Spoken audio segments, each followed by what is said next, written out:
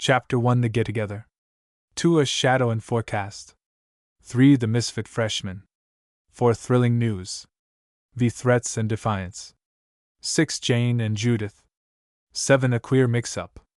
8 To the Rescue. 9 What Happened to Judith. X The Interlude. 11 A Twice Told Tale. 12 A Wild Night of It. 13 The Aftermath. 14 Pleading for Time. 15 The Picket and the Spook. 16 The Hidden Chamber.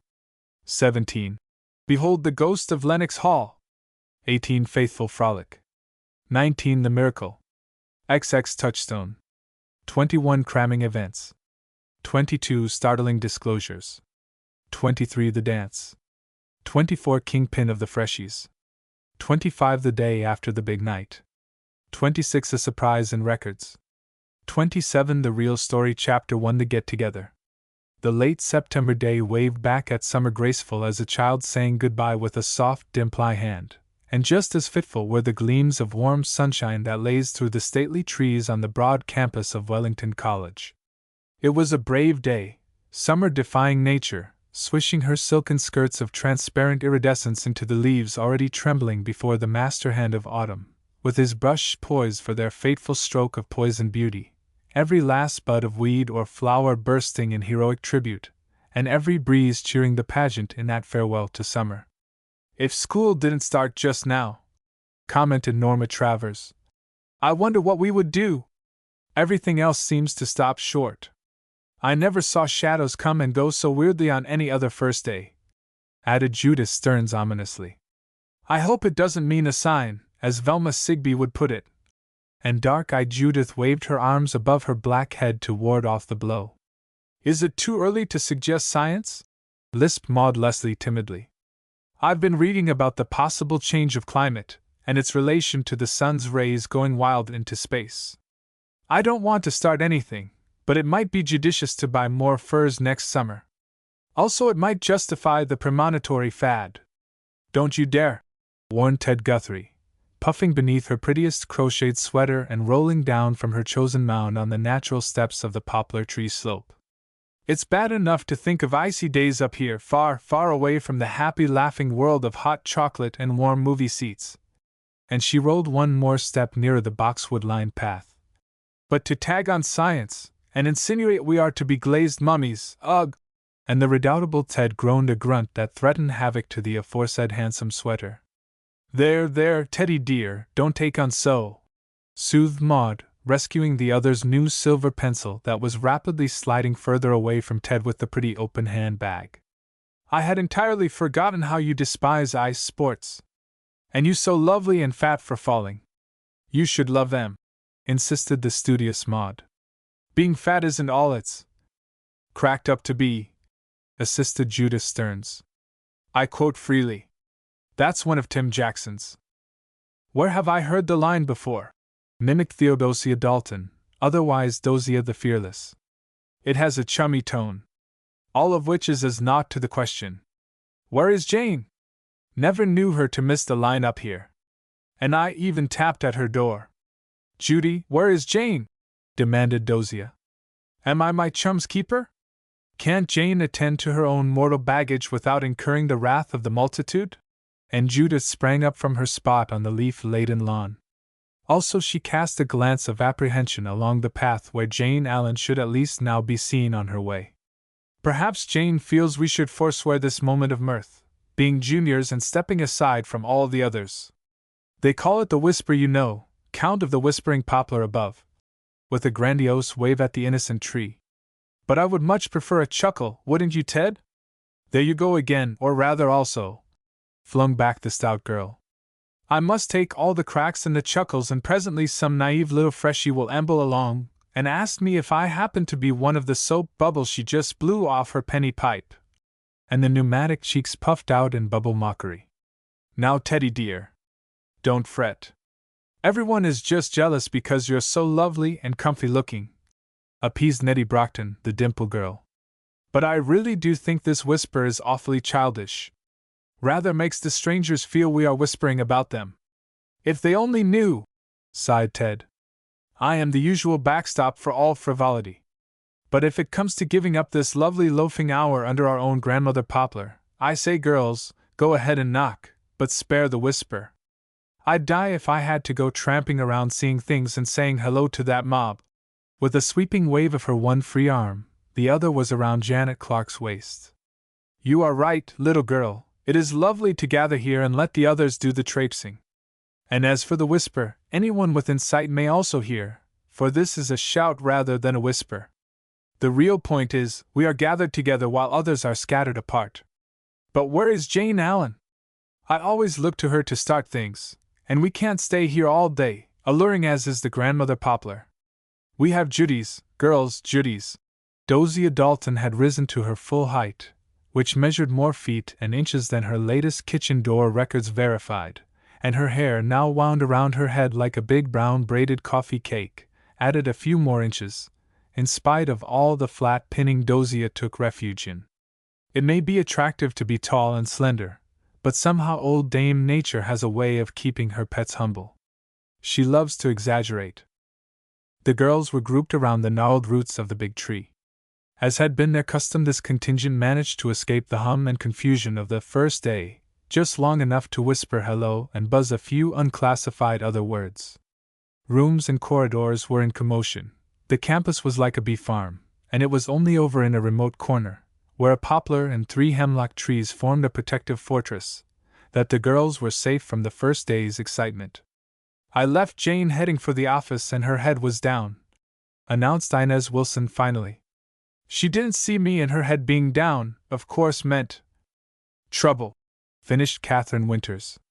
When Jane Allen goes forward with her red head in advance, there is sure to be a collision. What's up? Who knows? Come along and find out, promptly suggested Winifred Ayres. Can't tell what we're missing. Jane may have lifted the roof when she raised her head. Poor old roof, commented Ted Guthrie, dragging Janet Clark down to earth again in her own attempt at rising. I suppose we may as well fall in line, she continued good-naturedly. Janie is still the idol of the mob, anyone can see that, even at this early date. And with a girl tugging on either side, the stout one finally heaved ahoy. "'Tain't that," corrected Inez recklessly. "It's just because we are all too lazy to do the things we know Jane will do. I have been reading up on psychology, and you may now expect me to spoil every dream of childhood with a reason why." And Inez threw her head up prophetically. "Alluring prospects this year," groaned Velma Sigsbee. "What with Maud gone scientific, and Inez turned psychologist, and Jane Allen traveling with her head down, well, all I can say is I still take 2 lumps of sugar in my tea." Velma was just that way, a pretty girl who loved sugar in spite of restrictions, high prices, and the written word. A solitary figure was now outlined against the low cedars curled around Linger Lane. It was Jane at last. "Here she comes! Here she comes!" announced Nettie Brockton. "And look, girls! She isn't even whistling. Something is wrong with our sunny Jane." There was no mistake about it. Something was wrong, for Jane Allen swung along the path, calling greetings to friends grouped in knots and colonies with an evident half-heartedness foreign to her usual buoyant, cheerful personality. Espying her own contingent on the poplar slope, she threw her arms out in a reckless, boyish sort of gesture to give force to the "Hello, girls!" she called, but even that was much too mild for Jane. "We were in despair," began Judith, Jane's particular friend and school-long companion. "Janie dear, why the clouds? What's up? Let us know the worst, do. We are fortified now, whereas in an hour hence we may be weak from interviews with the new proctor. Sit down, Jane. We just rose to go in search of you, and by my new watch I see there is still time before the hour to report. There," and the little spot cleared for Jane in the semicircle was now covered with a pretty plaid skirt. "Do tell us. You really look worried." "Not really?"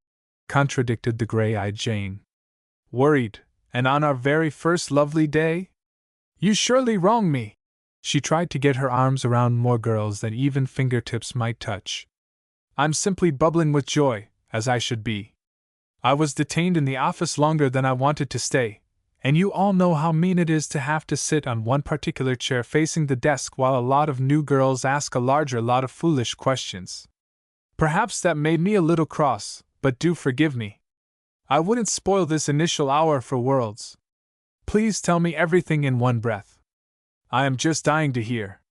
No one answered.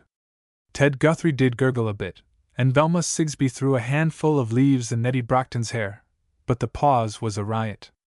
Why should Jane deceive them? Cross from delay in the busy office indeed, as if she would not have bolted out and left the whole room to the nervous new students.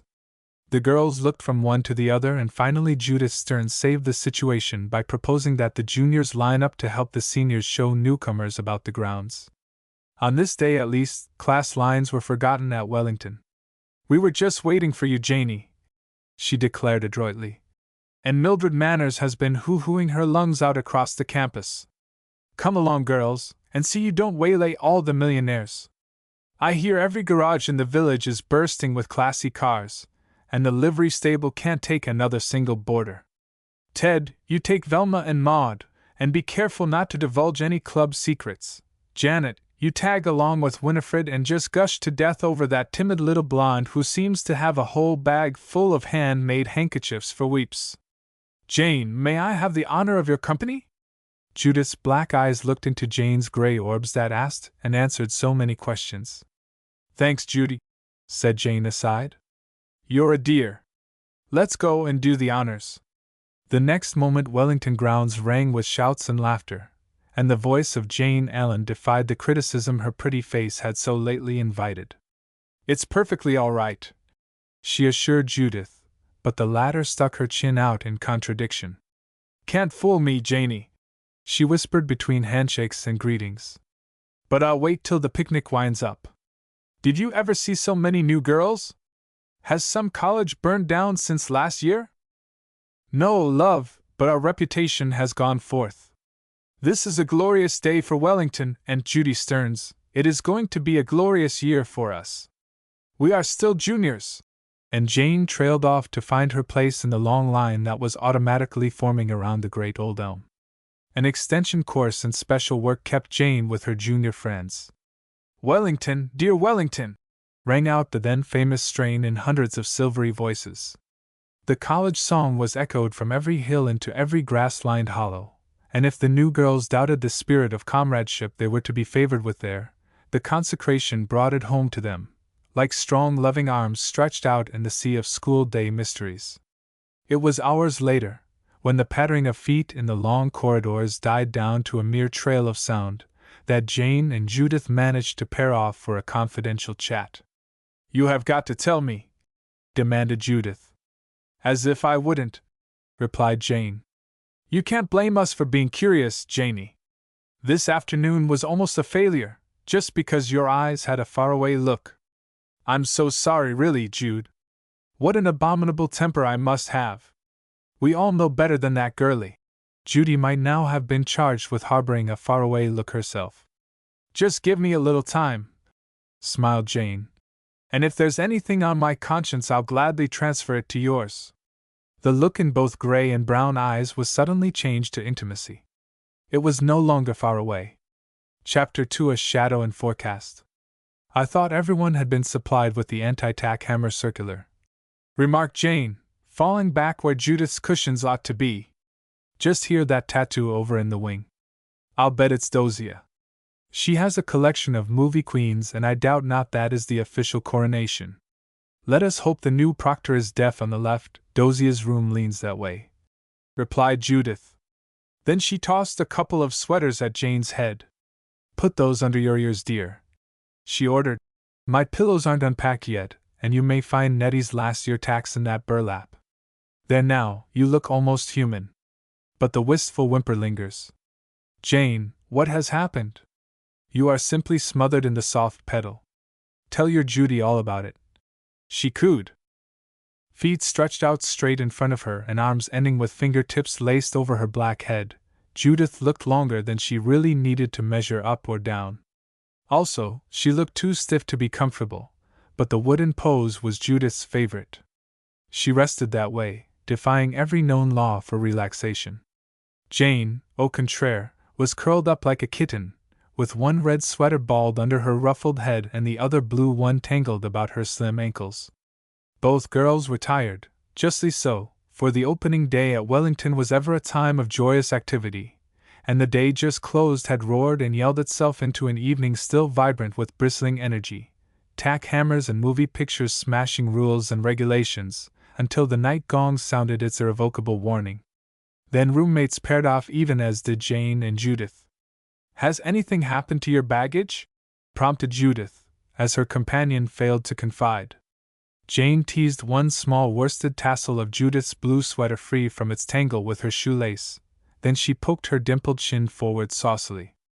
"Can't ever have a secret, I suppose, Pally dear," she mocked the girl, sliding slowly but surely out of her chair. "But I don't mind. Shows how truly you love me. There, you will feel better on the rug. I knew you were coming." Judith had landed. "I believe I'll sleep here," declared Judith. One end of the international carpet sample was bunched up under her ear. "Never was so tired on any other first or last day." The long legs shot out straight again. "And if your secret is really thrilling, Janie, pray keep it for a more auspicious occasion. I am apt to snore when I should groan, or even sneeze when I should." A choking spasm interrupted. "Don't tell me to take quinine, Janie. This is the end. I have had it since August and it is due to depart now, exactly now." A couple of sneezes added punctuation to this. "But get up from that floor instantly," ordered the girl on the divan. "Nothing worse for colds than rag carpet rugs. There's plenty of room up here out of drafts. Come, lovey. Do try to curl up some. I always fear you will break up in splinters when I see you go wooden. Too comfy, dinks, I can't move. Sneeze then and I'll catch you. You have just got to get up off that chilly floor somehow. Besides, the oil may be contagious. It still smells gooey. Anything for peace. Give me a lift." There. Judith hung over the edge, but Jane held on to the black head. "It's not so safe as the floor, but I suppose it is more prophylactic. Now I will sleep." The girls seemed to have died down. Strange, yawn and groan. How they do love to fuss up the rooms. Temperament, my dear. Dosia wouldn't sleep a wink with her photograph gallery unhung. What do you think of the crowd this year? Spot any stars? A couple. Did you see that beauty with the shiny gold hair? The one who stood under the hemlock alone during the cheering? Isn't she tragically pretty? Exactly that. One couldn't help seeing her, although she struck me as being shy. Scared to death, and so unconscious of her charms. There, Janie, my brain is sound asleep this moment. If I say real words, they must be coming from another world. This is gone." Judith ducked deeper into the pillowless couch. She plainly was sleepy. "Why, Judith Stearns," called Jane severely. "You are giving me as much trouble as a baby. Don't you dare fall asleep. We have got to make beds yet. That comes of your notion not to have ready-to-wear beds in our suite. And you can just see how much fun it is to drag things out on tired nights." Jane sprang up from the divan and tried to yank the sleepy girl after her. "Come on, Pally," she implored. "I'll do most all the fixing, only I really demur at the disrobing. You know my hatred for buttons and fastenings. I wouldn't leave one snap to meet its partner. Come on, Judy." The feet were again on the rug. "We will be simply dead in the morning, and we have got to be very much alive. We do miss the Weatherby. I don't see why we let her go. Dear, prim, prompt Weatherby.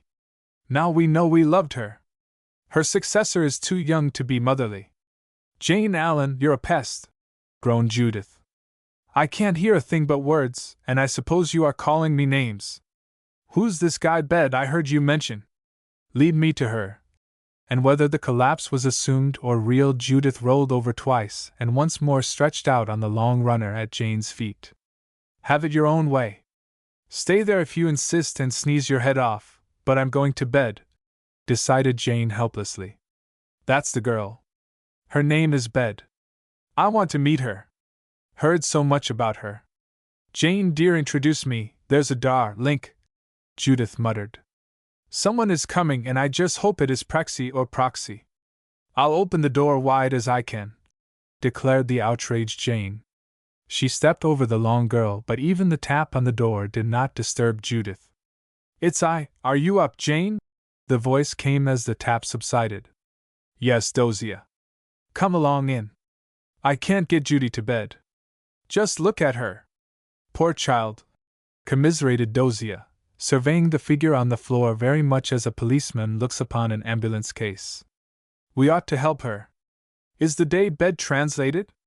Yes, I got it ready. But Judy won't undress, Jane protested. Why need she? If I ever slept like that, I would murder a disturber. Just get hold of that rug, Janie, and we'll dump her into bed. Judith was actually sleeping when the two compassionate friends picked up the rug, hammock fashion, and proceeded to dump her into bed. She never moved voluntarily. Judith Stearns knew a good thing when it came her way, and what could be better than this? She'll ruin her skirt, suggested Jane as they drew the rug out from under the blue accordion pleats. What's a mere skirt compared with that? Dosia stood aside to admire the unconscious Judy, but striking a statuesque pose, she caught the critical eye of Jane and was rewarded with a most complimentary smile. Where did you get that wonderful robe, Dosia? Jane asked. You simply look like some notable personage in those soft folds and with your hair down. What a pity we must make ourselves ugly to be conventional. Ain't it now? Mocked Dosia, abusing language to make comedy. She swung the velveteen folds about her and spun around to wind them tighter. Like this? Do I resemble a movie queen? That's what brought me, Janie. This nocturnal visit is consequent upon a disaster. My hammer, the one I put my queens up with, fell through the mirror. Silly little hammer. You know how this house staff feels about breaking looking glasses. Yes, spoils the set, of course. You are not insinuating anyone here might be superstitious? I am awfully sorry you broke the mirror. How did it happen? Sish, Dosia sibilated, pointing to Judith, who had actually turned over. Don't wake her, this really is a secret. Girlie, dragging Jane down into a chair. Have you noticed that ugly, fat, common country girl, with the wire hair and gimlet eyes? Well, she came in, pushed her way in really, and squatted down plumb in my best Sheraton chair. The size of her! This with seething indignation. I was so provoked. Why, Jane, what is the matter? You are frightened or nervous or something. Have you seen a ghost anywhere? Broke off Dosia.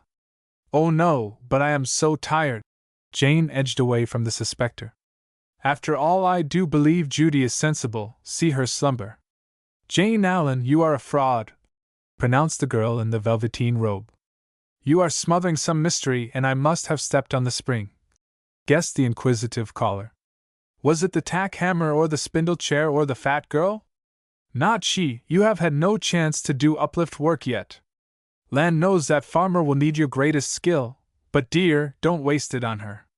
She's incurable. Bad as all that? Asked Jane colorlessly. But what happened? You did not try to hit her with the hammer, I hope? I didn't try to hit her, I did hit her. It fell accidentally on her fat head and she tossed it through the mirror. Now what can a girl do in a case like that? The haunted look, so foreign to the face of Jane, shaped itself again. Did you hurt her?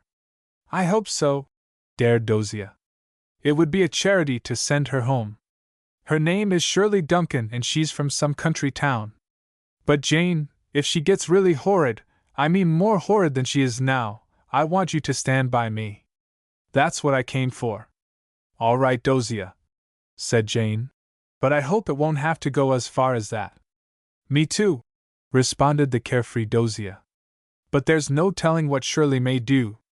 For some moments after Dosia glided out, Jane stood there, her gray eyes almost misty. Of all the tragedies, she was thinking. Then with a jerk she pulled herself up. But I guess I can handle it, she declared finally, and when she succeeded in rousing Judith, no one would have suspected anything new amiss. Jane Allen might have worries, but they could not dominate her. Sunny Jane, with sunny hair and gray eyes, was no mope. It would take fight to conquer this new condition, she realized, but Jane could fight, and her dreams on this first night back in college were strangely confused with school-day battles. More than once she awoke, with a start, as if some danger were impending, and a sense of uneasiness possessed her. Each time it seemed more difficult to fall back into slumber, and all this was new, indeed, to happy Jane. "Daddy," she murmured. "It's because of Daddy's." She was finally sound asleep. Chapter 3: The Misfit Freshman. Yes, they were back in college and work was waiting. This thought invaded confused brains and stood out like a corporal of the guard, shouting orders into lazy ears on Wellington campus next morning. Jane Allen threw first one slipper and then another at Judith Stern's bed across the room from her own. But still Judith's hand ignored the hairbrush on the chair at her elbow. "Judy," called Jane. "The warning bell has warned. Turn down the corner on that dream and wake up." Each word of this climbed a note in tone until the last was almost a shout. Then Judith's hand moved to Jane's slipper on her own, Judith's forget-me-nots, the little floral pieces that adorned a very dainty garment with the embroidery on Judith's chest, arms and neck ignored in the pattern. "What say?" she muttered sleepily. "Up," answered Jane.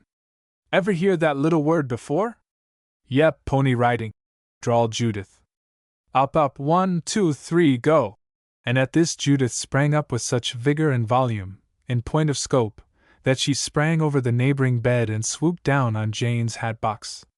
Her black hair now fell fearlessly over the embroidered forget-me-nots, and her bare feet shot in their usual skating strike. "Good thing that hat box is the new kind," commented Jane. "But even at that it will hardly serve as a divan. Still, I am glad you are up. Do you know where you are, Judy Stearns? And what you are expected to do today? All of those things and additional horrors are seething through my poor brain," moaned Judith. "But a moment ago I was having a fast set of tennis with adorable Jack St. John, Sansi they call him. Have I told you about him, Jane darling?" Judith gathered herself and her feet up from the black enameled box and glided over to her own corner. "No, Judy, I do not recall Sansi," replied Jane, who was already armed with soap and towel for the lavatory. "But keep the story. I shouldn't like to get interested in boy tennis just now." "We must forget," proclaimed Jane in tones so dramatic a poet calendar on the wall trembled in the vocal waves. "Forget! Forget!" And Jane was outside the door with a sweeping wave of her big fuzzy towel and a rather alarming thrust of her fist full of soap. "Yeah," groaned Judith. "Forget is the word, Sansi and tennis." She glanced at the tiny clock on a shelf of the bracket type. It was Jane's idea the clock should not be cluttered with surroundings. "Gee whiz! It is late, and this the first day. Glad the others on this corridor are all nice and punctual." In bathrobe and slippers Judith soon followed Jane down the long hall. Neither dallied long in the plunge, for Judith was wide awake now, and presently, after dressing and patting herself and belongings into place, she confronted Jane with this. "I heard Dozier Dalton last night. And I know there will be trouble about the farmer girl. Jane, tell me, is she the scholarship?" "Yes," almost gasped Jane the irreproachable. "And to think that I, in any way, should be responsible for bringing her to college." "But you are not, Janey dear," soothed Judith. "That your father should give this college a scholarship each year is a noble thing, and how can you tell who may win it? That girl is, well, a bit raw." She ground her mouth around the word. "But we have nothing to do with that. She doesn't belong among the juniors, and just leave it to little Judy to steer her off. Don't go trying any uplift, just cut her dead and watch her wilt. From the ashes there may arise a nice little green thing, even if it is of the common garden variety of onion. Now, Jane, you have got to do exactly that. Keep Shirley Duncan on her own grounds. Shoo her out of junior haunts. You are right, Judy. I have been tortured with the idea that I would have to play fairy godmother to that hoodlum. Honestly, did you ever see so ordinary a girl in Wellington? Never. But then she may be a genius. I have read such descriptions of them. There's the first breakfast bell. Smile now and disappoint the horde. They think you have been crossed in love and the old maid depression has settled upon you. You acted that way yesterday." Teasingly. Jane's laugh pealed out at this. It was like ragging a down scale, that rippling crescendo, and Judith needed no other assurance of her friend's good humor. But the day's tasks left little time for trifles. College work is serious and exacting, each day's program being carefully and even scientifically marked out to make the round year's schedule complete.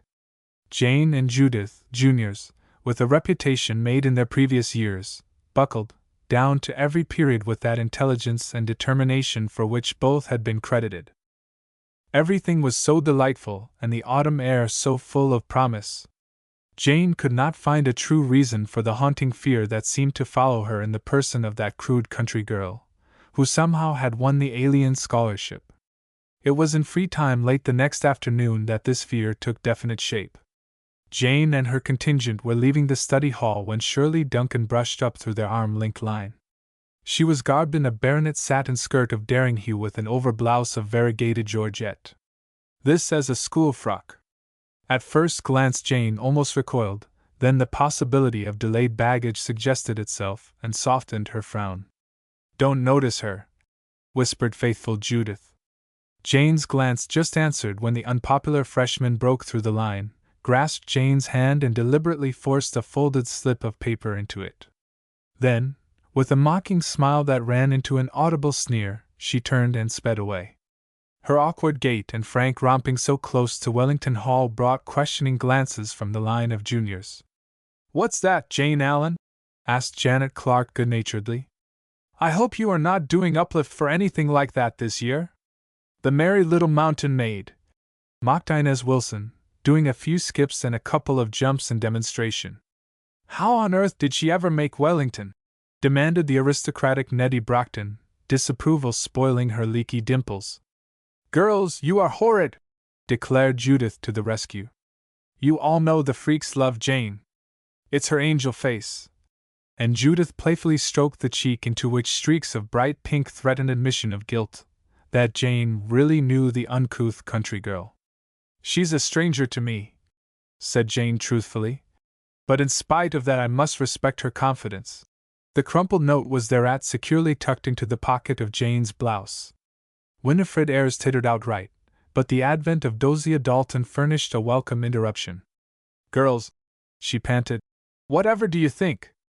Dole Vinces, our dangerous adversary of last year, runs the beauty shop beyond our gate. Can you comprehend the audacity?" "We can when you say Dolores," replied Jane. "Do you actually mean to say she has set up the college beauty shop at our very door?" "She has," declared the excited Dozier. "Who would dare trust a live and workable phiz to that, traitor?" "Not I," said Velma Sigsbee. "Nor I," from Maud Leslie. "My face must serve me this term," added Inez Wilson, twisting her features to make sure they worked well. "All the same," demurred Judith, "the temptation is not to be laughed at. Just imagine real dimples speared in," with a finger poked in Maud Leslie's cheek, "and long silky lashes tangles in one's violet gaze." This was too much even for staid juniors, and the race that followed almost justified Shirley's much criticized romp. With this difference, Wellington Hall was now out of the shadows made by the swaying stream of laughing students darting in and out of the autumn sunshine that lay like stripes of pan velvet on the sward, but Shirley's run had begun at the very steps. Recreation had its limits, and that day was counted lost into which a race over the pleasure grounds had not been crowded. It might be for tennis, or even baseball, or yet to the lake, but a run was inevitable. And so they ran. Chapter 4: Thrilling News. "Did you read your note, Dinksy?" Judith asked Jane, using the particular pet name adopted because of its very remote distance from the original. "You know I did, Pally." This was from Pal, of course. "A bomb threat?" "Not quite. Jane's hair was rebellious this morning and just now received a real cuffing at its owner's hands. How perfectly peachy you would look, Bob, Dinksy. That color and those smooth silky curls. How the angels must have loved you. Know this line? Methinks some cherub holds thee fair, for kissing down thy sunny hair I find his ringlets tangled there. You would, interrupted Jane sacrilegiously. More than his ringlets tangled here this morning. with a final jab of the strongest variety of golden bone hairpin. Aunt Mary always said my mood, she meant temper, affected my hair. And I am sure she was always right about it. Well, you don't have to tell me about the note if you don't want to, Janie, pouted Judith. But my idea is, you need counsel and I am as ever the expert. Fair Portia, thou shalt be my counsel ever. I had no thought of hiding the little note, insisted Jane. But it is horribly disappointing. Wait until I rescue it from the basket. There's always a charm about the original. Don't bother, please, Jane, begged Judith. We are almost late and I hope for a set of tennis before class. I need it every day to keep off the heartbreak. Darling Sansy, she sniffled. To think he will nary again bat a ball in my black eye. Why never again? There are other vacations. But no more jacks like Sansy. He is unique and has opened a law office by now. Can't you see his stenographer kicking his shapely shins as he dictates? They always do that in the movies, and Sansy is so up to date, even as to shins. Now, Janie dear, let's along. En route you may tell me about the bomb threat. The corridors are clear. She simply wants a chance to talk to me, that's all. But she can't have it, declared Judith. As your counsel I forbid it. Just give that girl a chance and she will bind you over, body and soul. Refined blackmail, you know. Don't you dare answer that note until I dictate the reply. Judith swung her arm around Jane's waist in the most all-embracing manner. Please, Dinksy, she almost whispered. Wait until we are free this afternoon. Thus they separated, Judith for her tennis and Jane for a turn on Bowling Green. But Jane had a deeper problem to solve than even her chum suspected. There was the broken mirror in Dosia's room and the fact that Dosia had actually hit Shirley on the head with a hammer. A pretty record that, and made on the first night in college, Jane reflected. Undoubtedly the freshman's demand that Jane see her at once had to do with the outrage. And the interview would be granted, of course, that very afternoon unless Judith interfered. Incidentally, Judith was turning the situation over in her own good-natured mind. I would just like to see that gawk get Jane wound up in her miseries, she told herself, while Janet Clark hunted for stray tennis balls in the hedge. Jane is such a dear with sympathy that this girl's very crimes would appeal to her, in compassion. No sirree! She volleyed a vicious ball. Jane will not see the impossible Shirley alone just yet. Meanwhile, news of Dolores Vince's beauty shop had spread over the college like a holiday notice. Dolores was the South American girl who had been expelled from Wellington the previous year because of irregularities in many things but particularly in basketball games. As told in the book, Jane Allen Center, this young lady was really a teacher of athletics, and had been posing as an amateur. Being forced to leave college after opening a prohibited beauty shop, she vowed vengeance, and many of the students now felt the beauty parlor, opened at the very gates of Wellington and widely advertised, was about to assume the dangers of a golden spider web. The girls were fairly quivering with excitement, when Dosia Dalton, herald of the sensation, condescended to tell everybody all she knew about the whole thing. Velma Sigsbee would insist upon interrupting with silly questions, such as the price of a bob or the possible pain of operating for double dimples, but eventually Dosia told the story while Ted Guthrie held Velma's hand in a compelling grip. It was over on the long low bench by the ball field where practice should have been kicking up a dust. But Dole's beauty parlor outrage was too delectable to forego even for a final ball game. It's perfectly darling, confided the idolized Dosia. Any girl with that story on her person would be idolized, although Dosia was individually popular. The place, I mean. It's fitted up. Were you in? Gasped Winifred Ayres. No, of course I was not in, disdained Dosia. No one who ever knew the trickery of Dolores Vinces would enter that place. Why?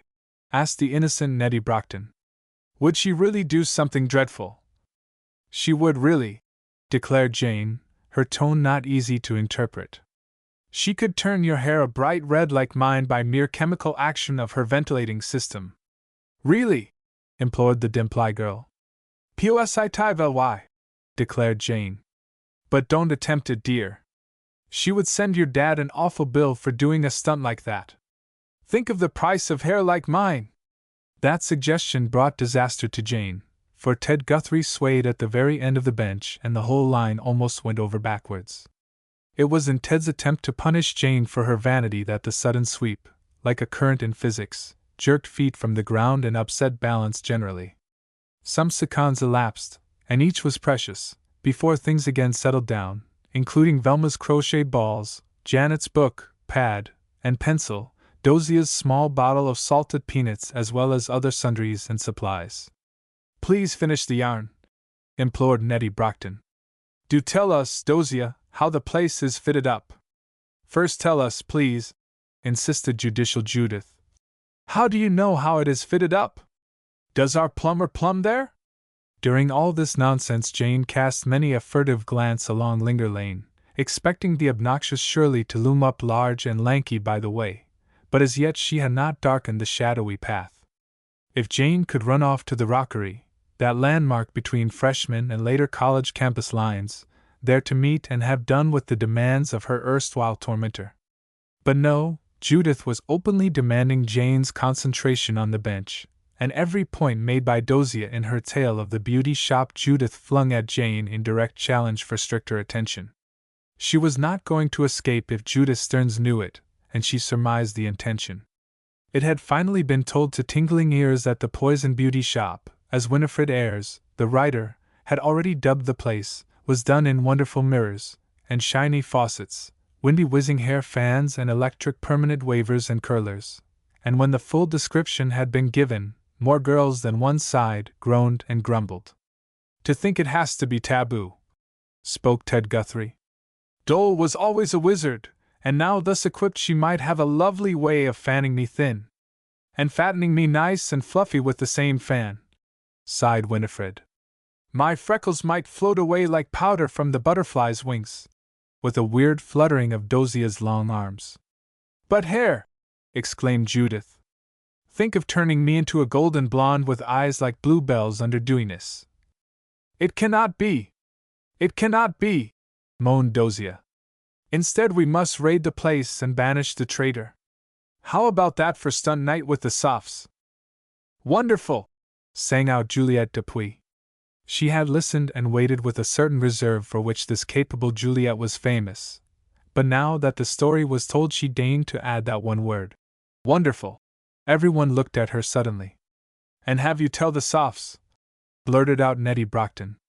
Dosia Dalton, you have spoiled it all. Didn't you see we had company? Never noticed the lovely Juliette. Never mind, Julie, you may tell the crowd all you've heard, condescended the redoubtable Dosia. We enjoyed having you and it is perfectly all right. Thanks. Come over to our camp some night, and I'll do as much for you. I just came in this afternoon, you know, to sub on the ball team. Instead of which you subbed on the gossip club, finished Jane, jumping up. I've got to go back to my room. Don't let me hurry anyone, she said indifferently. Then, just as a strange figure turned from the big boxwood bumper into the lane, Jane escaped. She hurried to meet Shirley Duncan. Chapter 5: Threats and Defiance. The girl approaching was not so easy to appraise as her unusual costume proclaimed her to be. Jane realized this. Country girls are apt to make such mistakes, and even dinner gown tags on school day togs would hardly be proof positive of inferiority, Jane reflected. Shirley Duncan swung along with a careless stride, but even the pose might cover embarrassment. Jane sent a welcome smile out to meet her, and the stranger jerked her head rather saucily in recognition. Have I kept you waiting? Asked Jane in the best of humor. Well, rather, replied the freshman. But I knew better than to break in on that crowd. With an arm sweep toward the ball field. Can we go up to your room for a few minutes? Jane thought quickly. To go to her room might mean an interruption from Judith. Also, it might mean the danger from an undisciplined voice. I have been indoors so much today, she replied. And our lovely days are flying, so suppose we go over to the Rose Summer House? We won't be interrupted there, and we will both have the benefit of a longer time out of doors. I suppose you feel it, freshmen usually do. They were moving toward the rustic house that looked rather desolate in its coat of faded rose leaves. Oh, freshmen feel everything, I suppose, replied the other. But I can't see why we should be openly abused for all that. I heard there was no more hazing allowed in colleges. We have never hazed at Wellington, Jane said rather indignantly. And Miss Duncan, I am sure no one will ever attempt the least abuse even in a spirit of fun at this college. They won't, eh? Type broke out in that challenge. Well, that is just what I wanted to see you about. I suppose I'm not good enough to go to your rooms. Lip curled, nostrils quivered, and head jerked up impertinently with that accusation. Why, Miss Duncan, floundered Jane. Why don't you call me Shirley? Isn't that a swell enough name? Interrupted the other. Jane dropped down on the summer house seat with a thud. Here was a problem surely. Antagonism fairly blazed in the girl's dark eyes. Yet she was a stranger, actually Jane's guest. Shirley is a very sweet name, and I have always loved it, replied Jane frankly. But my dear young lady, we must not quarrel. We shall never get acquainted that way. Oh no, the juniors may do all the quarreling. We freshies must just turn the other cheek, of course. But I suppose you know that long lanky friend of yours, they call some foolish name like Dozes, hit me on the head with her hammer the other night? You mean Dosia Dalton? Yes, she told me her hammer slipped. Slipped indeed! More scorn and lip curling. She deliberately dropped it on my head. And you threw it at the mirror, broke out Jane, weary of acting the angel without gaining the slightest return from this rude girl. Yes, I broke it, and I'm glad of it. Now what are you going to do about it? Two hands not really pretty, dug deep into the satin skirt pockets, and Shirley Duncan towered over Jane Allen defiantly. What am I going to do about it? Repeated Jane. But the irony was lost on her companion. You did not ask to see me just to be offensive? Parried Jane. No, indeed. I wanted to remind you I am in this college because your father gave a scholarship, and I suppose that would mean you might be nice to me at least. I'm sure I want to be. Jane quickly toned down. But no girl can make friends with another when she insists on quarreling. I am willing to pay for the broken mirror. You don't need to trouble yourself. If it is to be paid for, I'll do it myself. My folks wouldn't let me sponge on anybody. Sponge? Repeated Jane, frowning with something like disgust. Please don't use such horrible slang. Oh my! I suppose a scholarship girl must be a mouse or a kitten. Well, when I took it I understood no one in Wellington was to know about it, and that the scholarship girl had equal rights with every other girl. So she has, and no one here does know who wins the scholarship. Somehow Jane stumbled over the word. It was fraught with terror in the hands of this impossible creature. Well, I don't believe it. No regard for Jane's veracity. But I'll hold on a while and see. Condescending, thought Jane. My folks always wanted me to go to college, and I just came to satisfy them. I don't give a snap for all the highbrow stuff, and I might as well tell you I am nearly dead with homesickness. She didn't look at Jane, observed. But I'm no quitter, so I intend to stick. Now let's get back to the girl who hit me. Can you make her apologize? No, said Jane flatly. And what's more, I have no intention of trying to. You brought trouble on yourself by going into Dosia's room without being invited. You should know that the younger girls, the freshmen, are not supposed to take such privileges. Then when you annoyed my friend, Jane almost kissed the word. She told you outright she was busy and did not want to be bothered. Next thing, you deliberately sat under her stepladder. Do you like to get in the open path of tack hammers? Love to, sneered Shirley. And I'm crazy about playing ball with them when mirrors are up for backstops. All right, go ahead, as far as you like. I believe now what I heard about the Jane alien crowd. A lot of goody-goodies, too stuck up to bother with country girls. Jane jumped from her seat and gasped at an interruption, but did not succeed in sustaining it. But I've got friends around here who know the ropes. They are not freshies either, so don't bother about me, Miss Allen. I'll see about the looking-glass and the girl who hit me with her hammer. Jane let her go, was actually glad to see the last of the satin skirt as it swished out into the winding path, nor did she immediately follow it. Instead she sat there, tearing little red rose hips from the tenacious vines and tossing them away regardless of their artistic value as decorative winter berries. Tragic, she muttered. Positively tragic.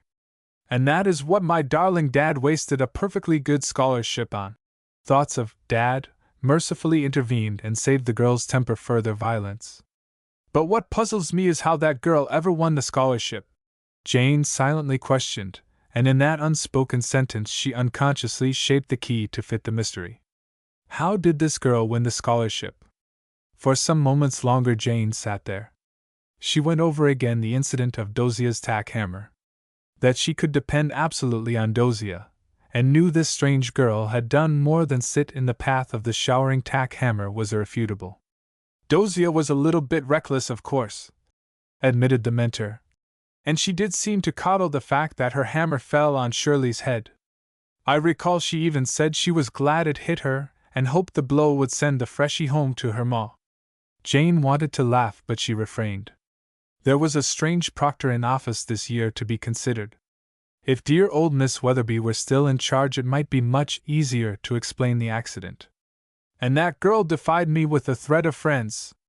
She has friends who are not in the freshman ranks. I remember she said that. Who can they be? My enemies, naturally, decided Jane. How these enemies would fill that foolish head with nonsense, and how far they might urge her on to mischief if not to actual danger, Jane Allen did not venture to estimate. But Dosia tried first shot to send her home to her ma. The humor of the situation now struck Jane like a blow on the funny bone, and she burst out laughing in the very face of the thorny rose bush. After all, it is too delicious, she told herself. And even if she is my dad's scholarship girl, there's a heap of fun in the ridiculous situation. I'll find Judy and tell her the whole thing. Too good to keep, too funny to spoil. And the blue serge skirt that fanned the boxwood a moment later never swished a swish. Jane did not give it tune to do so. Chapter 6: Jane and Judith. Oh, do tell me, Janie. I was watching behind the big elm the whole time. Couldn't hear a word, of course, but I could have seen any attempt at violence. That girl, I tell you, is no ordinary critter. I fully expected she would draw something from that broad satin belt. But do tell? What was it all about? Thank you for the chance, Judy. I was just wondering when you would take breath. It is funny, so funny I am laughing all over. And the gray eyes sent out sparks of mirth, as a senior might have put it. Isn't it? Howled Judith, pegging a pillow at Jane's head to keep the fun going or the pot boiling. As you will. I don't know where to begin, Judy. At first I was sort of awe-stricken, considering the handicaps poor Shirley has loaded herself up with, including the name. Have you analyzed that? Yes, love, I have. Some maiden aunt with a paper-covered library must have inflicted her with that. It doesn't suit at all, although she seems very proud of it. And no chance of her growing into it either.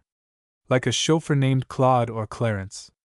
Her last name now would be much snappier for her. Duncan makes a topping dunny, suggested Judith. But the girl would never believe that, sighed Jane. She asked me to call her Shirley and I tried to. Now, Judith, listen. Here are a few difficult facts. Shirley Duncan is bound to fight. She has been brought up in the school of affectionate antagonism, and with her it is a case of getting the best of everyone and everything. I did not say getting the better, I mean best. I savvy, as our old friend Cowboy Pedro would say. Have you heard from home lately, Dinks? Yes, Judith. All well and lonely. But please concentrate. This matter is serious. Shirley threatened me with friends, says she has friends here who are not freshies. Can you guess who they may be? Never saw a girl speak to her a second time unless she, Shirley, stepped on the other's toes or knocked her hat off. Then the conversation was naturally brief and snappy. It happened to Mabel. I can't imagine whom she means, but they are somewhere ready to pounce on us, so let us beware. Next point is, she seems to have money, offered to pay for the broken mirror. In fact, she sort of lorded it over me. Dosia should strike for a new vanity dresser. One with 3 side glasses big enough to reflect her wonderful, long flowing locks. A rare chance for Dosia. But how could a girl coming in on scholarship have money to squander? Reflected Jane. That maiden aunt with the paper-covered novels would love good-looking glasses. It might be the salvation of this Shirley girl, if she did have access to a true mirror.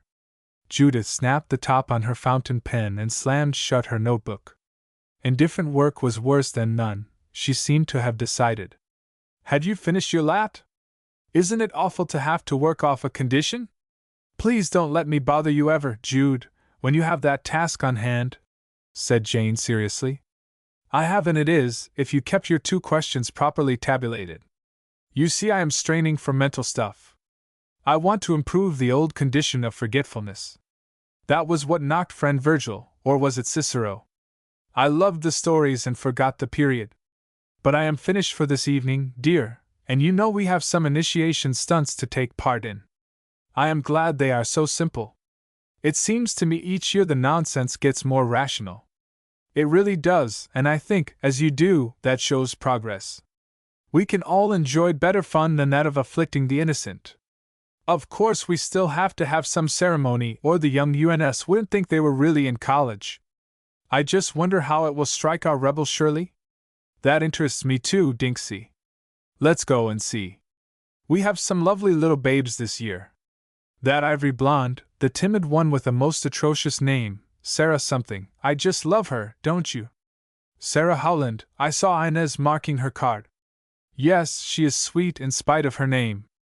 Rather a pity sponsors cannot show discrimination. Here is your sweater. Better take it, the wind whistles. I'll pull my riding cap down as a disguise. It takes in most of this wig. Jane was struggling to stuff her bright tresses into the pocket of her black velvet jockey cap. The effect towered like a real English derby, and Judith danced in delight. I'll try that with my tarn, she declared. One's hair is always the surest giveaway. Here are the masks, hanging neatly on the nail of last year's tenants. I call that thoughtful. Mysterious calls and whistles were now creeping in under doorways and through transoms. The sophs were ready to initiate the frightened little freshmen. Tales of, they will do this and they won't do that, had little effect on the individual candidate, but served to keep up the collective nerve by way of distraction. If they hold us under the pump, I'll be glad of it, sang out Shirley the rebel. Haven't had a decent drink of water since I left home, and I suppose the pump has a spring. And it's warm enough to enjoy a dip in the lake if they abduct us in canoes, added Jessie Whiteley. I'm almost suffocated in this big thing, with an impatient jerk at the criminal's black robe. Say your prayers, chanted another of the group, seconded by moans and groans. They were waiting like prisoners jammed into the gym lobby, and a guard of sophs patrolled the entrance. Noticeable in the assemblage was little Sarah Howland, noticeable because she sat on a window-sill all alone and dangled her feet contentedly. She actually appeared to be enjoying the prospect of being roughed. Shirley was noisy as usual, and for once her raillery seemed appropriate. The more timid girls had taken shelter about her, as if expecting she would easily and even gaily vanquish the attacking foe. Friends had the strong girl now if never before, and she fairly expanded under the compliment. She would show the sophs what country training did for a girl in the way of self-protection, and a few stories of real or fancied battles at high school, no town mentioned, also served to thrill her audience until Shirley came near being popular for the once. Of course we shall have to do foolish things, mused Eleanor Meade. But I won't mind as long as I am not forced to eat something I hate, or drink vinegar. Don't worry on that score, spoke up Marie Coeman. Nothing like that is apt to be attempted. I heard some of the sophs say.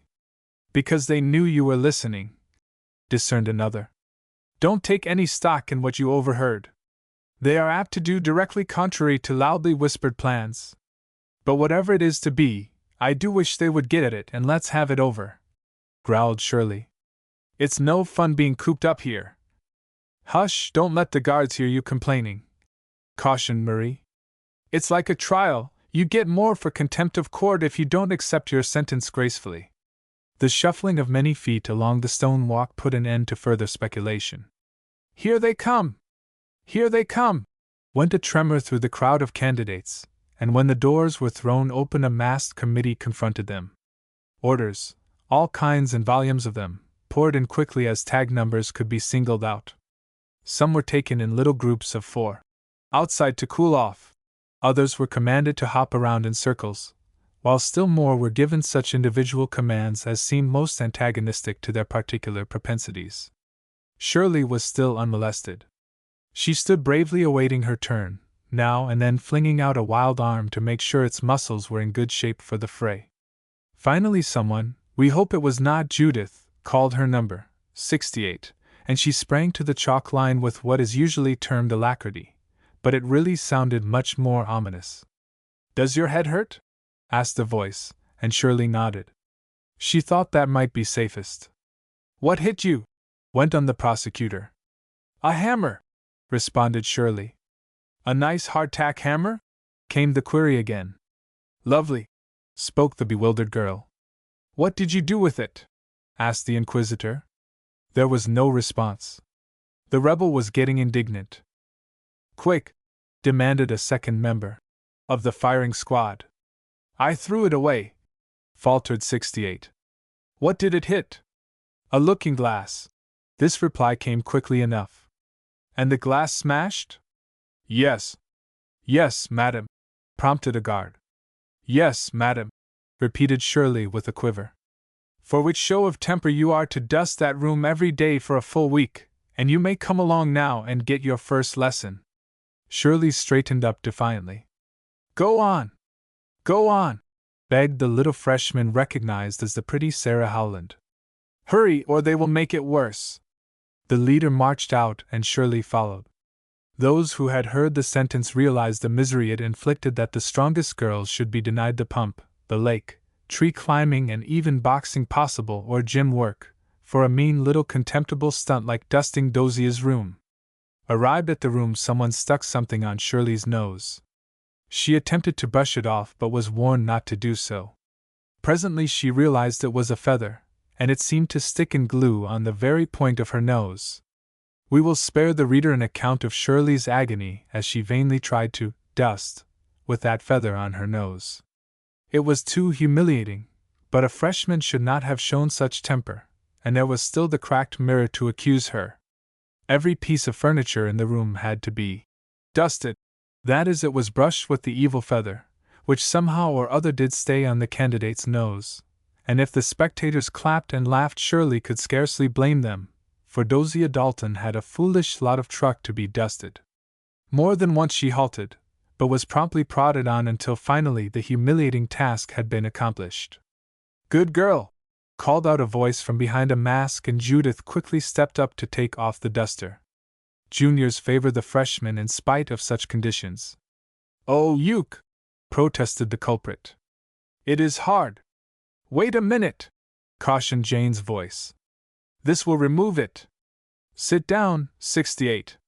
The unhappy candidate fell into a chair, while someone applied the alcohol cloth, and presently the tiny feather fell with its bit of sticky felt into the palm awaiting to catch it. "Keep your hands down," insisted someone, for Shirley never knew before the glory of a free nose, and she just wanted to pet it a little. But her tormentors intended to fix up any damage they might have inadvertently perpetrated on the feature, and what coating didn't come off with the alcohol was quickly covered with Dosia's powder, until the freshman was made to look even better than nature had intended she should. This fixing up was almost as hateful to Shirley as was the abominable dusting, but she kept her temper. The lesson seemed profitable already. Jane was arranging the disordered hair, and as she attempted to stroke it with a wet brush, Shirley put up a detaining hand. "Please don't wet it," she begged in a whisper, and Jane stopped short with her brush raised for action. "Not wet it," she thought quickly. That must mean treatment, and treatment meant the Forbidden Beauty shop. This girl had been visiting that shop. More danger ahead, decided Jane, as she laid down the brush and proceeded to finish the dressing dry. Judith had overheard the request and pinched Jane's arm to admit it, but a loud demand for the freshman from the group rounding up candidates saved further delay, and when Shirley left Dosia's room the latter patted her affectionately. "Don't worry, dear," said Dosia. "I'll be careful not to raise too much dust next week." But her sentence was not the most serious thing in prospect for the rebel Shirley Duncan. Not even the good times prepared for the candidates served to allay the dread she struggled against, and only her natural delight in the rollicking fun, and the really fine spread served them by the juniors, helped bring the girl back to a happy frame of mind. Woe unto the freshie who shows ill will at an initiation! She may be obliged to walk in the gutter for the full first half year, or wear a baby blue ribbon under her chin. But Shirley had heeded the warnings. Chapter 7: A Queer Mix-Up. Jane, the girls are frightened to death. Can you imagine ghost stories having that effect in this staid, solid, absolutely reliable old college? Asked Maud Leslie. It is absurd, admitted Jane. But Maudie, all students are not scientifically inclined as you are. What about the ghost? Who is he and who saw him? He is the usually uncanny weird noise, nothing even original about him. One would expect more of a college ghost. And just as trite and commonplace is the fact that these nocturnal howls come at safe hours when we cannot be expected to go through a fire or panic drill. I call the whole thing disgusting. So do I, assented Jane. But don't worry, Maud. If there's one line of action I like better than another, it is that of laying ghosts. Whiz, whack, bang! I'll make the bones rattle if they come my way. Jane was punching a bag in the gym when Maud unfolded the story of the ghost scare. It was not really news, for Wellington had been buzzing the spirit's ears for days, and not until some of the younger students appealed to the older girls did Jane and other juniors give heed to the fear epidemic. I'm glad you're still a junior, Jane, commented Maud, taking breath after vaulting a horse or two. We should never dare to bring such trivial troubles to you were you a senior. And I'm glad to be a junior still, replied Jane. Judith and I decided on this extra year to specialize. But even were I a senior, Maud, I would be happy to hear your heartbreaks. With a twist of her mouth that took care of the paradox. Thanks a lot. Blanco, the wooden horse painted white on a former sorority spree, was cleared by Maud the scientific, and she came up to Jane, a question in the sudden jerk of her bobbed head. Jane, will you help us organize a ghost raid? We cannot have the freshies all scared blue by someone's nonsense, and Dosia, Inez, Winifred and I have done all we could in the way of investigation. That's a trick ghost, Jane, I am convinced of that much, and it will take a double trick to lay it. Certainly I'll organize a raid squad, Maud. I'd love to lead the charge myself. Do we have outposts, and pickets, and trench companies? Or would a bathrobe drill answer as well? Jane, I am serious. Maud pouted. I tell you, some of the girls are asking to have their quarters changed, and if all were given transfers I am sure Lenox Hall would be abandoned to the ghost. Rather shabby of him to choose the babes' quarters. Spooks are cowardly as a rule, replied Jane. And Maudie dear, I realize you are serious. But I can hardly organize a raiding squad instanter. I must at least have time to round up a few reliable girls. No use going after the spirit with a band of cowards. You know yourself what fun that would be for his spookship. Oh yes, of course, Jane. I did not mean to be impatient, but the girls just begged me to enlist your leadership. You have always been such a successful leader. Thanks again, girlie. But failure is sure to come to him who tries once too often. Not that I should mind failure, except for the sake of those excited children. Really, I hate to think how the ghost will feel when we get through rattling his bones. A sudden dash at a pair of ceiling rings set the whole line dangling along the gym and served to illustrate a possible way of rattling spectral dry bones, although Jane's graceful figure, as she swung to and fro, did much to soften the effect. When can we make the raid? Persisted Maud. I have promised to bring a definite answer. Jane dropped to the mattress and sat with hands clasped over her knees. Is this ghost a person of regular habits? Does he take exercise every night? The noise was perfectly dreadful last night, and Velma Sigsbee was visiting Lenox night before, and she almost went into hysterics when the rattling began. You know what Velma is for signs. Won't wear a thing green and all that. And I suppose she attempts to explain it all on purely reasonable grounds of modern thought. The brand that credits the dead with all power, and limits the living with a very flexible and convenient practical faith. The two work together beautifully, of course, for what we can't understand we must put down to faith, and what we want to believe we are inspired to by our friends on the other side. Dovetails perfectly, sort of a fiddly de convenance. Well, Maudie, you may tell the babes that we juniors, their natural guardians, will take care of his ghost ship if possible this very night.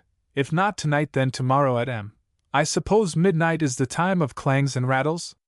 Yes, the girls say it is always midnight. And I just want to say, Jane, that the big country girl, Shirley Duncan, is the only one not terrified. But I suppose country girls are accustomed to wild things. Everyone seemed loath to add further criticism to Shirley's rather unenviable reputation. Oh yes, haunted wells and spooky attics, to say nothing of barnyard spirits that roam about to scare the cows into giving buttermilk and cream cheese, replied Jane. It might just be. She hesitated, then jumped to her feet with a little gleeful bounce. It might be a ghost from Shirley's own hometown. Strange we never had one at Wellington before. Velma said something like that, admitted Maud. She said Shirley was so antagonistic that her presence here might disturb some friendly communication, and Jane's laugh finished the hypothesis. How delicious of Velma! She exclaimed. But we must be careful not to bring any more trouble upon poor Shirley. She's only a freshman and has apparently enjoyed few home opportunities, finished Jane. But why does she tell the girls such horribly weird stories? Objected the scientific Maud. She seems to delight in getting an audience for the wildest sort of yarns. And just now naturally they go to the youngsters' heads. Honestly, Janey, no less than 3 freshmen have begged me to crowd into their quarters tonight. They seem to think a soph might keep off this animated jinx. I can just imagine Shirley telling country ghost stories, reflected Jane. And I agree with you, dear child, she is very inopportune with them, but it would be worse than useless for me to attempt to interfere. In fact, I think if I did so she would take up Irish folklore to keep stories going. Running out of ghosts she might fall back on fairies. She really seems the queerest girl we have had in a long time. Except Dolores Vin says she was still more curious, recalled Maud, referring to the South American character in Jane Allen, Center, who still kept within the shadow of Wellington by now, running that protested beauty shop just outside the college gates. But Dole is something of a foreigner, while Shirley seems to be all American, replied Jane. Just fancy Americanizing an American born and bred. But this Shirley girl surely needs some sort of treatment. Her week of dusting Dosia's room is up today. I hope the lesson brought down her hoity-toity a peg or two. There come the girls from the village. Be prepared for more ghost stories, for I see Ted Guthrie gasping, even at this distance. And behold the windmills, Dosia's arm. Something very exciting must have happened. Jane! Jane! Shouted Janet Clark, the advance guard of the line of girls marching in from the village. Oh, you missed it! Hello, Maud, seeing Jane's companion. You girls will stick around a stuffy old gym, will you? Well, then, you have got to miss things. Come on in, children, and watch Jane's hair shoot sparks. Inez, you take the first 2 paragraphs while I get my breath, and Winifred, don't forget those adjectives you hit me with under the oaks. Do tell, begged Jane. Whatever has happened, and where is Judith? Arrested, gasped Inez. What? What are you talking about? Demanded Jane. The girls really seemed frightened. Yes, she is gone with an officer, panted Inez. There, you have had your 2 paragraphs, interposed Janet. They were short but complete, and I have recovered my breath. It is so exciting, Jane, and so confusing. If you will just be coherent enough to tell me where Judith is, we might wait for the emotional details, snapped Jane. If Judith is in any trouble, we have no right to stand around gasping. Right, Jane, assented Dosia. But I did not want to take all the responsibility from Inez. This is what happened. We were coming along Cobble Lane when Judith espied 2 messenger boys on the rail fence. They were apparently squabbling about something, and just as we came along by the wild cherry tree, a few hundred yards from them, the big fellow gave the little fellow a punch and sent him sprawling in the bushes. Then the big fellow took to his heels. He had something, a package he grabbed from Tim, the little fellow," interrupted Inez. "Yes, I know, but that is not essential now. We must get to Judith," declared Dozier, showing irritation. Judith ran. But the policeman darted out from the elderberry clump. "Winifred, please," implored Dozier. "I will not forget to tell that, but if you think you can do it all more intelligently or quickly." "Pardon me, Dozier, please, I am just too excited." "Did Judith go to help the officer?" demanded Jane impatiently. "No," fired back Dozier. "It was old Sour Sandy, who always declares we are up to mischief, and when the big boy ran, Judith chased after him while Cop Sandy ran after both. We stood still. He was muttering and threatening so," ventured Janet. "Were you afraid of him?" charged Jane. "No, but we could not decide instantly that we should run after Judith. It was all so sudden," said spokesman Dozier. "And of course we realized any more commotion would really get us all in trouble. That old officer is such a crank." "But to let Judith face it all alone," challenged Jane. "I really haven't told the one important detail," Dozier vainly attempted to explain. "I was walking with Judith and 2 other girls were just a little ahead. They were Shirley Duncan and that pretty little thing, Sarah something." "Howland," Jane flung in. "Yes," went on Dozier. "And Judith seemed so intent on watching them she hardly answered me intelligently. There is something up between those 2, declared Winifred Ayres. "I know it, and I guess Judy knows it too. But what have they to do with the fighting messengers?" demanded Jane, now utterly bewildered from the snarled account. "The messenger, who got the package from Tiny Tim, shouted at Shirley and she waited. Then, when he could get near enough, he threw the paper box to Shirley, and she raced off toward the beauty shop. When we saw the last of it, we couldn't tell whom Judith was chasing, but she ran right into Dolvin's shop," declared Dozier. "And of course Cop Sandy was not long in doing the same thing. We knew we would be helpless to do anything there if Dole were in, so we came back to see what you would suggest," ended Dozier with a trail of relief in the last few words. "I suggest that we go after Judith," promptly ordered Jane, and if precious time had been wasted in the recital, the loss was atoned in the pace taken by that rescuing squad as they followed Jane in her race toward Dolvin's beauty shop. Chapter 8 To the Rescue. The beauty shop was presently besieged by an excited crowd of girls, and to give due credit to the purely human element, it must be admitted the girls were delighted to be there, at the forbidden post. "Thrilling!" whispered Velma Sigsbee, and she said it, for all the others. The redoubtable Dolvin, short for Dolores Vinces, appeared at the quaint square paned door. She was gowned in a very close-fitting and striking black satin, clinger, gown. Her hair was done in the most modern of styles, like a window show for her hair-dressing parlor, and her foreign face, with its natural olive tones, was very much fixed up with many touches of peach and carmine, as well as darker hints under the eyes. And her lashes, well, perhaps Dolores had been crying inky tears. That was the effect one gathered from a glance at the vampish makeup. "Is Miss Stearns here?" asked Jane authoritatively. She and Dole had clashed glances before, and Jane had no idea of condescending to the apostate of Wellington. "Miss Stearns here," repeated the highly colored lips. Then shoulders shrugged and scorn fairly sizzled through an indescribable sneer. "I do not check up the patrons. She may be in a chair within. Will you enter?" The girls surrounding Jane tittered audibly. Since when had plain Dolvin become so foreign? "Enter," drawled Dozier. "Yes, let's," to Jane. This little hiss was intended as a reactionary simper.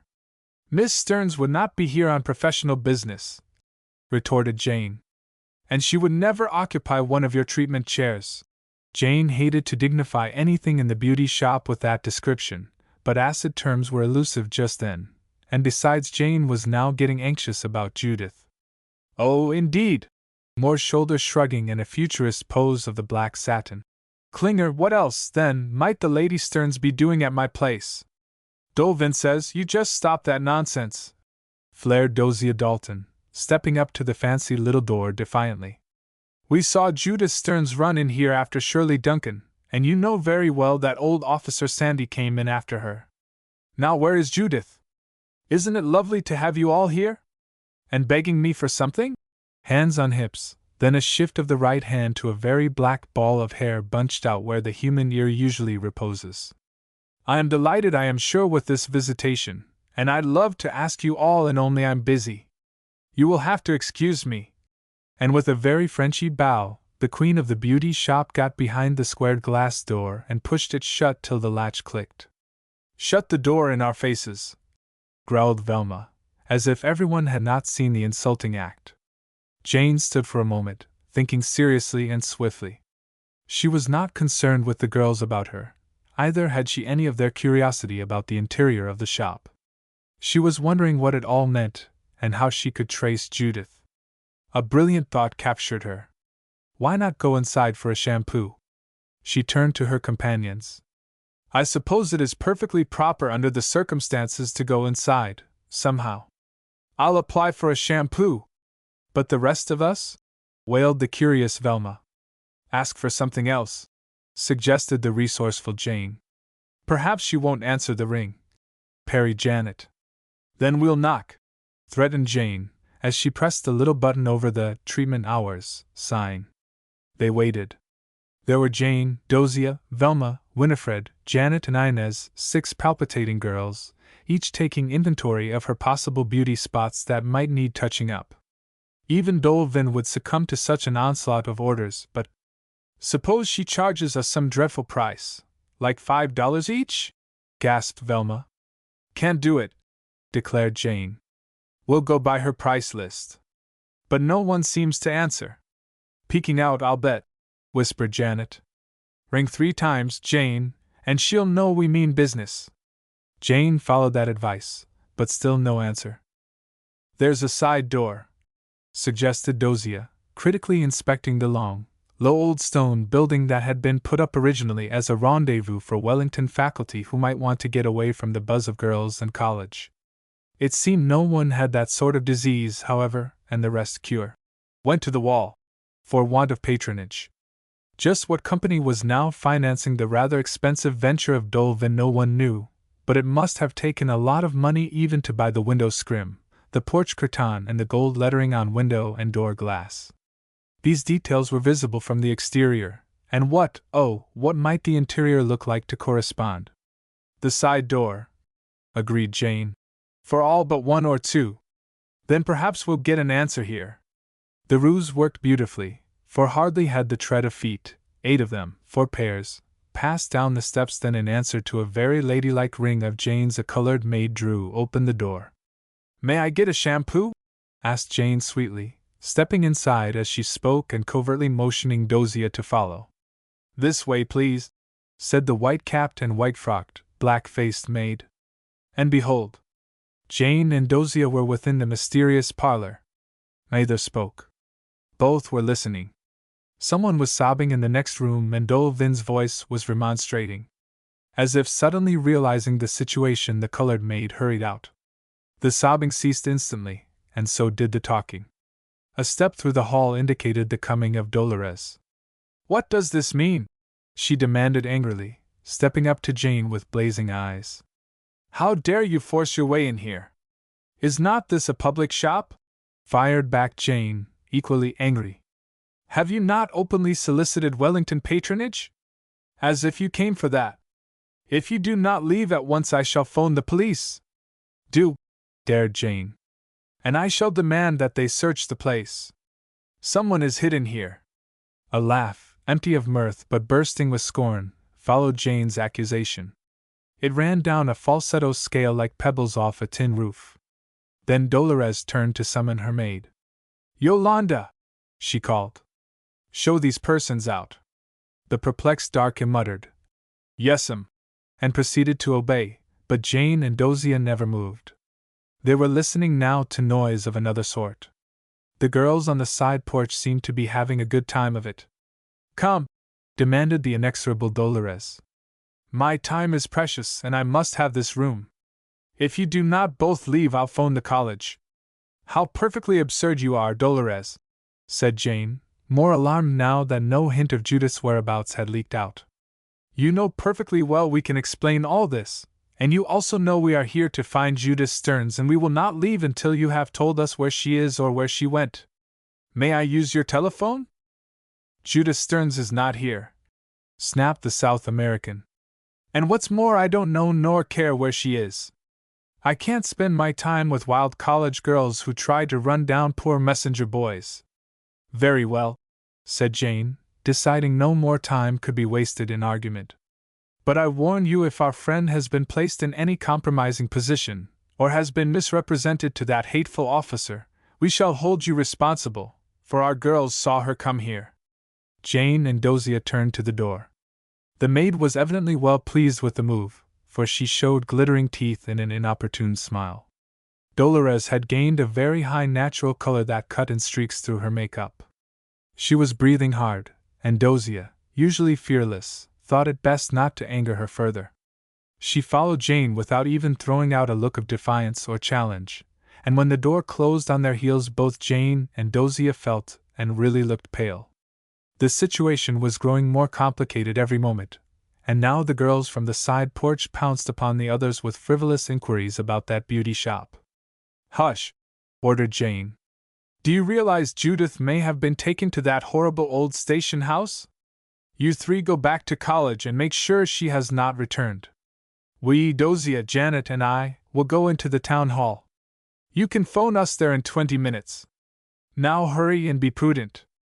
Don't spread any sensational stories. Jane acted like a senior now, but the emergency was sufficiently exacting to demand such forceful means. Where was Judith Stearns, and what was the meaning of Dolores Vince's sinister statement about running down poor messenger boys? Also, who could have been sobbing in the room back of the parlors? Look! Exclaimed Jane as they left the Tanbark Walk. Who is that running from the back driveway?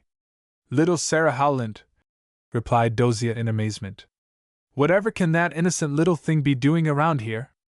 I wonder, sighed Jane as they hurried off to the old town hall. Jane, murmured Dosia, halting her companion for a moment as a sudden calling was heard through the fields. Do you think that baby can be implicated with those unscrupulous shopkeepers? She was in there, and we saw her run, replied Jane. I would like to doubt my own eyes. Dosia grasped her arm and again they hurried on. Find Judith! That was their slogan. Chapter 9: What Happened to Judith? In that mysterious way peculiar to girls, the students knew, without the facts being apparent, that something strange and perhaps even desperate had happened to Judith. They had not been told any of the details, but when the party walking in from the village was suddenly broken up, first by the incident of the messenger boys' quarrel and then by Judith's disappearance into Dolvin's beauty shop, with Officer Sandy twirling his club and gumshoeing after her, the whole situation was as clear as if the pieces had been patched together on a movie screen. Judith, fighting for justice, had been ranged with the culprits. There was no possibility of her return to the college grounds without her companion's knowledge. Either was it probable she had gone to take a youngster's part at the emergency court in the town hall without first having notified Jane or some of the other girls. She would have dragged them along with her, for Judith believed in team play for all things, even at trials and courts of alleged justice. So it was that the girls' anxiety was not so thinly supported as the mere record of events might have indicated. They knew there was something wrong, knew it instantly and knew it positively, and they were right about it, too. The outstanding fact was a weighty argument. Dolores Vinces had been expelled from Wellington the year previous.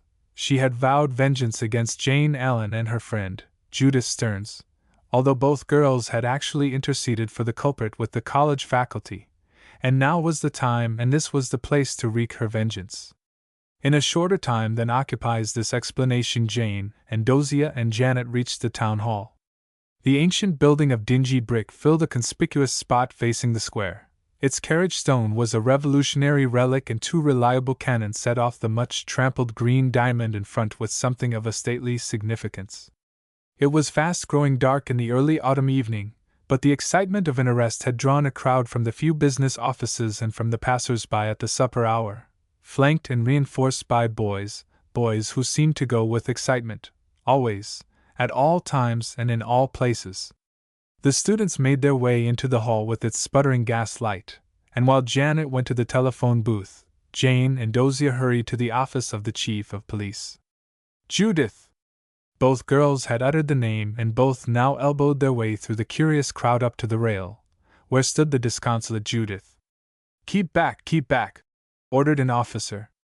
He was the second and only other active member of the force, besides Sandy Jameson, he who had taken Judith in. Jane and Dozier urged forward in spite of orders, however, and now Judith saw them. She flashed a look first defiant, then hopeless. It had defiance for the charge, but was hopeless to make that country court understand.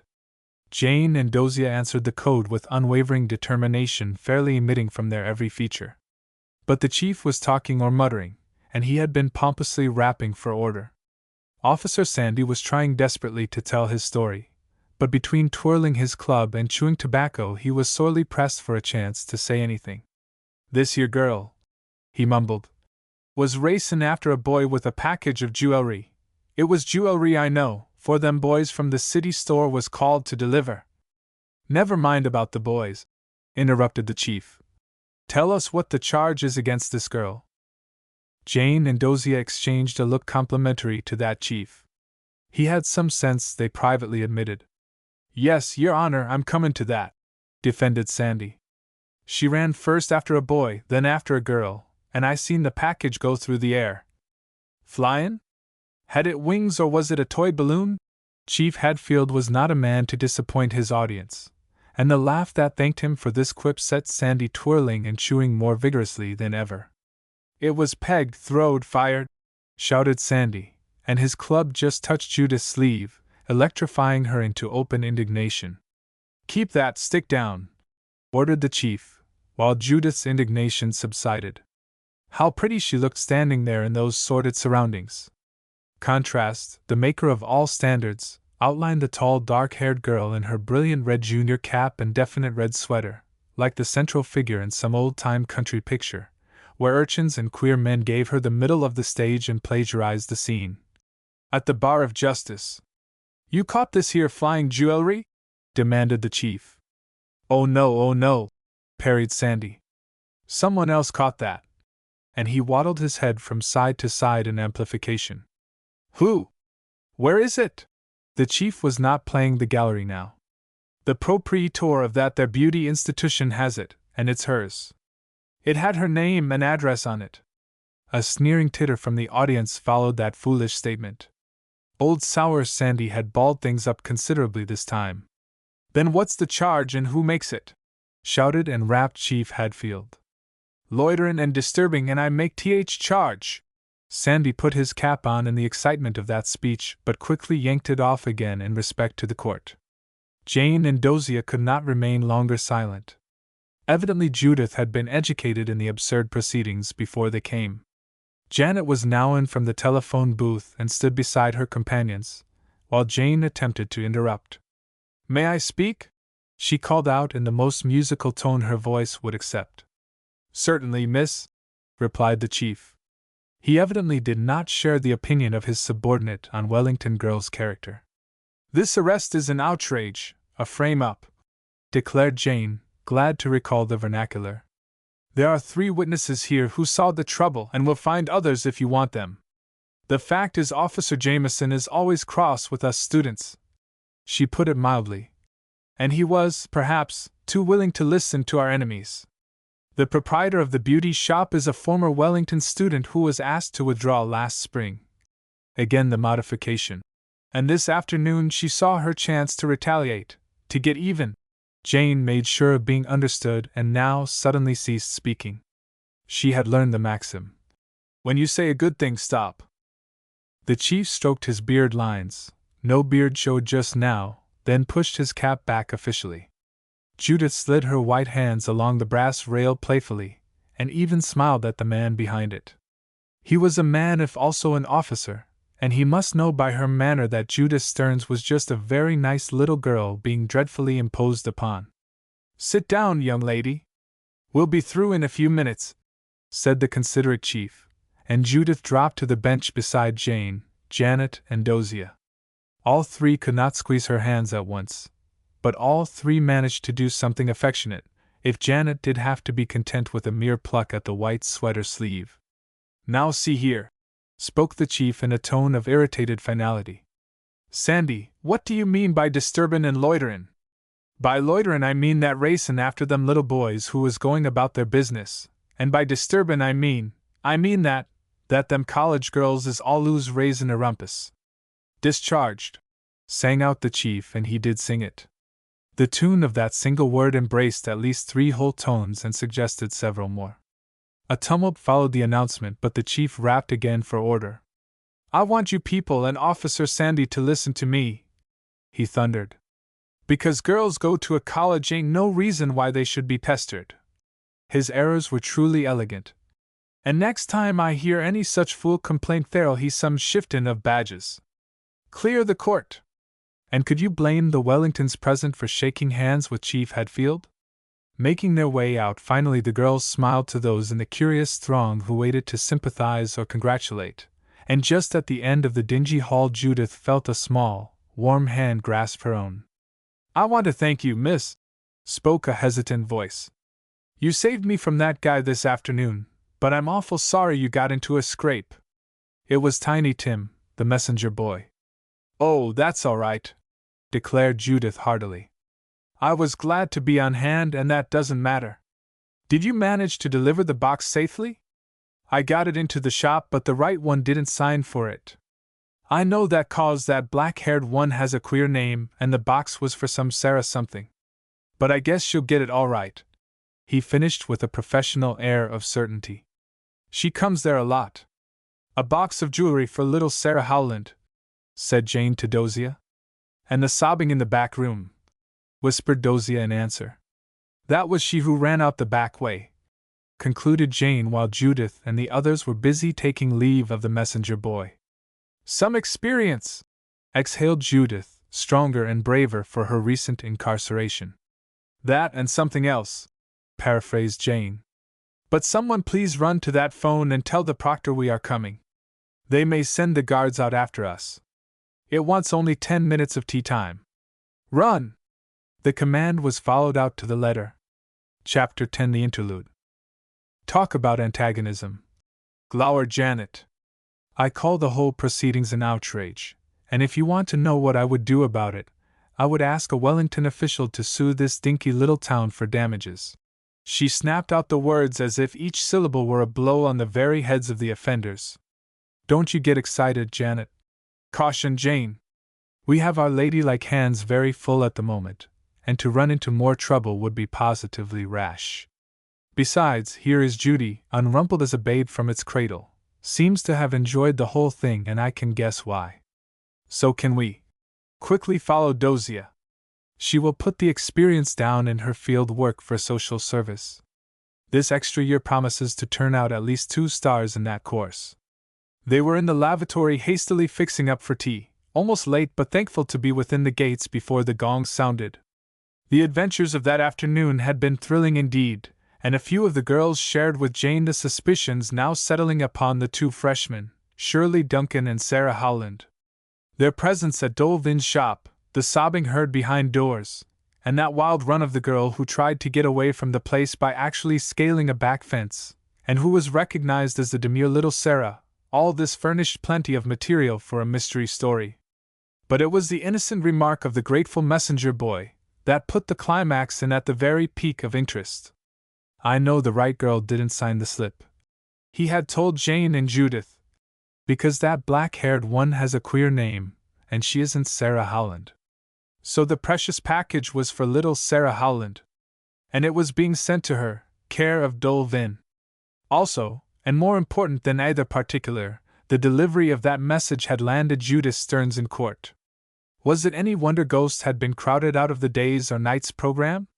"Don't worry," calmly advised the heroic Judith. "What happened this afternoon is only an introduction. The real thriller is yet to come." "When?" anticipated Velma. "Oh, it threatens to be a serial. I may be able to give you a reel or 2 tonight after study hour." "Come down to my room," begged Janet. I have such a big couch and a whole raft may pile up on it. That's a good idea, agreed Jane as the last towel was tossed into its basket. Besides, we haven't a thing to eat in our quarters, and what's a good yarn without grub? Land sakes, hear the crockery! We'll miss the hash, I fear me. And only the restraining influence of Miss Fairley in the lower hall saved a third-rail flight via balustrades. Sweeping into the dining room, Jane's eyes seemed attracted to a corner in freshmen's quarters. It might have been her excited imagination or pure incident, but she did look straight into the frightened blue eyes of little Sarah Howland. For the fraction of a second there was something like a clash. Jane's look was one of indignant question while the other unmistakably showed fear. Then surely Duncan said something to Sarah and the connection was severed. Hash may have been served or even real lamb chops, but no power of special dishes served to distract the students from their delicious excitement. What in the world are you watching that door for? Jane asked Dozier, who seemed hypnotized by a brass doorknob. Cops, replied Dozier cryptically. I should hate to go out again tonight. That's a fork. Winifred Ayres prompted Judith as the latter pierced her pretty sherbet with a prong. I know, answered Judith, but this mound is so pretty I don't want to spoil it at one gulp. A fork is daintier. And leakier, finished the critic. Altogether the air was charged and surcharged with thrills, but it was Maud Leslie who broke the spell. Jane, she whispered as they passed out, don't forget tonight at Lennox. The girls are depending on you. Tonight at Lennox, what for? Puzzled Jane. Ghosts, said Maud. Then Jane remembered she had promised to raid the ghosts at Lennox Hall and to bring to the frightened freshmen a whole company of braves with their resistless reinforcements. And she had not yet been able to do a single thing about it. We will all be finished with our work by 8:15, Judith, Dozier Dalton announced authoritatively. Then you may recite The Adventure of a Wellington in Distress. I'll be prepared to take you down verbatim, in case your counsel should need the confession. Janet, please have plenty of cheese, crackers, and a few nuts. I'm losing weight, implored Winifred. And Jane, will you be so good as to bring a few sample apples that came in that last parcel post from Montana? Suggested Ted Guthrie. I missed things this afternoon, but I don't intend to be overlooked this evening. Jane clutched Judith's arm to disentangle her from the others. I have got to speak to you alone, Judy, she whispered. It's about the noises and the ghosts. The babes are scared blue, threatening to desert the camp. Get outside the door and we can vanish for a few minutes before study hour. They waited at the foot of the stairs until Janet and Winifred ascended. Then Judith nearly fell over Jane as they both tried to go through the door at once. But the escape was successful in spite of too much noise from the loose old brass knocker. Instinctively the two chums turned from the broad stone steps into the left path that ran away from a brilliant arc light into elm shadows. Silently both girls exchanged confidences, for Jane's arm around Judith's waist was comprehensive, and each little hug told a story of its own. Dear heart, breathed Judith. I would just have died if you hadn't rescued me when you did. And I know the others ran away. Judy, love, returned Jane. They didn't know where you were, really. And those country officers have threatened us before, you know. I suppose they are a little bit jealous that we girls and not their boys are scattered over the landscape with yells and other appropriate noises. Sit down, they had reached a birch bench. I must tell you about Lennox Hall. I know about the noises and I do believe they are really uncanny, said Judith. But what can we do away over at this end of the campus? Go over to the other end, of course, said straightforward Jane. And I have promised to lay those ghosts tonight.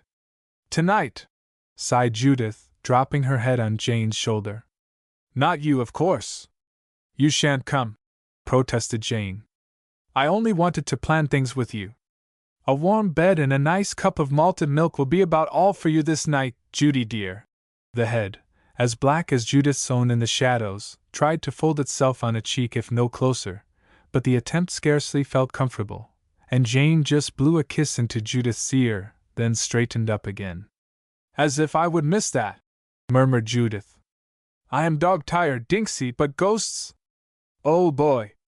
Lead me to 'em, and the courage of youth defied that day's record for Judith Stearns.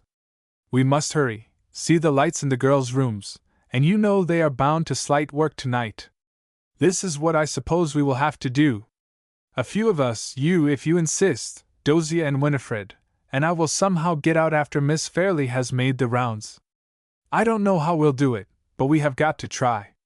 Then over at Lennox we may hide in the shrubbery and wait for the ghosts. I am perfectly sure they will come along the path from the gatekeeper's cottage. Either they are inside or permitted to enter, and it isn't likely that ordinary spooks come through such walls as ours. All right. I'll be there if I don't fall asleep over my trig. But I do think being arrested is awfully wearying.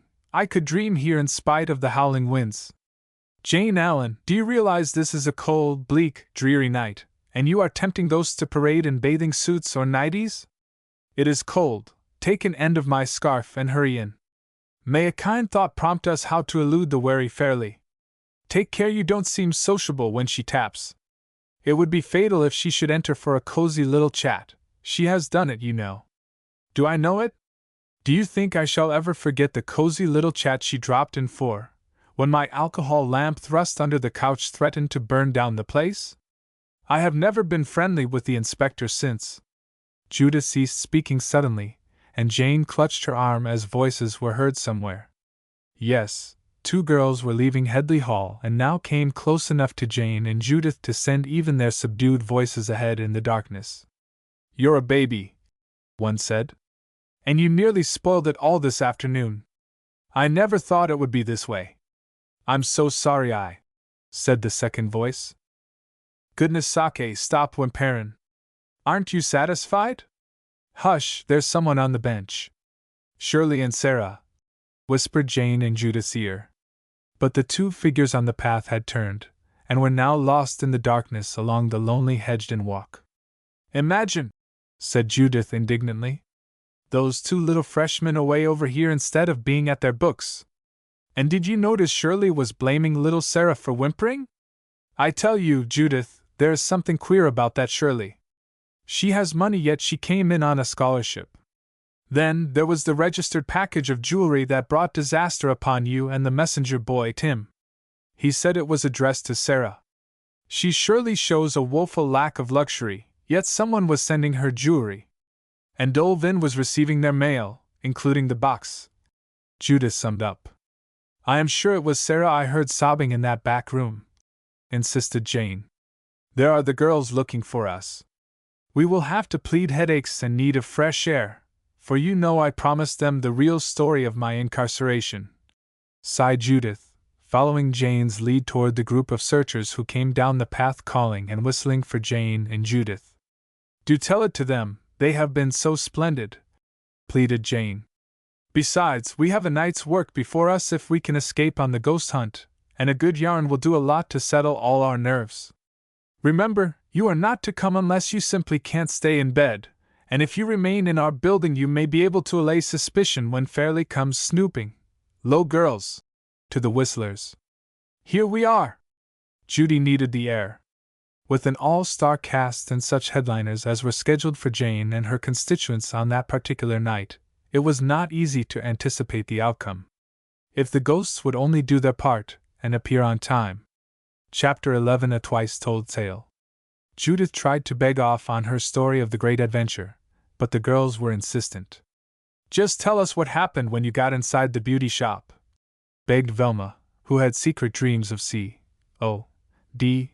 dimples and longed to hear of such possibilities. It was like a screen comedy, replied Judith, who had been beautifully pillowed up and otherwise made comfortable on Janet's solo couch. The audience was scattered around on cushions, on the floor, on chairs, and even on the one narrow window-sill. Queening it from her pillows, Judith looked quite Romanesque, with Jane perched on a cretonne pedestal above the divan's level, waving her riding crop regally. The pedestal really was a specially favored trunk of Jane's which had escaped storage quarters and served many useful and practical purposes, the present being one in point. You were saying, Jane reminded Judith, placing a firm hand on the heaving breast solemnly, that the rush-in was like a movie scene. I said comedy, dear, there's a difference. First, Dole opened the pigeonhole door, then Sarah Howland tumbled in howling. She was honestly very much frightened. Next went Shirley Duncan. She seemed wild to get under cover. Then I tripped along. Not scared or anything? From Nettie.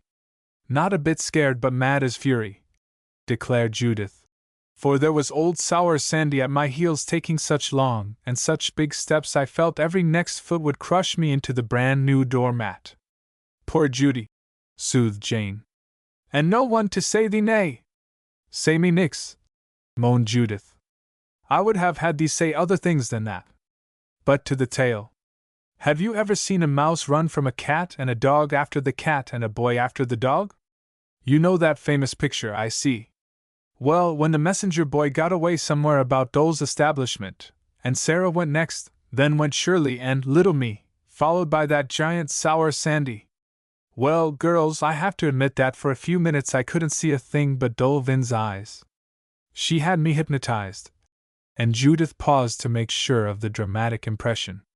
I can see her glare, declared Jane. Dole's eyes were made for nobler tasks than matching hair shades and mixing flesh tints, contributed Dozier, who just then managed to purloin a sample of the fudge. Are you girls sure that keyhole is sealed and the door still impregnable? Demanded Judith the narrator, with a sweeping glance about the room. Winifred Ayres dropped to the door sill and spread herself across it while Dozier moved her chair to the jamb in order to plank her shoulders over the keyhole. Airtight, announced Jane. And every girl here is pledged, Judy. You may proceed with absolute safety. The responsibility is yours, Jane, for we had an awful time for a brief interval under the Dowdy Dole's roof. Things flew. Hair brushes and sponges? Prompted Janet, eager for sensation. Can't say as to the missiles, replied Judith, showing signs of relaxing into indifference. But the way that Blackhead yelled, and Sarah sobbed, and Shirley, I guess she shouted. I know her noise was next loudest to Sour Sandy's, and that was some racket. But what was it all about? Demanded Janet. About the precious box, jewelry, or something valuable. When I saw the big boy take it from Tiny Tim and heard Tim yell, I knew there was mischief brewing if nothing worse, but I never expected to see Shirley Duncan jump into it. She aided and abetted the thief, for she caught that box on a fly and would have escaped if little Judy Stearns had not been right there, Judy, on the spot. But why did old Sour Sandy lay hands on you? Asked Jane, somewhat bewildered by the maze into which Judith was leading her audience. Oh, there was such a perfectly wild time of it, replied Judith. And of course Dole and Shirley had it all their own way, 2 to 1, you know. But didn't little Sarah try to help you? Pressed Jane. Little Sarah was having a fit out in the kitchen, and the black maid wanted to pour water over her, said she was in hysterics, only the word she used was somewhat impaired. What a perfectly rip-roaring time you must have had, commented Dozier, eyeing the fudge. And I suppose you were taken in by Sour Sandy because you seemed easiest to convey to the town hall. Just like the old detective stories, arrest someone, anyone, and depend upon the evidence to do the rest. Yes, I was handiest, nearest the door and dry-eyed. Besides, I kept kicking around on a jog trot all over the place because I could not make any other sort of noise. Honestly, girls, it was too funny for words. And Judith doubled up in the pillows like a human jackknife. I am suspicious, Judy Steems, that you tempted old Sour Sandy to do his worst, sort of defied him, suggested Jane, dragging a Columbia cushion from Judith's convulsed arms. Did you really want to be arrested? I did not, shouted Judith, springing up straight and almost upsetting the entire scene. It was Dole Vin who insisted that we Wellingtons were spoiling her business, interfering with her customers, and she said this. Now this creature actually tries to steal my parcels from a messenger boy. Can you fancy that accusation on this poor head? But you didn't have the box? Asked Janet. Certainly not. Dole knew that, but old Sandy didn't. I could easily have escaped when he ordered me to come along, girl, but I knew to resist arrest might bring real trouble upon us, whereas now the whole thing is a farce, and whisper. She put her finger to her lips. It must never be told of within this campus. News from the village rarely gets in here unless we bring it, and it would be a shame to worry Prexy with that sort of thing. She would never understand it. Applause, silent but visible, followed this. Heads were wagged, arms waved, and even feet waggled in approval, but no unseemly sounds escaped the secret chamber. "Never a word!" prompted Jane in a whisper with both hands uplifted. "Never a word!" repeated the conclave in appropriate response. "And that will be about all," finished Judith. "I am too tired to move, but I can't allow you to carry me." "No, don't please." No one had offered. "I'll just toddle along. It's lots better than keeping step with Sandy." "But the treat," wailed Janet. "I have fudge and cheese sticks." "Please deliver mine," drawled Judith. "I am unable to collect in person. I simply am tired." "And you should be," agreed Jane, glad that Judith had been wise enough to break up the party early. In fact, Jane was not sure whether genuine fatigue or possible ghost hunts had inspired the heroic Judy to leave that buzzing bevy of students. At any rate, Janet counted out 4 squares of fudge and measured 3 inkwells of cheese tidbits. The well was glass and only used for refreshments, all of which was folded in a paper napkin and handed to Jane. "Sorry you must leave," murmured Janet, "but Judith has had a trying day. Come again and I'll treat you better." "We had a perfectly lovely time," insisted Jane, "but I must put Judy to bed. She is apt to walk in her sleep when overtired. Come, dearie, toddle along. Good night, girls. Pleasant dreams." And those who were not too interested in the fudge and tidbits responded appropriately. "Oh," moaned Jane, when the two finally reached their own quarters, room 19. "Wasn't that an ordeal?" "Rather," replied Judith, kicking her shoes off. "How did I make out?" "Wonderfully. You tied them all up in knots without leaving an end to follow. Neither clues nor climax, just a jumble of sounds, but thrilling for all that. I was so fearful they would ask more about the unfortunate Shirley, but you veered them off beautifully. Now, Pally dear, tumble in, and I'll slip out and get Dosia. Lennox seems far away just now, and those babes are trembling while we dare to enjoy ourselves." "Jane dear," interrupted Judith, "I do not believe you should risk going over there tonight. Really, I am getting nervous of the whole thing." "Just reaction," said Jane, her own eyes sparkling. "You have gone through enough today to give you nerves, and I want you to shut your eyes as soon as ever you can. After all, I may just do something else. Leave it to me and Dosia the Fearless. You know what a brave she can be in an emergency. And I know what a star you can be in a pinch. But Lennox at midnight. Hush, dear, and let me put out your light. There, you will be asleep before the party winds up. There's the honor ring. 10 minutes more to all lights out. I love an honor system with a warning gong and an inspection. So complete." Judith required little coaxing to enter dreamland, and when Jane heard Miss Fairley's step in the hall, on that tripping little inspection tour, the light in room 19 was out. Also, Jane under the coverlets was fully dressed for her ghost raid at Lenox Hall. Miss Fairley's step paused at the door. Jane tittered, but Judith breathed the regular tones of sleep. For a moment it seemed the inspector would knock. She must want something. Someone else came along the corridor, and directly at that door they chose to whisper. Jane felt her hour had come, but it was merely the fear of a troubled mind, for presently Miss Fairley laughed lightly, and the pair journeyed on. It was a full hour before the coast was safely clear for Jane's venture. Chapter 12. A wild night of it. It was a beautiful night, with the hunter's moon set high and bright in its ocean of flickering stars, like nothing else than moon and stars in the same old blue canopy, brocaded and embossed with incorrigible little gray clouds, ducking in and out of lacy paths and shadowy skyscapes. Beneath, on Wellington campus, the dormitories stood up like tiny cottages here and there, the more important building, Madison Hall, towering pompously over the smaller flock. It was in Madison that Jane and Judith as juniors were housed, while over in a west corner grouped about the big walled entrance was, among the lesser landmarks, Lenox, one of the first erected of the Wellington buildings, quaint, roomy, and just now decidedly spooky.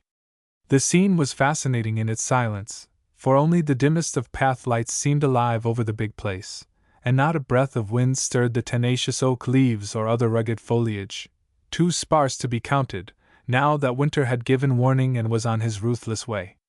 The two figures creeping along like some elfin prowlers were Jane and Dosia, and they made straight through that bold moonlight for Lennox Hall.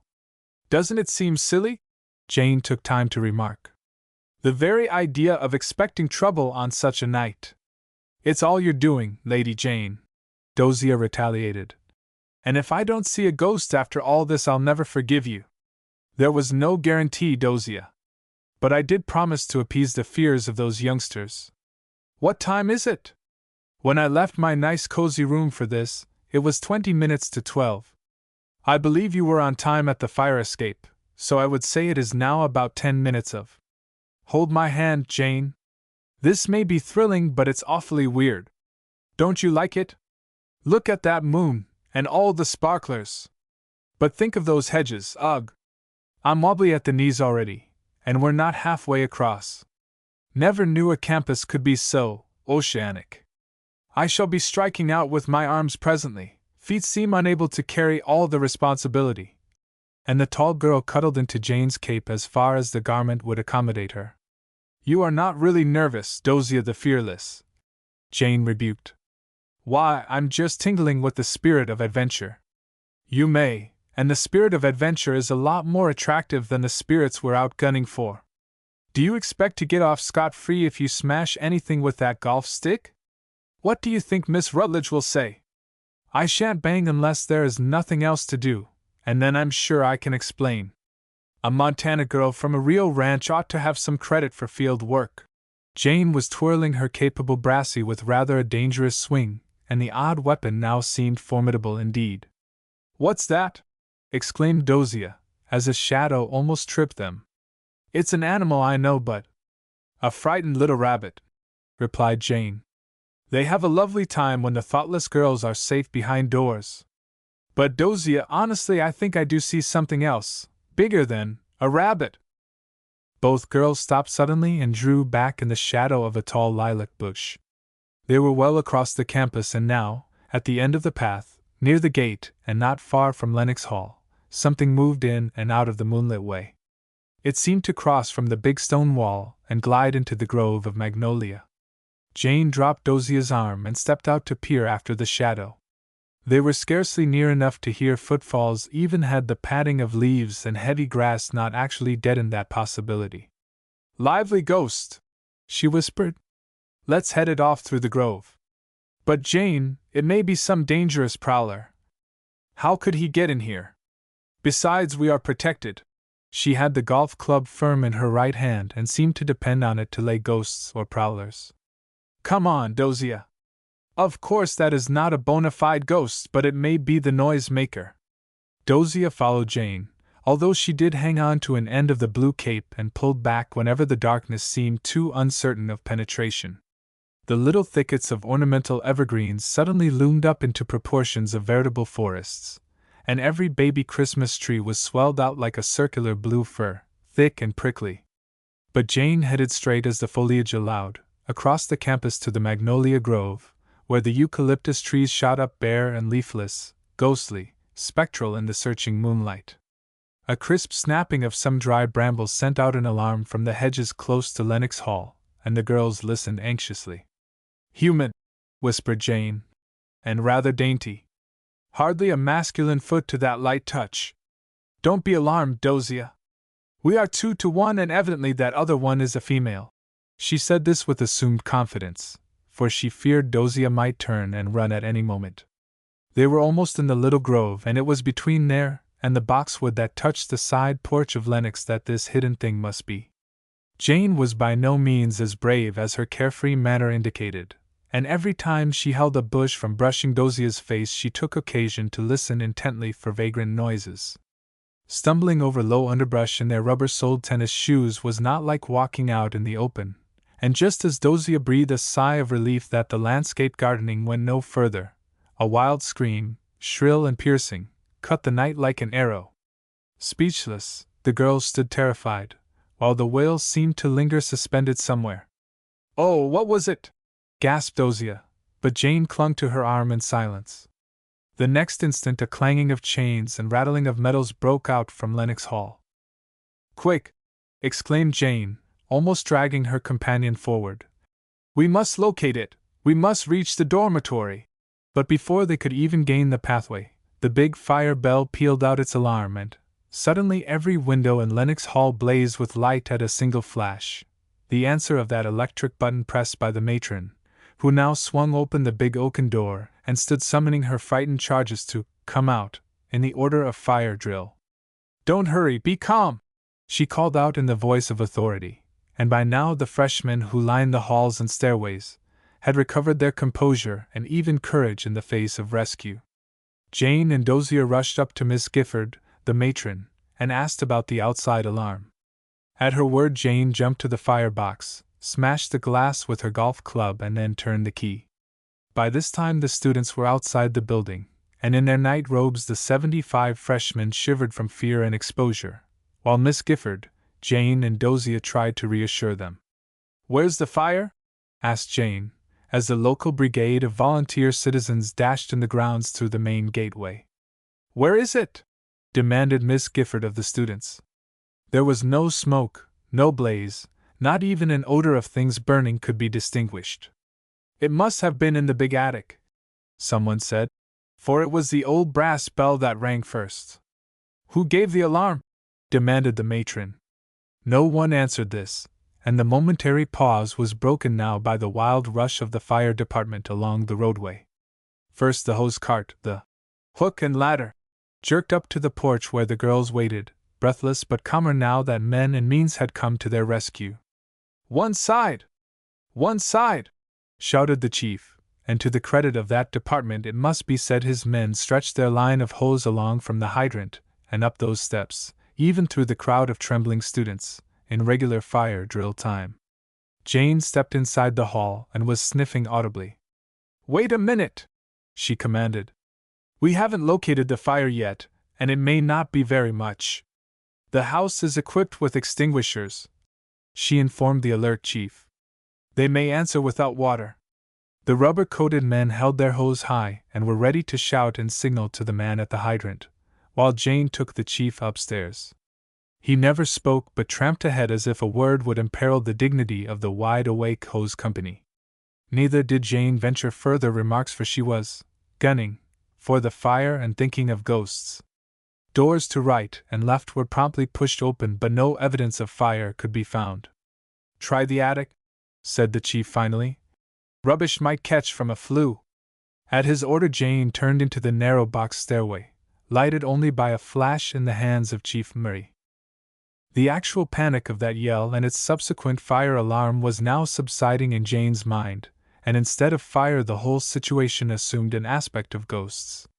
In spite of her courage she was very glad the chief was at her heels, and when she finally reached the last narrow step and stood under the rafters, Jane Allen sent a sweeping eye over that dark attic. "Not here!" declared the fireman before she could see more than the inky blackness of the old garret, with only that one spot of moonlight pasted on the slanting roof by an invisible window. As he turned, Jane felt obliged to follow, although she would have been glad to go further in and see what it was that moved over by the patch of moonlight. Something did move, she was sure of that, but a fireman and a chief could not be asked to investigate anything but smoke or flame, and neither element was discernible, so she followed down the box stairway to confront the waiting brigade. "Who pulled that box?" demanded Chief Murray angrily.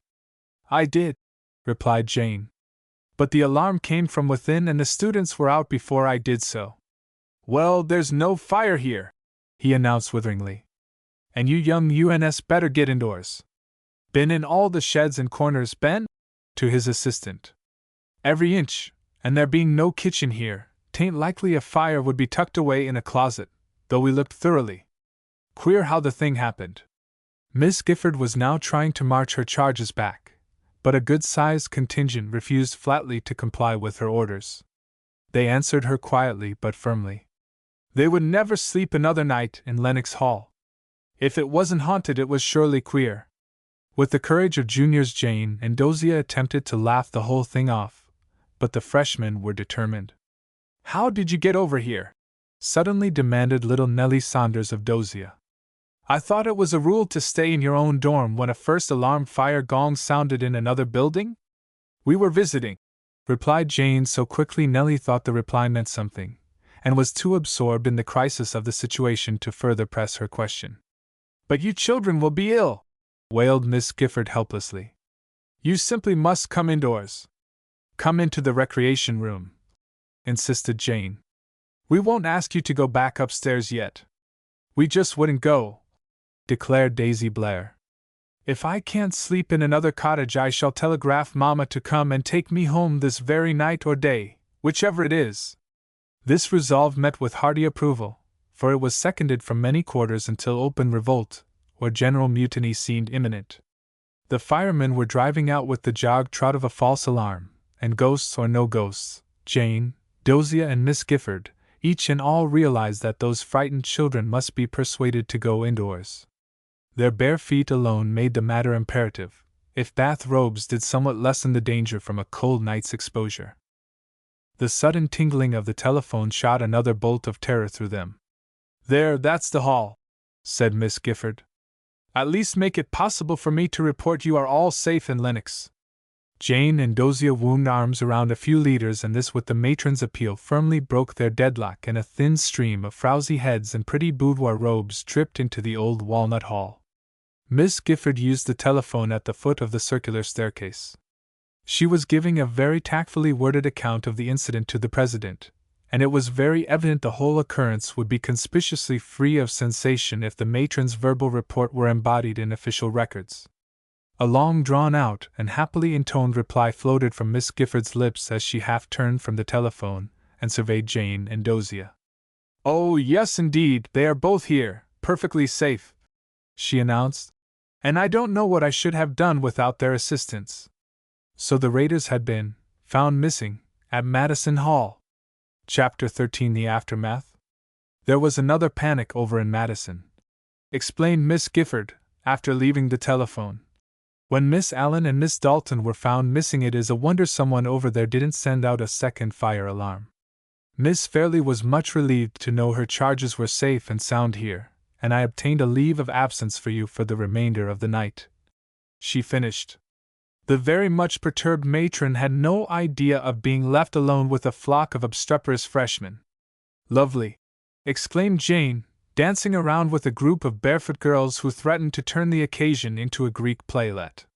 Scrumbunctious, sang out the ballet de chambre, dancing in wild glee now that danger of ghosts and firemen had actually passed. But girls, spoke Dozier, did you notice the little fat fireman who held that big hose nozzle? I do verily believe he was so disappointed he wanted to hit someone. Just see where his old hose scraped my best silken hose. I don't mean that for a parody, but honestly, girls, these were the last and final gift from Mater. She has condemned me to wear ordinary lisle hereafter, and just look at that stock. Only dry dust, it will brush off, soothed Jane. But I say, girls, how about beds? Beds, shrieked a chorus. Not a bed, spoke Nellie Saunders for her entire class. We wouldn't mind cuddling up here on blankets and cushions, but I for one shall not mount those spooky stairs this night. Silly child, scolded Dozier, her own eyes heavy with the ordinary common garden variety of sleep. Would you expect company to do all the lugging? Who's to set up the billet? Volunteers? Called Jane, and from somewhere not before observed stepped out little Sarah Rowland. I shall be glad to help, she said timidly, and instantly a volley of eyes challenged her. Oh, Sally, exclaimed Dolly Lloyd. Don't you dare! The spooks would just eat you up.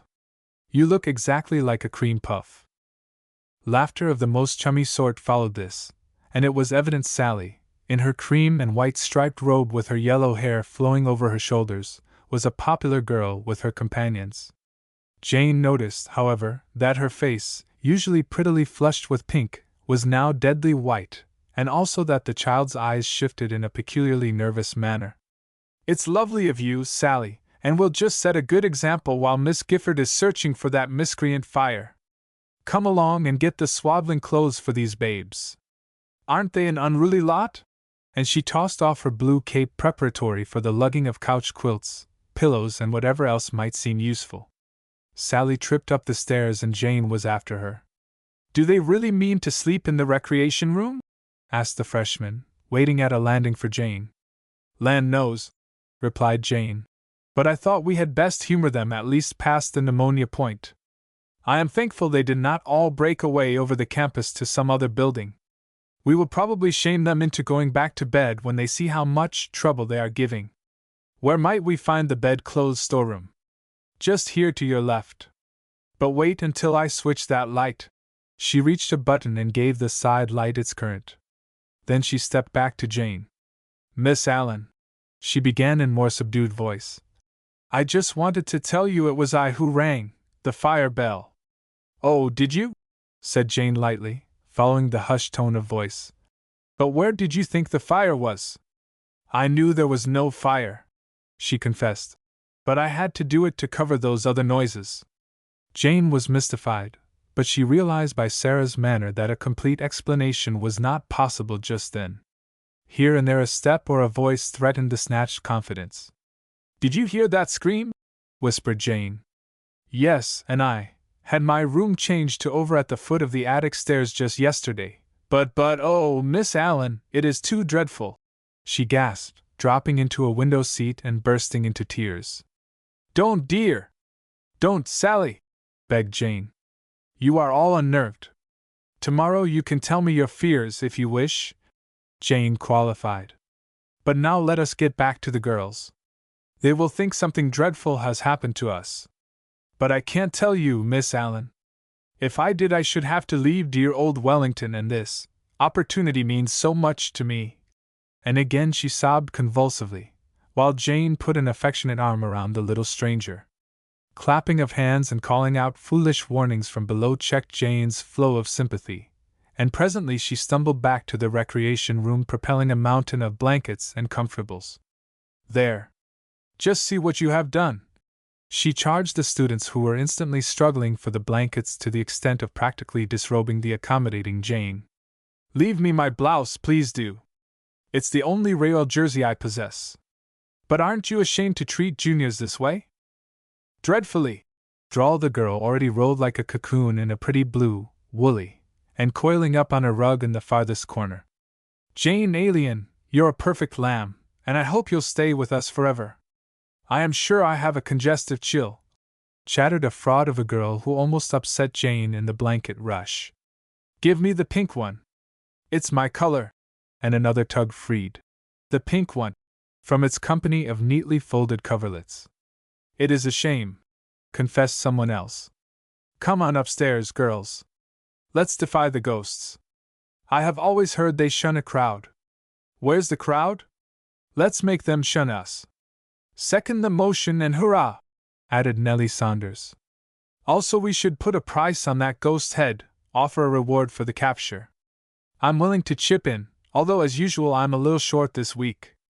Dozier had been going over the house with Miss Gifford, and just then both returned to the recreation room. "Does anyone know where Miss Duncan is, Miss Shirley Duncan?" asked the matron, keeping her pencil at that name on her report pad. Jane started involuntarily at the question. She had been secretly wondering where the rebellious Shirley was during all the excitement. "Oh, yes," spoke up Margie Winters. "She is outside visiting with her folks.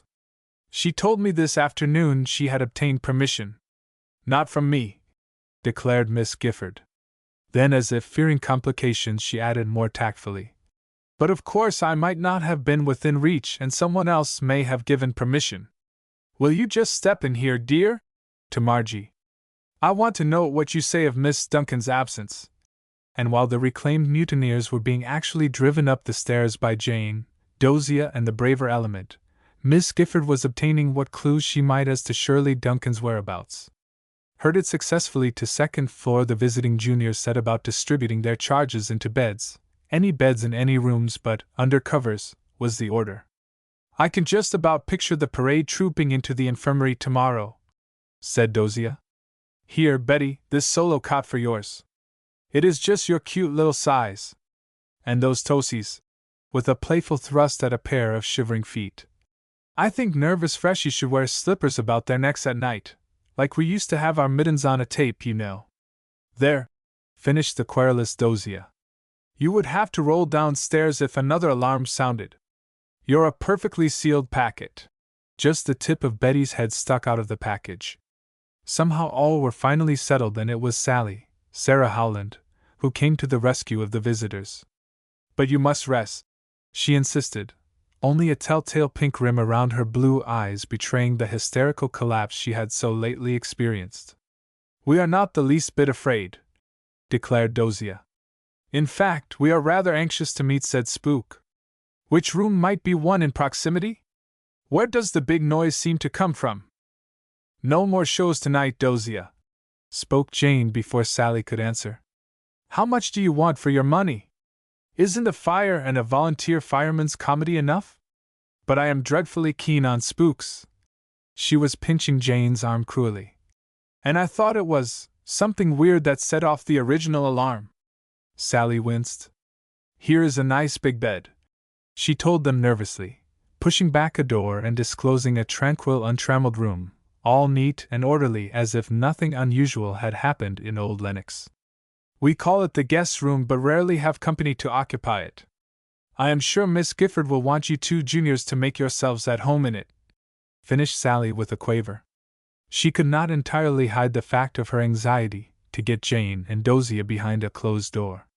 Jane might have understood, but Dozier was perplexed.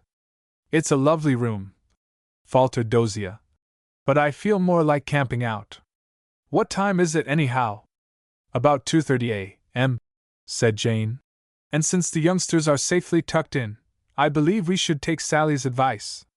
This is quite sumptuous, folding down the extra white shams and coverlet.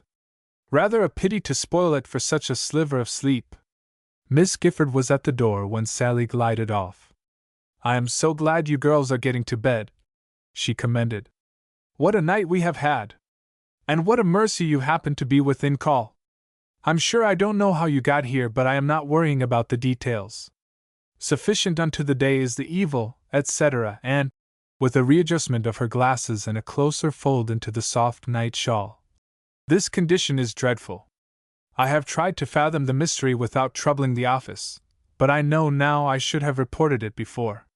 She referred to the nocturnal disturbances, of course.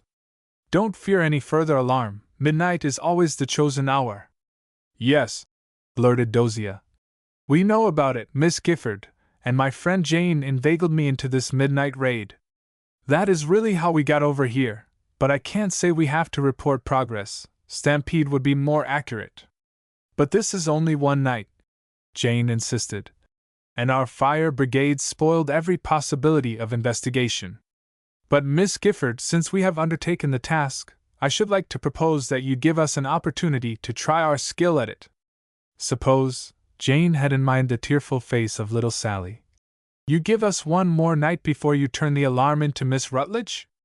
I am sure we can control your girls and get them to agree to our plan. In spite of everything, you know, they just adore the fun and sensation of it all. Well, faltered Miss Gifford, weakening. Of course I could not risk a repetition of this night's experience. At the same time I do like to keep my records free from appeals to headquarters. It is so much more efficient to manage each cottage independently, subject to a general system. Well, go to bed, children, and thank you for your moral and physical support. We shall discuss future plans on the morrow, she said sweetly. Truth to tell, Miss Agnes Gifford was a very sweet woman, and at the moment both Jane and Dozier fell loyally under the spell of her charms. Say, Dinks, whispered Dozier from her side of the big double bed. What do you think Judy will say to all this? Judy had her own fun and shouldn't complain. Wasn't she all nicely arrested and tried at a regular police court? What's a spook and a fire to that? But Jane knew better. That night at Lenox was a thriller, indeed, and Judith Stearns might well envy her chums its experiences. Then while Dozier slept, Jane wondered, what did little Sally Howland mean about taking a room at the attic stairs? And how was that charming little thing implicated with the ghost of Lenox Hall? The plot was thickening. Sally did not in any way answer to the deceitful type, but some mysterious force seemed to overshadow her. Pretty little thing, with such appealing eyes and so honest. Jane slept. Chapter 14, Pleading for Time. It's a very large order, Jane, but you're the merchant. How on earth do you expect to obtain permission to stay at Lennox without giving the whole thing away? I haven't an idea, but depend on old friend circumstances to bob something up. It is wonderful how very simple it is to flim-flam a philosopher. They never seem to suspect intrigue and walk right into the trap. I've tried it before with Rutledge. She's a lamb if you watch your Beaz. It was the morning after, and that trite phrase surely fitted the occasion. Jane had dragged Dozier from her dreams in spite of threats and defiance, and now both juniors were on their way back to the dining hall at Madison. Rather different from the last tramp we took over this prairie, said Jane, but as a thriller you can't beat Midnight Moonlight. Not that I'd care to, Dozier answered witheringly. I can't see that the adventure got us anywhere, as Brother Tom would say. I haven't any brother, you know, Jane dear, but it always sounds better to blame one's slang on him, don't you think? I'm positive, said Jane, but I have a trick of blaming mine on Judy. Wonder will she sleep all day because I, the faithful alarm clock, did not go off at her ear. There's the bell. I'm not very hungry. As an appetizer I think a night such as the last rather a flivver. Isn't it? I have that widely advertised gone feeling myself. Here's a chance to duck in without being noticed. We were out for early exercise, prompted Jane significantly.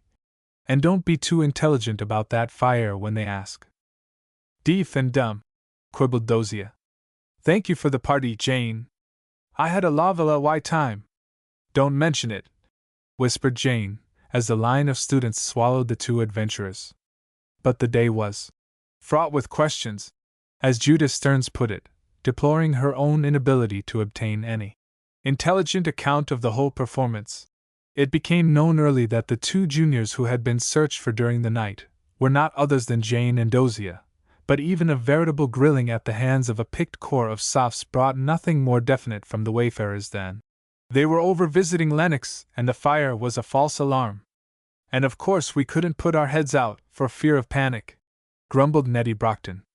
The day passed somehow, and it was conspicuous by an entire absence of freshmen from the usual intermingling between periods. Even to Jane the reason for this was not clear until, in a burst of confidence with Judith, she outlined her plan of staying over at Lennox until the ghost business was disposed of. Oh, I know, she explained while Judith pondered. Miss Gifford is keeping them home to prevent them gabbing. That's darling of her. She wants to give me, the newly discovered spook sleuth, a decent chance. Are you coming over with me tonight, Judy? Cables couldn't hold me back. Dinksy, you bribed me into staying home last night, but I'll never again list to your blarney. But it wasn't goblins, I believe. However, we'll decide that when we trap him. Your benign influence has worked well thus far. I promised to help a freshie with some Latin prose and she never came to collect. Now I suppose I have to spoil my pretty hands with basketball. Don't you wonder how it was we used to love that unladylike game? Judith assumed a most sedate attitude, but did not succeed in hiding a forlorn rent in her skirt even with a very broad palm plastered over it. Ye strangers on my native sill tread lightly for I love it still, quoted Jane.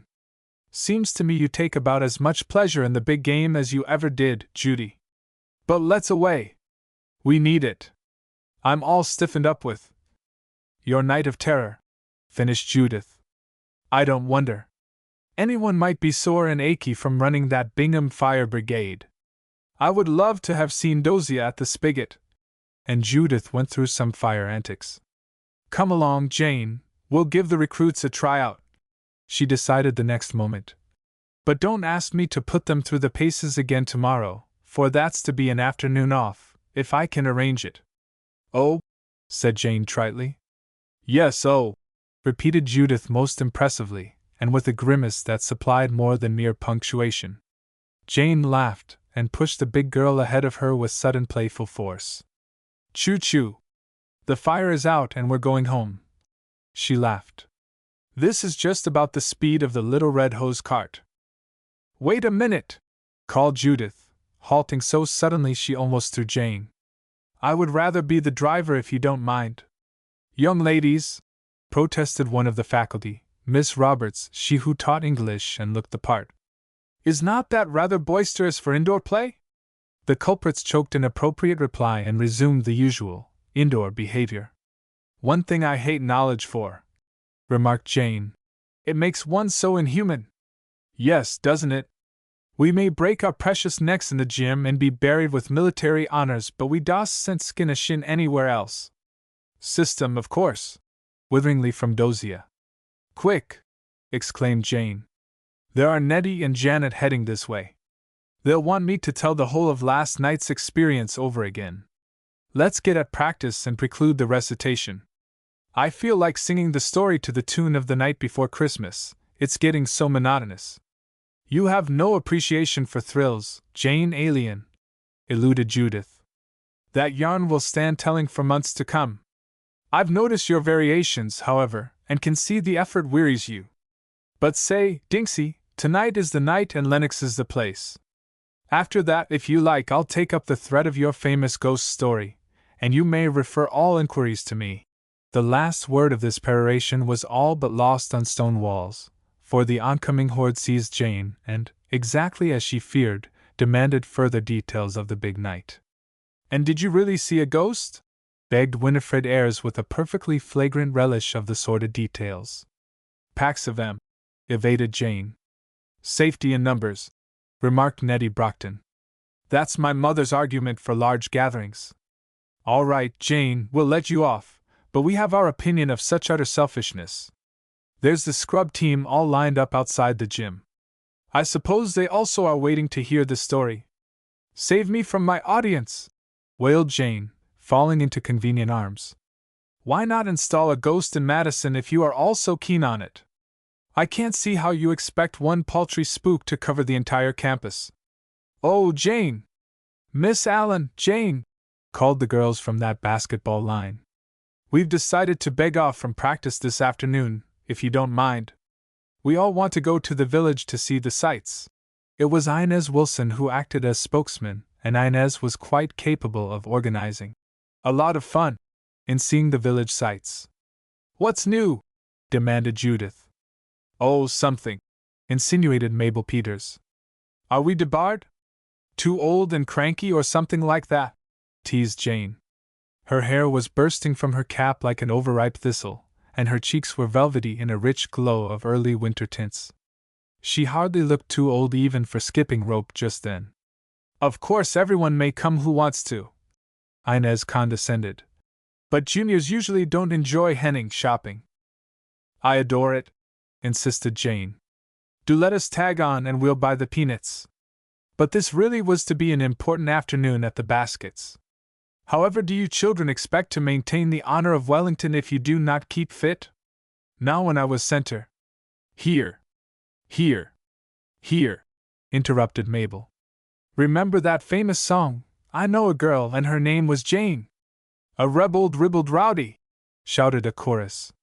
But Jane was escaping, running down the walk with hands clapped over her ears to shut out the memories of her earlier years when that refrain was quite too popular to be enjoyable. Outside the big gate an auto horn honked, and the students drew back to give the big car approaching full sweep of the country roadway. Then another horn sounded, and from the opposite direction a smart little runabout was seen cutting in at high speed. Both drivers saw their danger, and both jammed brakes. The big car rolled to the gutter while the runabout picked up speed and shot by safely. This brought the touring car to the curb where the Wellingtons stood watching, and a glance at the seats showed these occupants. Dolvin driving, Shirley Duncan at her side, and a rather elderly country couple spread over the big back seat. "Shirley's folks," whispered Inez. "We heard they were in town seeing the sights, and hoped we would run across them." This was evidently the something hinted at in the soft outline of the Henning party. Dolores Vinces was too clever to show embarrassment, and Shirley Duncan was too cruel to hide it. She plainly was urging the driver on. "That's your college darter, ain't it?" The girls could hear the elderly woman ask Shirley, but they did not hear the latter's answer. Dolores called, "Hello, girls," as she swung her car out again in the dusty roadway, and the darter deprived that little woman of her coveted information. She said hello, announced Judith. Sweet of her, remarked Jane, but she was thinking of Shirley's absence from Lennox on the night of the fire, and wondering if the indifferent freshman had been absent during all the day as well. Hurry, hurry, begged Mabel Peters. What a lark to meet them at the drug store. They'll be sure to want hot chocolate. I would guess at tea, drawled Judith. But it's sure to be some sort of drink. Come along and we may get a chance to return that cordial hello. I'm not going, suddenly determined Jane. I'll go along if you like, but I'm not going to lap up any more of that sickening chocolate. I've taken the pledge until next allowance day. And she turned back to Wellington entrance.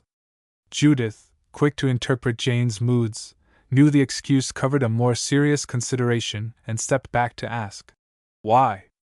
That daughter is ashamed of those country parents. Jane made chance to answer Judith. And it would be horrid to spoil their opinion of us. Delay the girls a while and Dole will have gone through town safely. But isn't it dreadful she has such influence over that rebel freshman? Commented Judith, slowly following the flock of students headed for the village. How are we going to stop it? I don't know, confessed Jane. But we must stop it some way. Just because she has a claim on my patronage is no reason why she should disgrace Wellington. You go along with the youngsters, Judy, and I'll go right up to the office now and unburden my conscience. Jane's red-haired disposition was asserting itself. Think of the hair bleaching, then the police farce, and now out riding with that traitor. I'm going to tell Miss Rutledge the whole thing. And no argument of Judith's could dissuade her. She turned back into the college grounds and struck a gait calculated to bring her up to that office in short order, and was more than halfway through the campus when a small voice called out her name. Miss Allen! She turned to a side path, following the call, and faced Sally Howland. Just a minute, Miss Allen, please, pleaded the strange little freshman. Jane waited till she reached her, then smiled into the serious face of Sally. Hello, girlie, Jane greeted her. What's the excitement? You were so splendid last night, Miss Allen, panted Sarah Howland. And I am so ashamed to have to deceive you as you must see I am doing. A flush suffused her pale face, and she dropped her eyes in pained self-consciousness.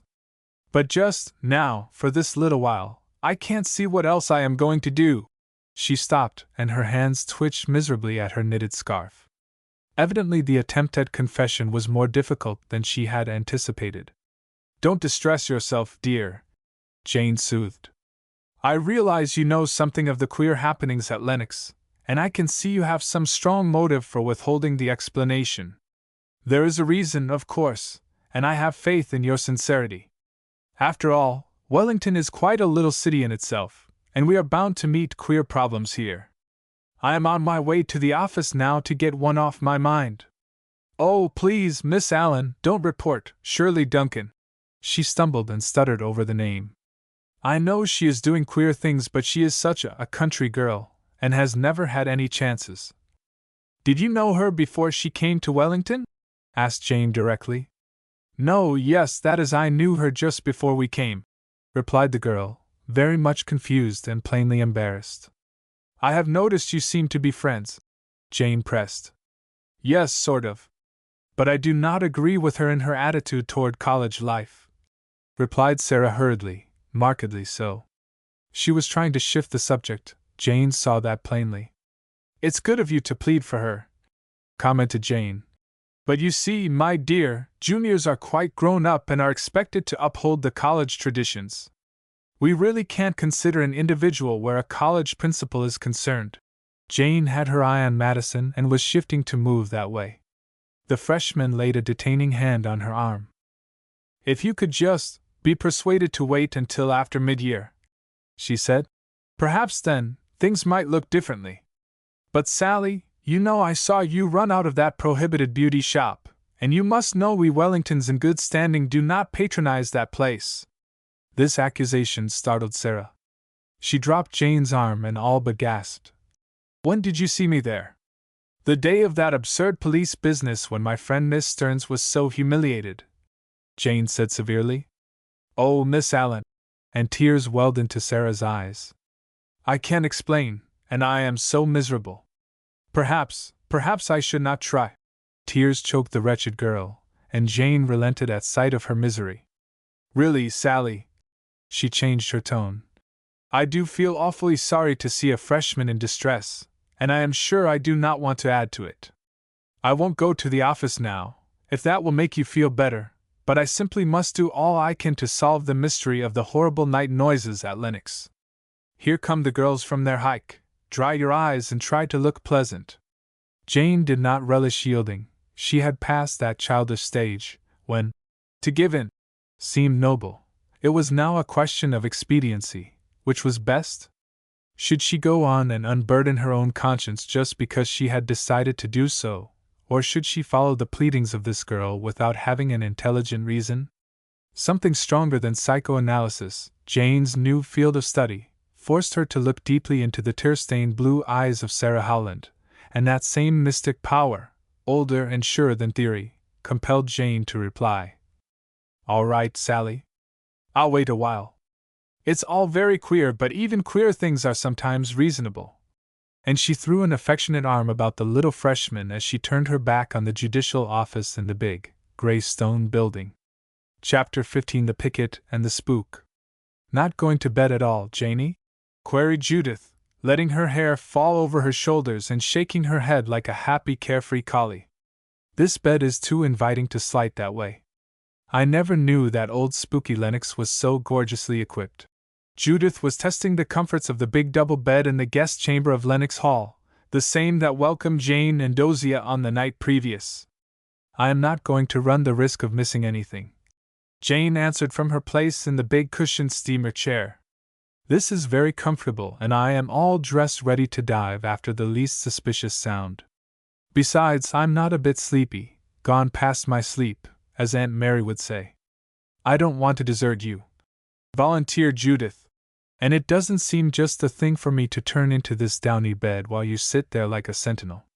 But truth to tell, I am shamefully human and just counting on 30 winks before the ghost walks.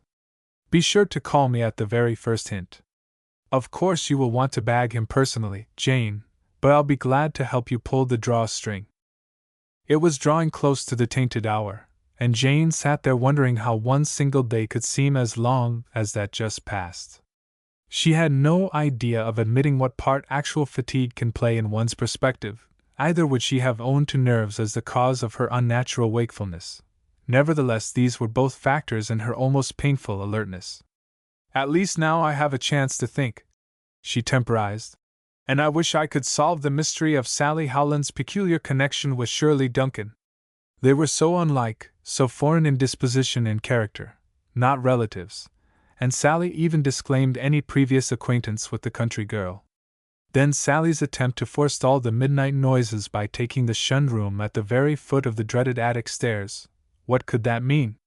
Jane pondered feebly, and feeling just the least bit drowsy, she left her place in the steamer chair to get a drink of water in the lavatory. It would not do to actually fall asleep. At the switch, voices from the end of the hall near Sally's room forced their way into the corridor as she glided past, and the unmistakable tone of Shirley Duncan riveted Jane's attention. "You're too silly," she was insisting, no doubt to little Sally. "Don't I give you enough? Here's something Daddy gave me. You may have it. Now do be a good, sensible little girl." A pause, perhaps a remonstrance, for the voice took up its cue again. "Of course you must have plenty of use for it. Don't be a goose, kitten. You know how much I care about the old moldy college. But I'm bound to get something for my money." Jane was at the lavatory door now, but she did not at once enter. Surely, under the circumstances, it was permissible to listen to the unguarded voice of Shirley Duncan. And she called Sally. "Kitten! For mercy's sake, don't start to howl." It came again. "I can stand anything but that. It is all working beautifully, and I guess before I quit I'll be able to show them that a country girl isn't such a simp as they imagine. Miss Allen is here tonight," Jane next heard Sally say. "And you know what that means, Bobby. As if I care for her." And a scornful laugh made the meaning clearer. There were other words, but Jane had heard enough. The mention of her own name seemed to charge her honor, and the belated drink of refreshing water was quickly drawn. Back in the steamer chair, Jane had new cause to ponder. What was the threat or power Shirley held over little Sally? And to bribe her with money? Also the affectionate kitten and Bobby? The wind was stirring, but everything human now seemed withdrawn from activity around Lennox. Jane was waiting, listening for what? The frightened freshmen seemed secure tonight in their dormitories, assured of protection by Jane and Judith, two of the bravest girls in all Wellington. Also, they had been promised a solution of the noise mystery, and was not that in itself sufficient alleviative? The clock in the hall tingled a chime, sweet, almost playful music for the elves of midnight, and a challenge to baser intruders. Jane must have dozed when she suddenly became conscious of something. Was it a noise? She listened, alert and all but quivering in anticipation. There never had been any question of actual danger surrounding the weird happenings, but now that she faced the mystery, something very like panic seized her. Yes, again. That was surely something metallic. Quick, Judy! She roused the sleeping girl on the bed. Follow me. There it is, beginning. Where? What? Judith sat up and snatched her robe. I'm going to the attic. I am sure it is up there. And Jane flew out quietly, in fact noiselessly, into the dimly lighted hall. A queer rumbling sound came from somewhere. Jane could not locate it, for it seemed shut in, walled up. It was mechanical yet muffled. Judith reached Jane as she stood listening. Where is it? She whispered.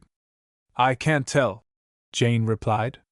Pass around the turn into the linen room. We can reach the stairs that way. Not going up alone, breathed Judith. Why not? It's some lark of the girls, you may be sure, and I'm going to find out what it is now. But it's dark, cautioned Judith. I have my flash. Listen! Oh, groaned Judith, clutching Jane's arm, for a rattling of something like chains was now distinctly audible. Hush! Breathed Jane, laying her fingers lightly on the door-knob of the boxed-in stairway. The next moment there was a crash, and both girls darted up the stairs. It was over that way, insisted Judith, but in the darkness, with nothing but Jane's flash to guide them, it was impossible to tread safely through the attic, which was stored with all sorts of discarded materials. Wait a minute, whispered Jane, her heart pounding and nerves almost jumping. They stood breathless, but not a move answered the silence. Come down, do, Jane, begged Judith, shivering in actual fear. Wait a few minutes, insisted Jane. Whatever it is, they know we are here. Jane, breathed the other. I am honestly ready to faint. Nonsense, just a few minutes. Jane could feel her companion tremble as she clung to her arm. But not a sound nor a move rewarded their brave defiance. If only this place had a light, Jane whispered. I suppose there is a bulb somewhere. She remembered that the firemen found none, however, and tonight even the patch of moonlight was not there. It really would have been foolhardy to attempt to go further into the low-beamed room, at the risk of running into attack, and evidently the noise had not been heavy enough to arouse anyone else in the hall, for no sound of moving about came from the lower floors. Do come down, begged Judith again, taking 2 steps herself on the stairs.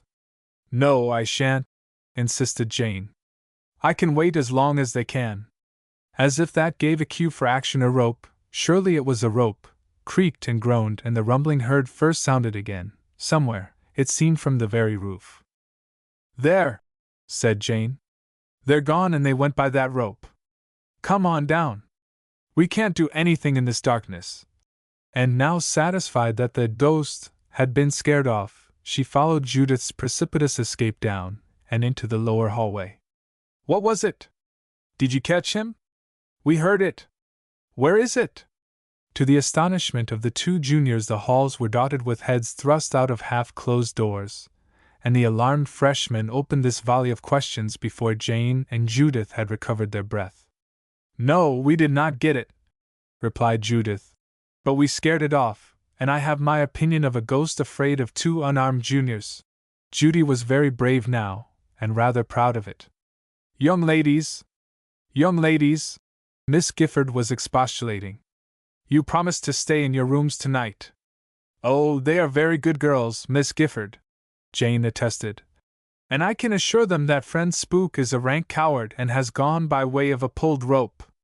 Any pulleys loose around this place? No, we have looked for such things, declared the matron. But please, girls, go back to bed, and if anything else happens I promise to call you. This was a rash promise for Miss Gifford to make, but she felt the urgency of getting those questioning heads back on their respective pillows, and so was willing to make concessions. Come in my room, she said aside to Jane and Judith, and they both followed her to the open door. That certainly is a noise made by someone who gets up to that attic, insisted Jane without waiting for inquiries. And I am sure the sounds are made by metal chains. That's the weird part of it, interposed Judith. Why are chains more formidable than ropes? Asked Jane. And in an old place like this it would not be hard to pick up a chain or two, and you know, Judy, one old chain could make a fearful noise. Yes, but how does anyone get up there? Demanded Judith. That's the mystery, admitted the matron, who had insisted on the girls remaining while the students quieted down and were safe once more until daylight. We have looked all over the place, of course, and have not been able to find any hidden way of making ascent to that attic. Airship, suggested Judith foolishly. See how quickly the noise ceased, remarked Jane. Someone recognized us, Judy, and has flown before our vengeance. Be that as it may, added Miss Gifford with a smile of assurance, I am convinced this thing is being done out of jealousy or even revenge. You see, I am a new matron here, and when I came I put into execution such rules as I have been trained to follow. That made changes in our staff and a few dismissals. Such action is sure to stir up the wrath of someone, but even with that as a basis, and with all the detective skill I have been able to operate, I must confess I am baffled. This very minute our janitor would be found in his quarters over the stables, for I have phoned him there. And for the past week I have gone over the ground with him personally, he and his wife when they lock up. She is one of the day workers here, explained Miss Gifford. Jane felt urged to tell of the shadowy figures she and Dosia had seen creeping about the evergreens, but quickly decided the indefinite detail would add little actual explanation. Instead she said, We could do nothing in the dark, but just wait until daylight. I have to sleep, of course, we are getting ready for our mid-year exams, but just wait until 2:30 tomorrow afternoon after logic. Then expect me over here with perhaps a shotgun if I can find such a weapon on the premises. But what would you shoot in daylight? Asked Judith, half-jokingly. Even suspicion, replied Jane. But my chief concern would be to find the way friend Spook gets up into that attic, and where he comes from. Good night, Miss Gifford, we will follow the freshies now, and I'm so sleepy it would take more noise than that first bombardment made to arouse me. Good night, my dears, and thank you so much for your wonderful support, said Miss Gifford. Support, repeated Judith, back again in the guest room. I suppose she considers the ghost her opponent? I don't, said Jane cryptically. I consider it the opponent of all Wellington. And I suppose, Janie, you are blaming me for holding you back in the attic? Sleepily from Judith. No, I'm not, Judy. You have no idea what a coward I am at heart, but somehow you girls have taken a notion I should do things and I can't bear to disappoint you. I must admit this is fascinating. I like it better even than golf, and will also give up my canter on Firefly this afternoon to see it through. Oh, Jane, don't do that, objected Judith. We were all going out to Big Rock and have the horses engaged. I'm sorry, Judy, but I've gotten into this thing and I have just got to get out of it or I'll begin to believe in real spooks. I simply can't let it drag me down another 24 hours. She brushed her wavy red-gold hair viciously. You may take Firefly. He knows your saddle and will behave, I'm sure. That will give someone else your horse. Maud Leslie is crazy to ride but has no habit here, commented Judith significantly. Help her to mine, responded Jane promptly. She isn't far from my size. But I wouldn't want to go galloping for nuts while you stay here alone hunting for spooks, Judith said loyally. Better let two girls take our places if you insist on staying out. Oh, no, dear. I'm only going to look around for some sort of trap entrance to Lennox. Besides, you know Dozier doesn't ride, and she'll be here. All right, love, I'll leave you with Dozier if you insist. She's big enough to take care of you at any rate. Do you imagine Miss Gifford has materialized some domestic enemy in her change of staff? And that this superconscious fire janitor or furnace man is operating against her? I don't know, Judy, sighed Jane. Looks to me more loosely organized than that. Besides, even a fired furnace man would keep union hours at 150 per. No, I think you'll find the eternal female back of that racket. It's too temperamental for masculine action. Chapter 16 The Hidden Chamber. Was this Wellington, and was Jane Allen, the darling of the gym and the record maker for basketball, now so prone on solving a perplexing noise mystery that her games were cancelled and even her riding hours filled in with mundane matters, while her companions flew away to gather mountain nuts and wonderful complexions? Jane's defiant laugh answered this very personal question. She was proud and she was fiery, and someone had been trying to discredit her father's scholarship. Of course that someone was Dolores Vinces, the expelled junior of the previous year. Every clue pointed its accusing finger at Dole Vin. She it was who brought those two freshmen, Shirley and Sarah, together at her beauty shop. It was she also who took care of Shirley's folks when they came in to see the darter. And everyone who knew Dole knew, also, that these little attentions must have been rather costly to the country folks, for Dole always made things pay. In the back of Jane's mind there was growing the germ of suspicion toward that same triangle in the spook alarms. Dole, Shirley, and Sarah must be somewhere in that demonstration, but Jane had to admit the clues were not developing with such speed as she usually counted on in college mysteries. But perhaps this one more day would unearth something tangible. At any rate, the parties and teas and sorority dances were getting into swing, and even a fascinating ghost would soon have to be turned over to the proper authorities, thought Jane, if he did not quickly become more cooperative with the juniors. Work was serious and exacting. Every period had a record of its own, and while Jane was specializing in sociology, she was also keeping up with the regular college course for her A.B. degree. Promptly after logic dismissed, at 2:30, she sought out Dozier. "Come along, Doze," begged Jane. "Don't let us waste a moment. The girls are all busy now, and perhaps we can make a survey without having a ballet de follies dancing around." Dozier made her notebook safe and swung into Jane's trot for Lennox. Warburton Hall, one of the larger buildings, was just emptying a class from lecture, but Jane and Dozier made a complete detour of it to escape attention.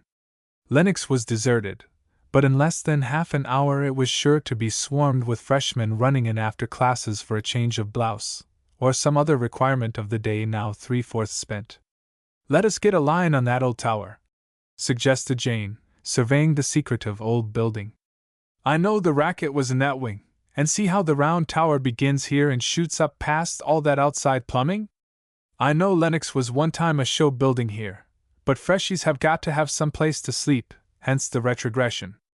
Things are pretty well trodden down around here," reported Dozier, sending a critical eye over the little terrace that supported the old stone tower. "Squirrels do not usually wear French heels. See those footprints, Jane?" In the strong sun a film of soft earth showed the impress of something quite like the pivoted French heel. This was in a small space from which floral bulbs had been removed and where the sheltering round tower had kept off the early winter frosts. "Seems to me," said Jane, "there is some sort of cubbyhole under here." She was poking around the vine-roped foundation. "Oh, you see they take cellar stuff out that window," explained Dozier. "It saves steps. See the trail of ashes over there? Yes, but that doesn't come from this point, that does come from the window. But I mean this spot here." She was tapping on a frame in which the squares formed the foundation of the building, and where the wooden arches had been originally painted a contrasting color for the sake of trimming. "You can always push those lattice pieces in," said Dozier. "That was the charmed spot for hide and seek, I'll guess, when Wellington was in rompers. Just look here," ordered Jane in a very definite tone of voice. "This is more than a cubbyhole," She was pulling at a piece of rope strung through a broken staple. Nothing remained but the iron loop over which the old-time outside padlock was usually snapped.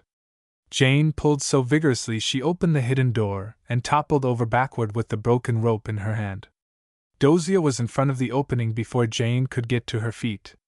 "Well, of all things," she drawled. "If here isn't some sort of old elevator!" "A dumbwaiter!" cried Jane. "There are my groaning ropes. Pull, Doze, and let's see if it carries a car." A couple of jerks at the big cables and the car came down to earth with a bump. "Now!" exclaimed Jane gleefully. "There's the mystery. This airship goes right up into that tower." "But don't you dare ask me to make the ascent," warned Dozier. "The tower may be thick with ghosts as a chimney with swallows." "But think of it," rattled on Jane. "That old hidden dumbwaiter! Why have we never discovered it before?" "Didn't need it," said Dozier. "Wouldn't have a bit of use for it now except to save you from getting gray-headed and daffy over spooks. Come along indoors and look at the tower from the other end. This elevator must have a last stop, all-out platform someplace," drawled Dozier, as calmly as if a great part of the mystery had not just been successfully cleared up. "But I'm not afraid to go up," declared Jane, almost dancing with excitement. "And the elevator works by pulling the ropes from the inside." "Don't you dare, Jane Allen!" cautioned the imperturbable Dozier. "You might get halfway up and stick in a smokestack, or a rope might break, or anything of a large variety of possibilities might occur. I can't be a party to your suicide pact. Walk right up the red-carpeted stairs with little bright-eyed Dozier, and view the tower from the objective." She took Jane's arm and dragged her around to the side door, which stood invitingly opened. By way of the red-carpeted stairs they went as far as the attic flight, and from that point tramped plain, unvarnished, and well-worn treads, which Dozier took two at a time. In the attic, daylight dispelled many of the night's fancies. For instance, the big black things in the corner were only stored trunks, those shadowy forms hanging from rafters were Miss Gifford's best summer togs in their tailored moth bags, and the thing that glistened in the moonlight like horrible eyes in a ghastly face were almost that very thing, for some Halloween trappings hung right under the window, a veritable trap for spectral moonlight. Jane smiled. "These things had Judy and me scared blue last night. They actually seemed to point long bony fingers at us, but behold! Nothing more sinister than a lot of storage stuff." Dozier was over in the other end of the low-raftered room looking for the dumbwaiter. Objective. But there appeared to be nothing of the sort either in brick chimney wall or along weather-boarded partitions. "I can't see where that tower ends," she said. "See, Jane, this is nothing but a straight wall, and the tower surely is built round." Jane surveyed the brown boarded wall. "But this is not all the attic," she exclaimed. "See how narrow this room is and gauge the size of the building. There must be another attic back of those boards and that fire brick wall. Now, how do you suppose one reaches the other side?" "Via dummy," said Dozier. "But no little jaunt in that flivver for me. No indeed, Janey, not even to bag a real, live, active, untamed spook." They were both tapping along the boarded partition but had found no evidence of an opening. "Say, Jane," whispered Dozier, her brown eyes wide with pretended fright. "Suppose some awful creature is hidden in there, and that she has her meals served from the old dumbwaiter?" Jane howled at this and danced around in cruel imitation of a possible awful creature, that she tore a hole in her skirt from contact with an unfriendly nail mattered little, for the dance took in the length of the attic between trunks, boxes, disabled chairs, and even dodged an ancient sewing machine. "An attic party is attractive under certain conditions," Jane repeated. "I thought once I saw something move over this way. Let me look there more carefully." "Look away," replied Dozier, falling limply into a very uncertain old willow porch rocker. Jane pulled aside some curtain stretchers, then pried from its corner an old Japanese screen. "There!" she yelled. "There's the door, now we're getting to it. Dozier, look, a real door into the other attic." And she paid no attention to the noise of falling articles swept aside in her wild rush to open the low door, so completely hidden by the old Japanese screen. "Jane! Jane!" begged her companion.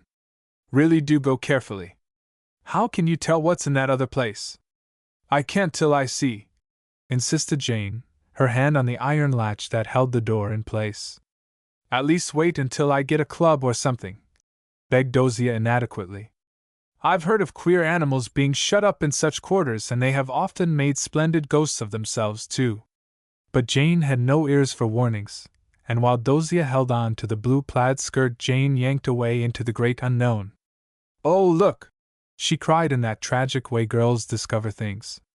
Just look! They had opened up a big storeroom forgotten and abandoned, and in it were all sorts of college paraphernalia, such as is used in theatricals.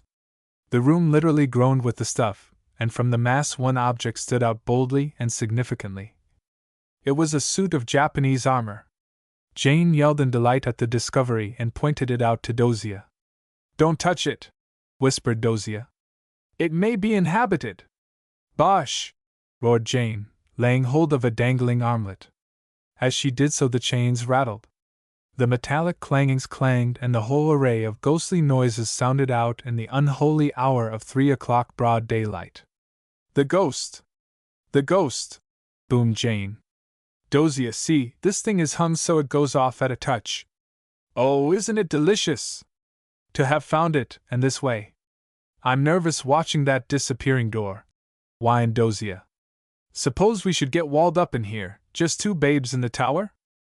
I'm going to get this thing down and show it to the girls, defied Jane. Oh, Dosia, look there, a companion. One for you and one for me. Let's get into them and go downstairs. The girls will be therein. Say, little girl, drawled Dosia. Do you expect me to get in under that scrap iron works? It's all padded, interrupted the excited Jane. Here. She had the armor off its big hook and simply made Dosia hold the tumbling parts. There's the helmet, the visor, and these, dash. The trunks, said Dosia.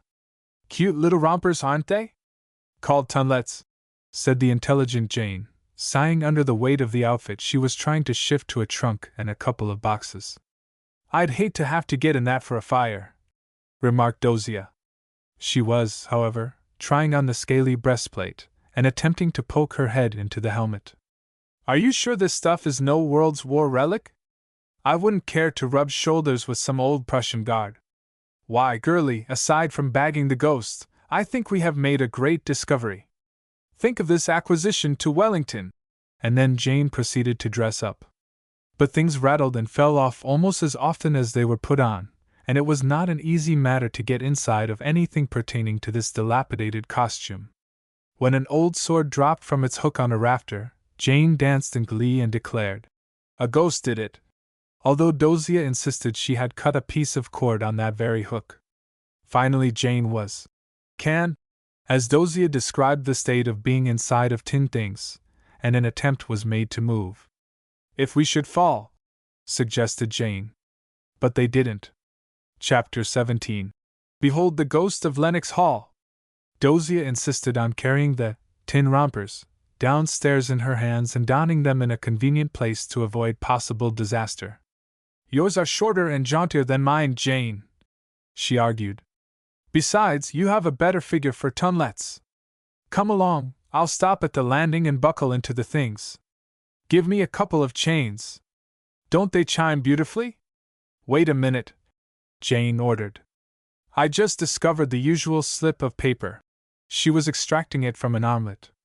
It's quite new and very modern, in fact regular typewriting kind. Oh, tuck it away and come along, Dosia moaned.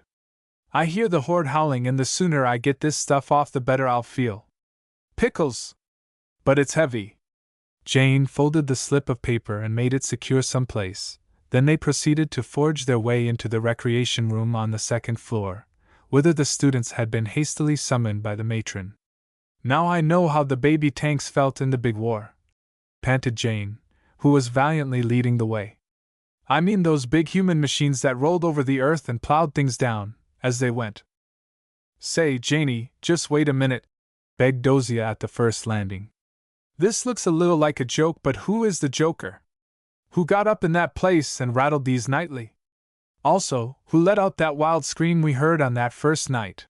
She was talking quickly and in a subdued voice. We may be breaking the spell by raiding the secret chamber, but suppose the old spook breaks out in a new spot? I've thought of all that, confessed Jane, her smile threatening to unhinge the visor. But we must give the youngsters their show first.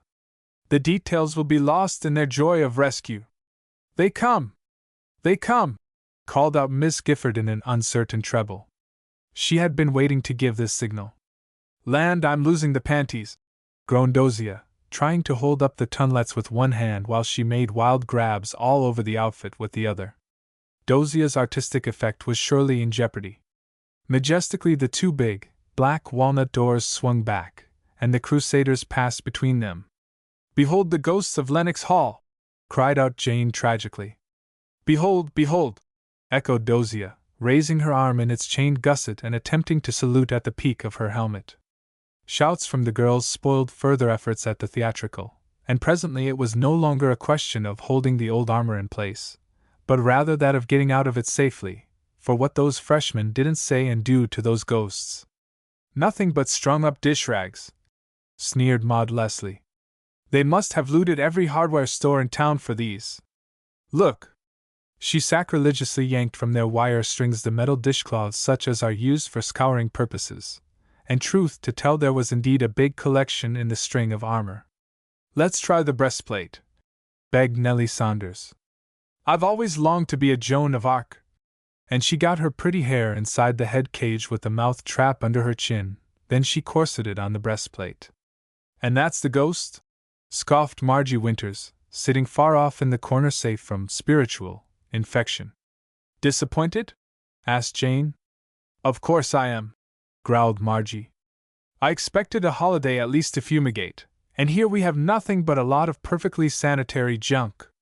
And I thought we would find a beautiful maniac walled up there, sighed Velma Sigsbee. It's a perfect shame to have the thing end so unromantically. Hard to suit you youngsters, commented Jane. She had fully divested herself of the trappings, and now stood aside while the freshmen surveyed the wreck. Someone suggested getting up surprise theatricals and bringing before the whole college the ghosts of Lenox. This was a fuse to the bomb of excitement, and presently the roll was called, secrecy pledged, and a committee of arrangements appointed. Prompt freshmen. Give Sally Howland a part, called out Ruth Lawrence. She's just suited for something angelic. We'll transpose Othello and sprinkle it with cherubs, said Nellie Saunders, who had been made chairman of the cast. But the one thing to remember, girls, is secrecy, she announced loftily. No one outside of Lenox must know what the ghosts are, or anything about the show. You'll find tons of stuff up there to fit out the entire performance, Jane informed the excited students. It seems to me the things have been stored there for ages, and perhaps were the remains of some very grand affair in the early history of Wellington. Now, girls, are you fully satisfied the ghost is annihilated? Perfectly, spoke up Nellie. And we just don't know how to thank you juniors. Cheers, girls, for our rescuers. They cheered with the freshmen's dirge. 1, 2, button my shoe, 3, 4, knock at the door. They knocked at everything. 5, 6, pick up sticks. Wild grabs. Sticks, sticks, freshies cans mix. Rawr! Rawr! Freshies all sore. Moans and groans. Gore sore ROR. And they roared. Thanks, responded Jane when the roar died down. And we're glad to be initiated in your sorority. Have a lovely time and be sure to let us know if you need help with the spook review. Dosia chimed in feebly and slipped out after Jane. They were actually disappointed, she remarked. I believe they hoped for real gore. To tell the truth, admitted Jane, it did seem a bit commonplace after all the symptoms. But I almost forgot the little note. Did you ever yet meet a case in which the written word played no part? Where did I put that piece of paper? In your shoe? Suggested Dosia as Jane exhausted all other possibilities. No, here it is in my sleeve. Sit down and we'll decipher it. They dropped to the nearest bench and smoothed out the paper. It's part of a letter, said Dosia, and written by a boy. Oh, joy, now we will have some fun, a love letter. and she pored over the torn page. Neither the beginning nor the end, said Jane.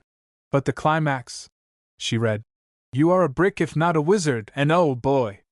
How that $200 check did look to me! 200, Dozier repeated. No girl around these diggings ever handled that tidy little sum. Read on, Jane, it may be a will or something, and we may come in for a share, reward, you know. Here's our clue, announced Jane. The name Shirley. Read that. She did so herself. Shirley, however did you do it? I know you neither stole nor borrowed, so it is all right and wait, interposed Jane. That's torn. She laid the paper on her knees and fitted in the damaged parts. Here it is. I'm back in college and in the big dorm, after the scare, and it's wonderful to have a little sis like you. Sis, groaned Dozier. The lover's only a big brother. She slumped in her seat dejectedly. Shirley's brother, reasoned Jane. And we have been blaming that girl. She helped her brother to get back to college. The voice reeked with dismay and incredulity. Can you imagine college running in her family? Questioned Dozier the incredulous. I suppose we should hardly have read the letter. Why not? Should we have risked our precious lives up in that attic and then turned down this important clue? Indeed, I'm all for asking Shirley to introduce me. And Dozier strutted off to show her height if not to display the runs, in her hose and the threadbares, in her sweater elbows. But it does sort of take one down, mused Jane, following her companion toward Warburton Hall.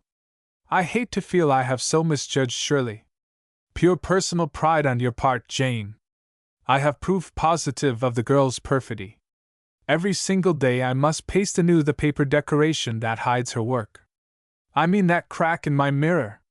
More than once it has done dreadful things to my poor face. If I move just 1 inch to the left, the crack gashes my right cheek. You know how a glass reflects. But this brother. May I see the paper, Jane? His name might be between the lines. Oh, it's Ted, said Jane innocently. See the signature here, but no address, of course. And from that amateur hand, Doze, I am sure Ted is a junior. But, Jane, almost gasped Dozier, what can you do with that letter? It would be positively dangerous to let Shirley know you found it. It would mean, logically, that she rang the ghost chains, and that you knew she had helped her brother financially. All the nonsense had now died out of Dozier's voice, and she compelled Jane to stand while she proclaimed this ultimatum. But how could she get up there, Dozier, when we know positively she was not on the campus the night of the big alarm? And little Sarah is innocent, I am sure, went on Dozier, for she handled that trash with an interest too keen for previous acquaintance with the stuff. Each piece gave her a little spasm of surprise. I watched just how it affected her. Queer, I noticed that also, said Jane. Yes, I'm sure she never saw the armor before. But Shirley is never around in any excitement. I am afraid she spends a lot of time in Dolvins. But how could she ever get $200 for Brother Ted?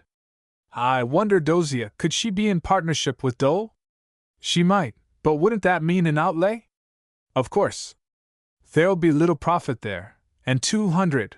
The amount was appalling to Jane's practical mind. Voices broke in on the soliloquy. Here come the girls from their ride, and what a shame you didn't go, Jane.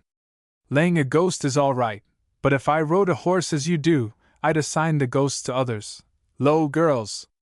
Break your necks or anything? Chirped Dozier.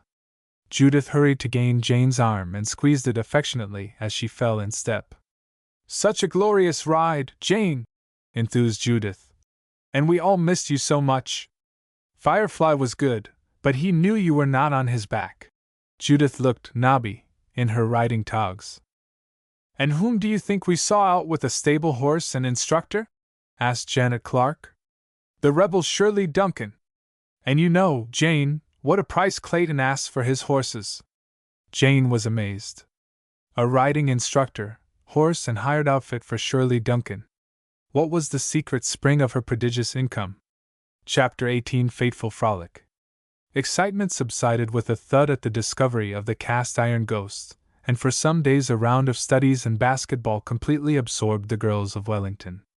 Whatever the restless freshman had in hand was not evident to the other classes, and only Jane, Judith, and Dozier shared the interest, and possible anxiety, following the clues and suspicions in the undertow. "It's a dreadful thing to be proud," confessed Jane to these companions after a rather too vigorous hour in the gym on Saturday afternoon. "Somehow, when I think of my own darling daddy's scholarship being dragged in the mud this way, I feel dangerous." "Don't blame you," acquiesced Judith.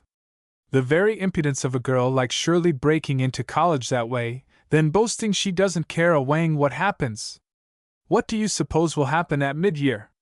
A neat little note, unable to keep up with her class, I suppose," said Jane. "And while I don't wish that girl any more harm than she's bent on, I am bound to confess I would sigh in relief at her departure." "But that lovely brother Ted," mourned Dozier. Judith had been made fully acquainted with the fragmentary letter recovered in the ghost raid. "That would be hard," agreed Judith. "And I'm sure there's a sweet little mother, but we saw the mother—" Jane broke off suddenly. "How incongruous that those two country folks should have a son at college like our Ted." "Our Ted," echoed Judith, allowing her head to droop on Jane's shoulder impressively. "Awful," moaned Judith. "Tubble," groaned Dozier. They were walking leisurely up from the gym, and the clouds of young winter wrapped the gay sunset in fleecy blankets, while capering elves picked up every frightened little leaf and tossed it cruelly from its hiding place.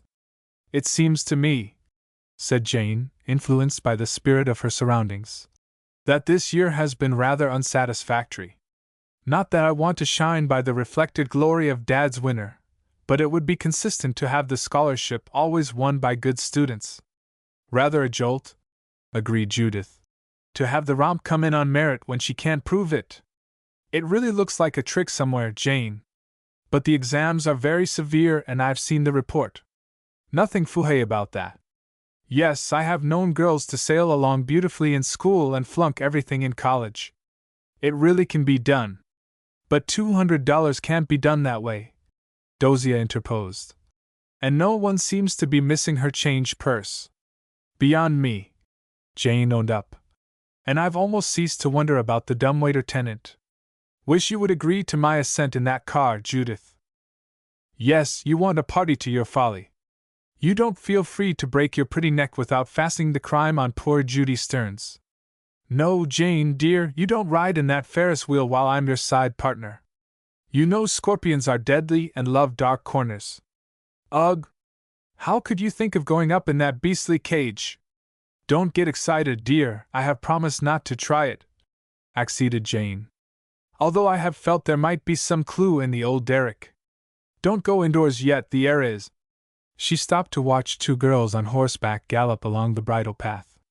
"Shirley Duncan and some stranger," exclaimed Judith. "And how they are going! Oh, mercy!" "Oh, oh!" screamed all three, for at that moment both riders were vainly trying to check their horses in a sudden dash down one of the steepest grades, straight over a hill almost perpendicular in its slope. "The horses have left the path," breathed Jane, watching with fascinated gaze the two mounts galloping down at a speed surely disastrous. One, the taller girl, seemed to have some control, but poor Shirley— "Heavens!" screamed Judith. "She's gone!" The horse had stumbled, and its rider was rolling headlong down the hill, while the frightened animal pawed the earth in a wild attempt to regain its feet. The girls, terrified, started swiftly for the spot, but even as they ran the unfortunate rider went over a sharper turn and struck. Then, she lay in an inert heap against a jagged rock. In a moment they were at her side. "Her head!" exclaimed Jane, frightened at the deathly face she now stared down at. "Can we carry her? This is so far from a building," gasped Judith. "Oh, Jane, see the blood!" "I can easily carry her," answered Dozier quickly. "Let me pick her up and take her o'er my shoulder." "Wait," Jane cautioned. "It might be dangerous. We must stretch her out flat so that her head is down. There, she may soon regain consciousness. I wonder if one of us should run up to Madison?" "I'll go," volunteered Judith, evidently glad to escape from the horror of the scene. "See, the other rider is still galloping." She can't stop her horse. Oh, how terrible if the runaway gets out among the autos. Hurry, Judith, Jane begged. Have them bring a stretcher. I am sure we shouldn't lift her head. Her face is bloodless. She appears to be recovering, Dozier whispered. Poor Shirley! How dreadful that this should happen! If only she lives, moaned Jane, contrition in voice. Somehow it was unbearable that this country girl had been so severely censored by Jane and her companions. As she lay there, all the horrors of her unhappy school days seemed to fly up and strike Jane in a charge of bitterness. I'm sure she is only stunned, Dozier said consolingly. See, Jane, there's a tiny streak of color coming. She will soon react. Yes, the pallor was melting into a film more lifelike, but the heavy eyelids looked so deathly. How awful to gaze upon that mockery of death-complete unconsciousness. Her horse is walking off quietly, Jane. Again Dozier spoke. I believe the animal is wise enough to know he should not go without his rider. Even the riderless horse, with his solemn clip-clapping, echoed a terrifying note to the scene. It was all so appalling. Shirley! Shirley! Whispered Jane, close to the ear of the stricken girl. Then, Shirley? Repeated the blue lips in a questioning answer. Where? Oh, my head! And a spasm of pain struck across the white face. You are all right, Shirley, dear, Jane comforted, relief in her voice. You just fell from your horse. Lie still until we can take you to the infirmary. Do you feel a little better? How wonderful to hear the stricken girl speak again. The awful noise in my ears, she gasped. Like a torrent rushing. That's only the returning circulation, said Dozier in the same quiet monotone Jane had used. What a relief! To know her mind was clear. And the blood streak on her neck seemed now only from surface scratches. The briars had torn her flesh cruelly as she dashed down that hill. Over the same hill, but not by the same route, could now be seen the stretcher-bearers. With 4 seniors were also Miss Rutledge, the dean, and Miss Fairley, the matron of Madison. They were hurrying and silent, only the light tread of crackling leaves on the bridle path accompanying the grave little procession. Jane and Dozier were chafing Shirley's hands. At the approach of the litter they stood waiting to lift with gentle hands the prostrate girl. It seemed so strangely pathetic, the big country girl in that gay riding habit, the glaring red coat such a contrast now to the helpless wearer. Her little velvet jockey cap still held on with its chin strap, and the new chamois gloves hiding her untamed hands were so strikingly new. Few words were spoken as the rescuers met. Miss Rutledge gave quiet orders, and these were carried out with intelligent care. Finally Shirley was on the canvas stretcher, and Jane was holding a restorative close to her nostrils. There, dear. It's all done, and you won't move another bit now to hurt your head. See how steadily the girls carry you? Dozier held one hand opposite Jane's side, and the older students moved, over the uncertain hill, tense and powerful against a possible jolt or jarring movement of the patient. Once down on the path the task was less difficult, and as the corps turned back to take the path from the gateway into the grounds again, Shirley's horse, standing by the post, whinnied after them. No one spoke, but Shirley put a gloved hand over her strained eyes, and it was plain she feared even the sound of the faithful animal's call to her. At the infirmary Dr. Pauley was waiting, and quickly as they reached the big white room the students were dismissed, while he and his nurse took charge. Judy, Jane gulped, but before they could reach a secluded spot her tense nerves gave way. Judy! Judy! She cried. Why didn't we try to save her from those reckless strangers?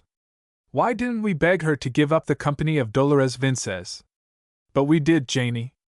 We tried every possible way, consoled Judith.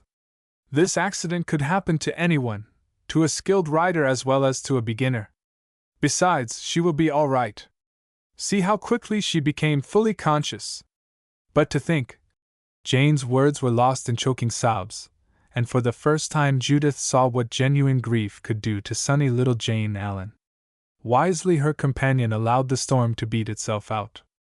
That sort of hysteria is always best spent unchecked, and Judith Stearns merely stroked the red gold head that had buried itself in her lap, while the shoulders pulsed and throbbed under Jane's continuous sobbing.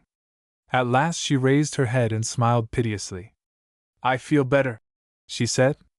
"It's awful to have that sort of thing clutch at one's throat. Now my weakness has passed, let us see if there is anything wanted. Hereafter I shall not trust Dad's scholarship girl to strangers' handling," and she meant every word she said. Quickly the news of the accident spread, and just as quickly came the keen suspense and wave of suppressed excitement. Rumors were whispered, first that the victim was in danger of death, next that her injuries were not serious, until even the most sensational among the many pupils realized the importance of withholding their opinions. Hushed voices around that part of college where the infirmary was situated bespoke an active sympathy, and the weight of oppression that comes with dread had suddenly changed the whole atmosphere into a cloud of gloom. Dear, thoughtless, headstrong Shirley. Chapter 19: The Miracle. The days of watching and anxiety that followed the accident left no time for the lesser interests among Shirley's group at Wellington. For that awful uncertain period there was grave danger of brain concussion, and in the fear of that it must be said every girl in Lenox, besides many outside the freshmen's quarters, showed their loyalty to the untamed country girl. No messages could be sent, no flowers even allowed to attest to their kindness, as in the critical time absolute solitude was imperative. Then, like a flash of that robust country vitality, the patient rallied and all danger was pronounced past. One particular, however, caused Jane keen annoyance. All messages to Shirley's folks had been passed out through Dolores Vinces, who claimed to be a personal friend of the family. Not even a mother would have been allowed to see the patient, and as Shirley begged that this plan of Dolores' agency be carried out, no objection was made to it by the very much alarmed dean, Miss Rutledge. Another puzzling detail was the fact that Sarah Howland begged Jane not to interfere with these arrangements, as any such interference would undoubtedly shock the stricken girl, she argued. Sally and Jane had just left Lenox and were discussing these details. "And I'm so glad now," breathed Sally in her entreaty to Jane, "that you listened to me and did not report that matter to Miss Rutledge." "So am I," said Jane in bewilderment. "I am glad of anything I may have done to make her path smoother here. I can't see why Dolores should step in at this critical moment, though, but I do know she took Shirley's folks around when they were here, and as you say, Sally, to suddenly change the whole line of communication with her family might not only shock Shirley, but also terrify her folks. What a relief that she is now out of danger! I felt like running away at first," confessed Sally. "It was so terrifying. But I realized I might be the very one most wanted here if anything serious should happen." Jane cast a quick inquiring glance at the younger girl following that statement, but was not rewarded by a further gleam of confidence. "I'm afraid I have neglected her," said Jane, "and I mean to make amends. The juniors usually help backward freshmen, but Shirley seemed to resent my attempts even at friendship." "Miss Allen," said Sarah in a compelling voice, "you may not know it, but that girl is gifted at mathematics. She can solve the most difficult problems and is always ahead at geometry and trig. Other studies seem to confuse her, and she just laughs at the languages, but she's a perfect gem at math." "Is that so? I'm so glad!" exclaimed Jane. "For if she is capable at math, she ought to pull through her other work. How strange I never heard anyone mention her talent." Sally shook her head and smiled. "She is so odd and defiant, but under it all I believe the girl is just a big-hearted, untamed creature. That is why, Miss Allen, I have kept as near to her as she would allow me to come. She is too honest even to affect changes." "Capable at math?" Jane repeated, trying to believe it. "I am so glad, Sally. I can't tell you what it means to me that this student is not wholly dull." "I can guess," replied Sally simply, and Jane wondered then if she knew about the scholarship. "Why did the girls abandon their plans for the ghost show?" asked Jane suddenly. "I thought they were all so keen about it." "Perhaps I am to blame," faltered Sally timidly. "But you see, Miss Allen, well, there was a complication there, and—" She stumbled piteously. Jane tried to rescue her. "But it would only have been a lark, and the freshmen have had no barnstorm this season." "I know," said Sally helplessly. But Shirley was so sick and we have given the idea up. Jane had to be content with that, but the veiled explanation only whetted her curiosity. Few accidents were recorded in Wellington's history, and the mishap of Shirley ran its course in intense interest. Then presently the patient was again defending herself just as before, scorning even the humblest sympathy offered. "Serve me right," she insisted, talking to Sally. "I know how to ride and can handle any old farm horse that ever pulled a plow, but I want my hands free and my horse must be unchecked. Stylish togs, gloves, saddles, and trappings get in my way, and that hill." So the accident had served as a lesson, and the fallen pride was not wasted in its effect upon the ambitious equestrian. Thanksgiving had passed with few of the girls leaving college, as special permission was required for that privilege, and now the holiday season was imminent. Even basketball had lost some of its power to enthuse, and the fact that Shirley was not considered well enough to go into the rough game, and also that Sally Howland was too small and light to be eligible, served to lessen the interest of Jane and Judith in the personnel of the teams, for as juniors in a second extension year they felt a little too grown up to go themselves generally into the big games.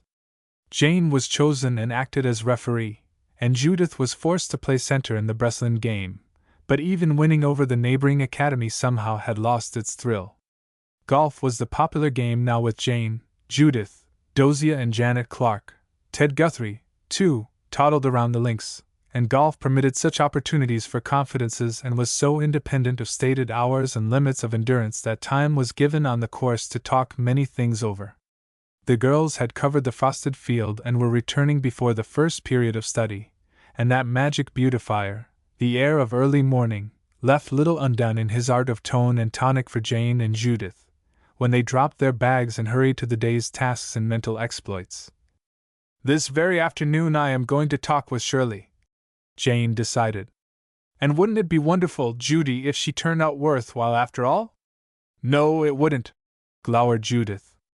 "Any girl who can be as sick as she was and not have her brother Ted come to see her, well, my interest lags at that point and I don't intend to rouse it. I still have that letter," Jane reflected. "Never seemed to get a chance to turn it in. And I didn't want to destroy it." "Give it to me, Janey, do," teased Judith. "Next to knowing the darling Ted, having his letter in installments might serve. Tonight we'll read it over again. It seems so long since we found it with the ghost. Doesn't it? And even the play was given up when Shirley was stricken. But they used the armor the other night in their pageant," said Judith, "and everyone thought it wonderful.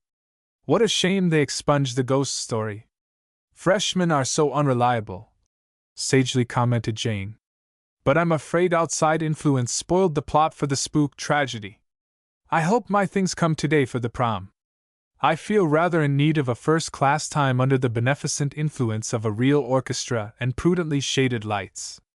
"Me too," agreed Judith promptly if inelegantly. So the gay season advanced apace, and it was soon one round of trying on gowns and fussing with sample hair dressing in all the dorms of Wellington. For the one big function known simply as the dance all students were eligible, and it was just in advance of this that Shirley broke loose. She openly and unqualifiedly cut loose from Dole Vin's interference, as she called it. "I'm through with her," she told her companions, but it was to Sally she confided the details.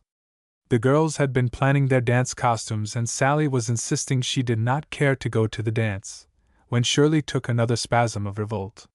She would never again go into that hateful place, she declared, and more than that, she threatened exposure to the beauty shop methods if its proprietor did not soon return some of the loans, long overdue to her, Shirley. "Kitten," she exploded without warning, "I've had my lesson. Do you know that Dole Vin is actually sending bills to my innocent dad for her entertainment of the country folks? Imagine all she's begged and borrowed from me to meet emergencies in her business, and then to ask my dad to pay her dinner bills. Of course she thinks I'm helpless, and that she has me in her power, but I am not such a greenie now. And we will both be free soon." The deep-set eyes took on a look more confident than defiant, and even Kitten did not fail to observe a marked improvement in the speaker's manner and appearance. Shirley was powerful and forceful, with that unruly aggressiveness conspicuous in young children, when the weakness is classified as having their own way before 12 years, and as being capable, after that, the latter faculty true fruit of the former germ. So it was with this country girl. Her very crimes were molding into virtues, and that again proves a world-old philosophy.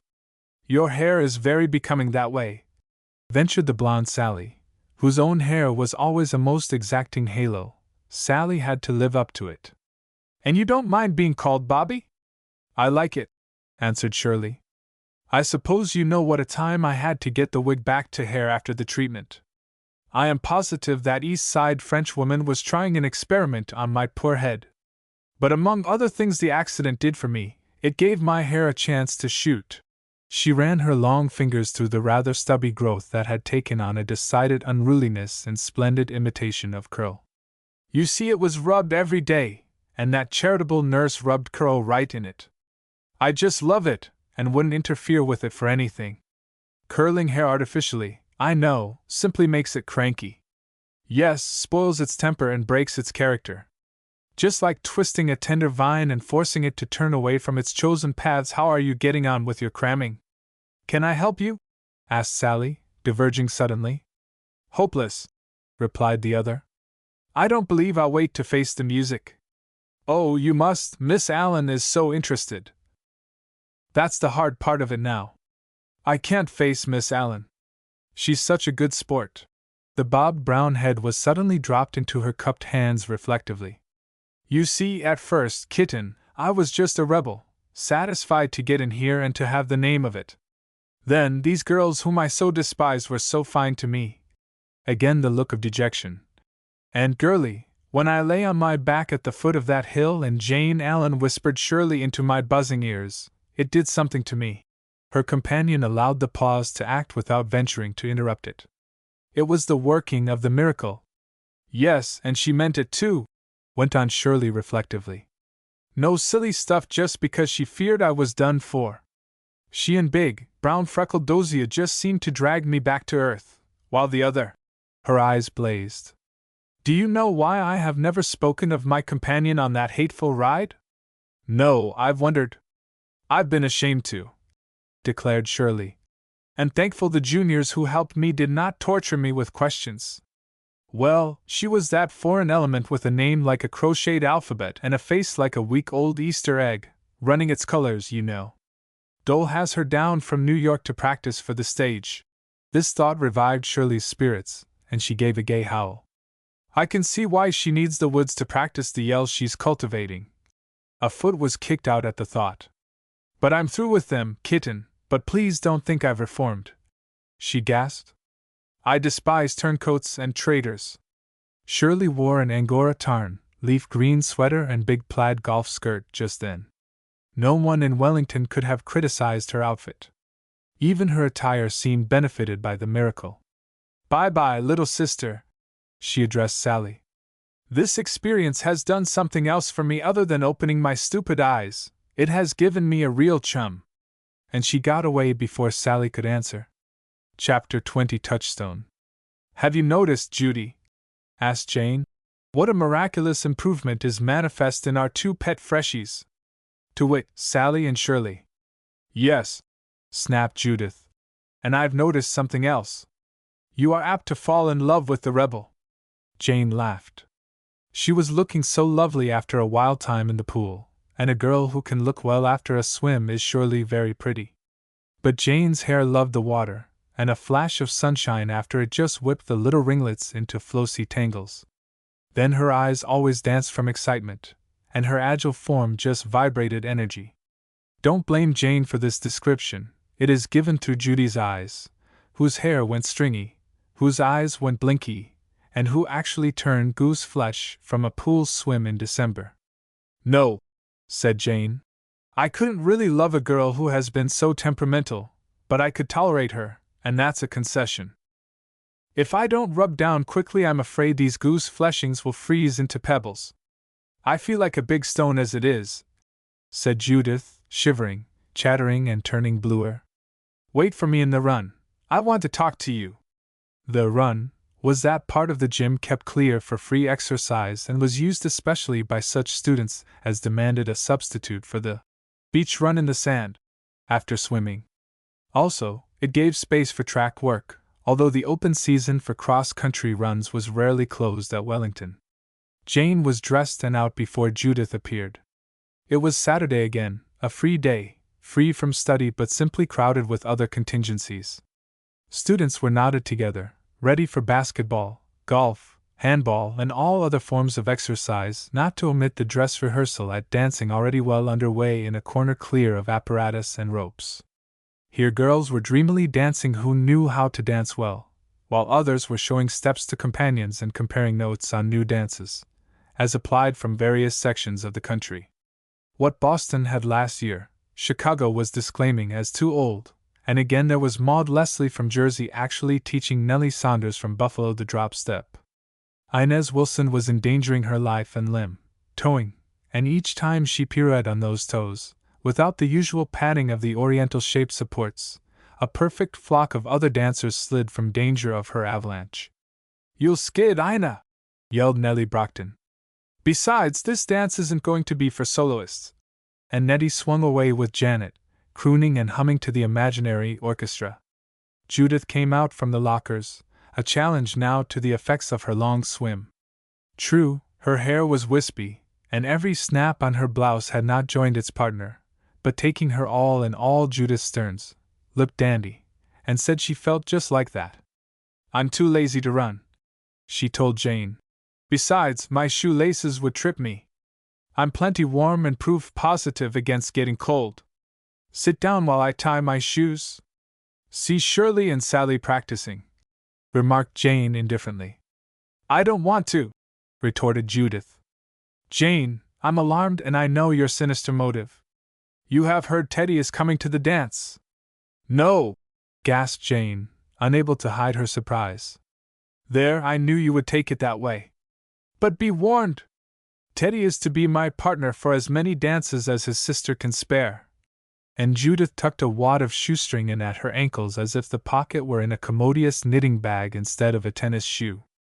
"I hope he's fat and awkward and red-headed and clumsy," snapped Jane, tearing off the qualifications like coupons. "And I know he's tall and graceful and has chestnut hair," fawned Judith. "I've loved Ted from the moment I saw how he curls his crossed letters like a riding crop. That's always a sign of originality and genius." There was a hint of strut in Judith's ordinarily graceful motion, and tiny drops of pool water flicked her eyelashes unnoticed. When Judith Stearns professed to love a boy, she did so heroically, though he be myth or just an ordinary full-back. Jane made her way over to the dancer's corner. Shirley was howling over her own failure at the drop step. She choked back her uproariousness as Jane came along. "Can't do it," she confessed. "Guess I shall have to stick to one steps. Every fault is an art at the big dance," said Jane. "It's the one chance we have to stand by our hometowns. We all seem to dance so differently. But that's very good, Shirley. I wouldn't give it up if you really want to get it. There's just a queer little knack this way." She threw her arm around the novice and led her off. Judith had condescended to follow Jane up and was now talking to Sally. For the length of the arena, Jane and Shirley struggled along, chatting and smiling without restraint or self-consciousness. Girls made eyes, in criticism, but none ventured to shape their criticism into words, for the rebel Shirley was doing pretty well in everything these days, and why should not a junior take her up if she wished to?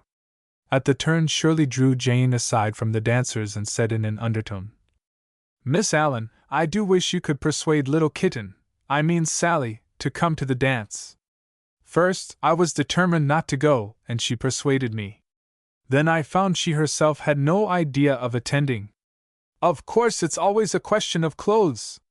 Surely we must insist on her coming," said Jane decisively. "But it is awkward to get around clothes. You know her so well, can you suggest a way?" Jane dared not hint that she would ask nothing better than providing the dance dress for little Sally herself. "She is so proud, and then lately she has had reverses," said Shirley gently. "But if she doesn't go I simply won't." Nothing could induce me to. And she flashed through with her old-time defiance. But this one dance is counted the real get-together of the whole year, argued Jane. When a girl absents herself, it usually sort of disqualifies her for all the other affairs. Besides, it is really a benefit, and we do so need a new dormitory. If we could smuggle a box to her and pretend, here she comes. I'll think it over and come for advice if I may, said Shirley quickly. Jane stepped back to the dancer's whirling rim. She was almost deciding that the country girl was charming. But like the country girl herself, Jane detested reformers, and was unwilling to admit that a change of heart is something wholesome and even commendable. She knew not of the miracle. More puzzled than ever at Shirley's proposal that they smuggle a box to Sally, Jane became anxious lest Shirley might be getting funds from some unusual, if not unlawful, source. The malicious influence of Dole Vin was ever a disturbing factor to be reckoned with, and as yet Jane had no way of knowing that the confidential relation between the two freshmen and the beauty parlor proprietor had been broken off. Later that day Jane confided in Judith. "What would I do if I had no Judy to tell my troubles to?" she said with a show of sincerity. "You may talk about new loves, but there is, and only will be, one darling Judy." "Don't kiss me," protested Judy, although Jane was on the other side of the room and gave no hint of any such intention. "I can't bear being babied, makes me homesick." Then she laughed and blew a substitute over to Jane. "Have you seen my dance frock? I know Ted will adore it. Even the box is pretty and has violets on the cover." She sniffed. "I'll try it on tonight, not the box, and make believe you're Teddy. Judy, if some of the girls were to hear you rave that way, they might take it seriously. And they would be perfectly justified in so doing," mocked Judith. "Please hear me. I want to talk seriously and started off with such a lovely preamble," interrupted Jane. "It's this way, Judy. Shirley shows the earmarks of wealth, I mean money. Now, where does she get it, and after that poor boy's letter? If I only knew," pursued Judith, refusing to be serious, "how I'd love 200. "Well, we have got to find out where it comes from," fired back Jane, flushing with determination. "I am not going to be fooled by a change in manner and an improvement in style. If beauty shop money is beginning to flow in here, it must be stopped. Bravo! We haven't had a real lively little scrap since the ghost fell, and I'd love it. You may joke, Judith, but calling me by my baptismal name settles it," said Judith, with assumed finality. "I'll apologize, Jane Allen. What do you propose to do, and when are you going to do it? May I act as your honorable secretary?" "Yes, come with me tonight and pay a visit at Lennox. I want to talk Sally into going to the dance. The girls are so fond of her, and she happens to be one of our pets. I really don't know how it happens, but it has, and it would look shabby if we were to leave her out. So she must come." "Got to," agreed Judith. "She's so smart, every freshman is envious. Did you hear Miss Roberts, the real Noah Webster of Wellington, rave about her thesis? Clever girls are so apt to cut dances," said Jane. "We must assume the missionary spirit, dash." Her voice trailed solemnly. This was too much for the turbulent Judith, as Jane intended it should be. I'll go, she cried out in protest. "Although I hate to think of Teddy having to choose between me and Daffodilly Sally, still I'll go, Jane, to save you another spasm like that. Where's the logic? Do you suppose ethics will be easier? Or perhaps worse, likely worse." She was slamming book pages violently. "Now don't speak to me for 1/2 hour. Then do your worst." But while Judith was studying, Jane slipped out of the room ostensibly for a breath of fresh air. All her chum's hilarity was appreciated, but just now things were assuming a serious turn and Jane felt some responsibility for the swing of the turntable. "Judy's a dear, but she hasn't a daddy's scholarship to fight for," Jane told herself. "And the marked change in my rebellious Shirley may only be a preliminary to another outbreak. I've just got to see the girls before the lecture." And she flew from the inopportune mirth of Judith Stearns. Shirley and Sarah were together in Shirley's room, not at the foot of the attic stairs now, but a tiny, nest under the artistic eaves, chosen for effect on the purse, as well as on the eye. I can't do it, Shirley was arguing, as Jane came to the door. I simply am through at mid-year. Surprised at this statement, Jane knocked quickly to forestall further disclosure. Both girls answered, and Jane found them glad, even anxious to see her. You are both surely coming to the dance, she began, falling into Sally's prettiest cushions. I came over just to make sure. Oh, Miss Allen, wavered Sally. I can't go. Now, Sally, Jane began. Please don't consider it as at all ignoble to be financially embarrassed. In fact, more than half of our girls are continually rationed, as they call a cut in allowance. And if it is only a matter of a pretty little flowered gown. No, that isn't it, interrupted Sally. The fact is, Miss Allen, we are both getting ready to escape, said Shirley, with a double-edged laugh. Escape? Go home and desert. Jane showed her astonishment. You couldn't mean anything like that, she gasped. Oh, you wouldn't be so disloyal. The girls looked at each other, puzzled, either seeming to know what might be best to reply. Finally Shirley said, You must know, Miss Allen, I am totally unprepared for exams, and I see no reason why I should face them. I plan to stay home after the Christmas vacation. Shirley! Exclaimed Jane. If you ever knew my dad, you wouldn't treat him like that. Her voice quavered with excitement. He seems to think more of the record of his scholarship girl than of his own daughter's achievements. Oh, you can't mean you are going to cut? Your daddy, repeated Shirley. I didn't suppose he cared a snap for his beneficiary. Beneficiary indeed! He called you a very different name. He is a great, big Western man, with a heart as fine as the hills and a soul as true as their granite. Jane did not pause to note the effect of her words, although Shirley was almost gasping. He has what some might call a deep personal interest in the girl he sponsors at Wellington, but it's more than interest. She was almost breathless. It's affection.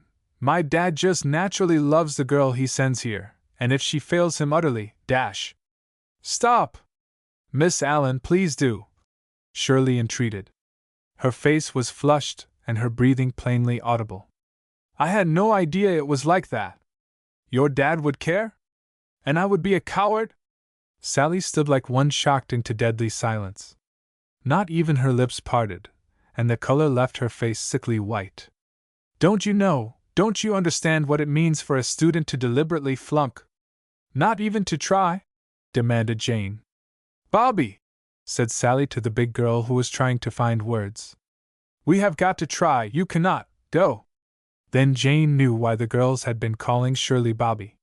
It was her companion's affectionate name for her. Yes, kitten, Shirley said. We have got to, but now how can we do it? The situation was becoming more difficult each moment, and when presently Jane Allen left the two freshmen, she had taken on the weight of a new mystery. Those girls were in a conspiracy to desert before exams. Why? Chapter 21 Cramming Events. Now, what can we do? However are we going to get out of this? Sally asked Shirley. They seemed desperate. I don't know. How differently things have turned out from our expectations. I wouldn't mind anything but that darling dad of Jane's. The thought sickens me. And the bobbed head drooped dejectedly. But I am more at fault than you, sobbed Sally. I feel like running away from everything. So do I, but we neither will do it. That's the trouble with reformation. I told you I should hate to be reformed, it tags on so many responsibilities. But we are both in for it. And the dance and Ted wanting to come. Yes, isn't it just dreadful? What shall we do? He has got to come, of course. Couldn't disappoint that boy. Oh, I'll tell you, kitten. Let's write and tell him he must play cousin to both of us.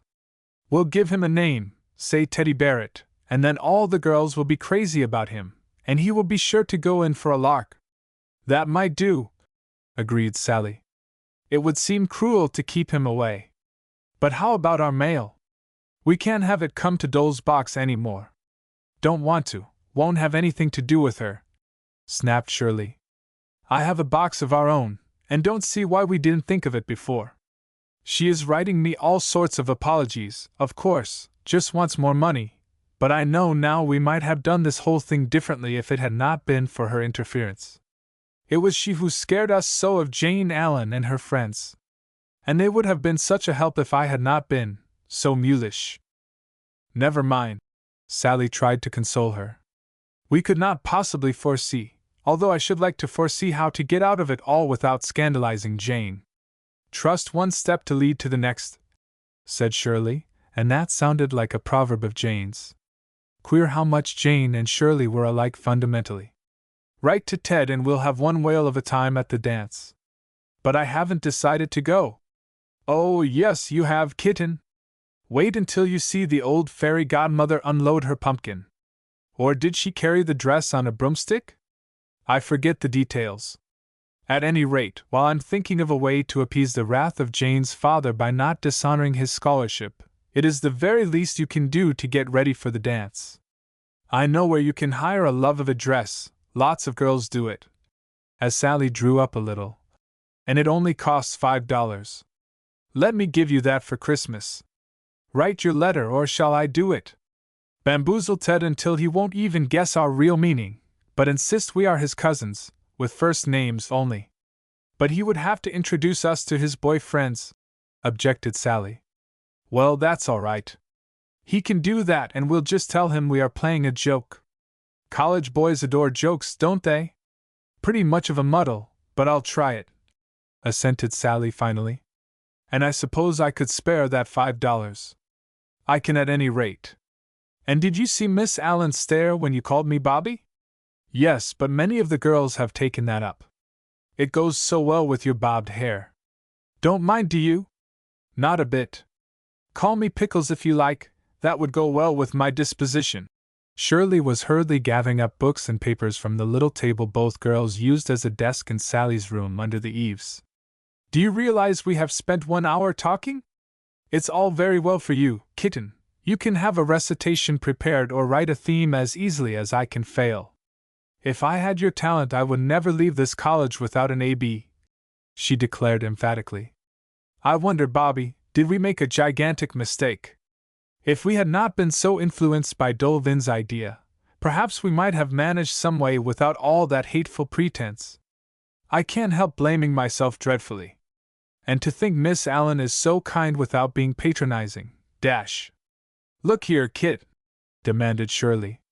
I know you could have come here without that plan, but what could have put me through? Nothing but the scholarship. So please don't be getting morbid. We may have been foolish, but we did what seemed right, and Dolvin was a mighty convincing friend, I'll admit. The question now is the dance, then Ted, and then, I don't know, maybe I'll escape in the night. And the old-time rebel spirit danced in the sharp, dark eyes. Sally piled up her notes and followed Shirley out to recitation. It was not easy now to finish the task which at first seemed almost alluring. It was like trying to uproot some gentle affection to plan to actually leave Wellington. The girl's secret was spreading poisonous tendrils over every other act and thought. Nothing now seemed untouched by that malicious deception, and the very crisis now imminent was ugly. And this was what both had planned and worked for, to leave Wellington at mid-year. They had not reckoned on the power of girls' love for girls, and of education's influence on sentiment.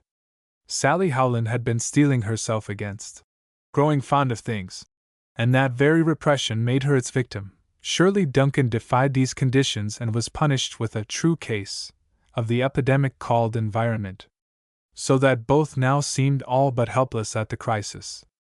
A day or two before the dance, when arrangements were running as smoothly as the little lake that dripped through the big grounds of Wellington, a general hike was planned.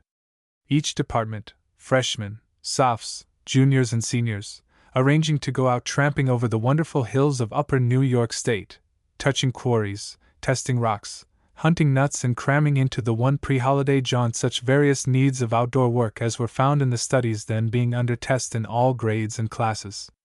Thus far it was an open winter, no snow, flurries failing miserably to do more than make the air look pretty for a few minutes, and even brooks had kept up their rippling music, chattering away over rock and rill, blissfully unconscious that winter's deathly breath must soon paralyze every little vein and artery into a rigid, frozen crystal surface.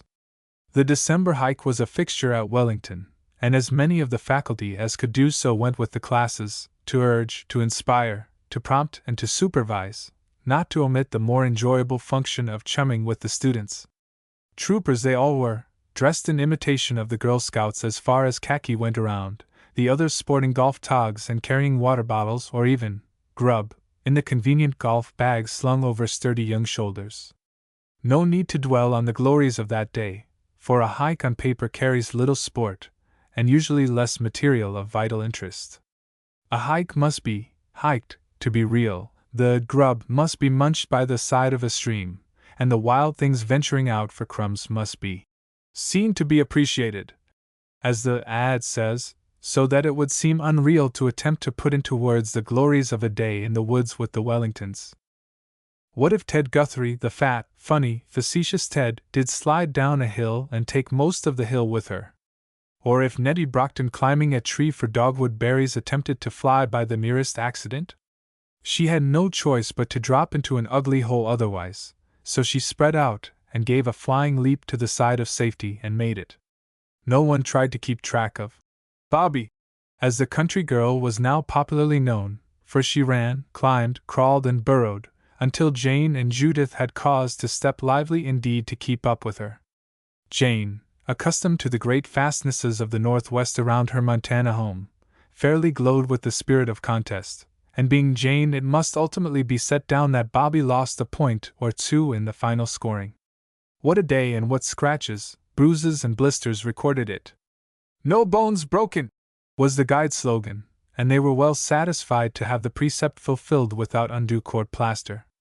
Coming home, the gay groups fell into their usual lines, and separated into such little parties as suited best the confidences of their members.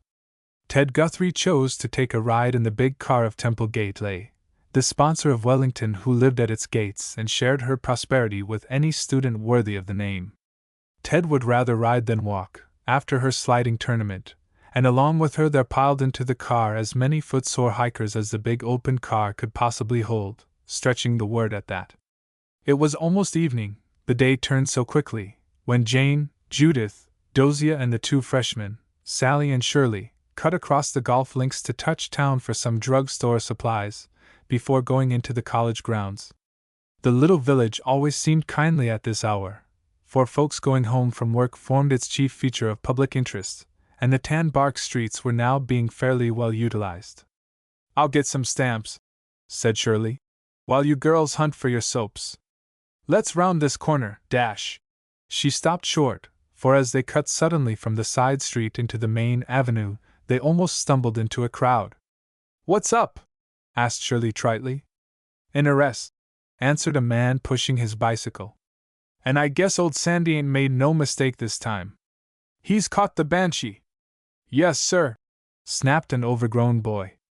"That's what she is. Keepin' folks awake howlin'." Sally clutched Shirley's arm. "See, it's Dole's friend, the actress." "Sure enough, the foreign element with a name like crocheting," said Shirley. "I always knew she would come to grief with that howling. Girls," to Jane and the others, "could we go to the town hall and find out what happens? That's the ghost of Lenox Hall, the woman who screamed at midnight." Too astonished to offer comment, the girls drifted along with the crowd, and a break in the ranks afforded just a glimpse of Officer Sandy with a very tall, fancifully dressed, but very much disheveled prisoner. She walked along with the officer as if he might have been a creature of a lower order of creation, but as the boys said, Sandy did have her goin' dot. And she was the foreign element, the obnoxious visitor at the beauty shop, who was so sorely and fatally stage-struck that she had seriously disturbed the peace of decorous little Bingham. "She would yell right out in the night, like a hoot owl, only fiercer," insisted one of her followers. "And she ain't safe to be loose with a habit like that. Defying the law and disturbing the peace," growled Sandy. "I've had a warrant for that noise ever since it scared old Mrs. Miner into fits and she was took to the hospital on account of it.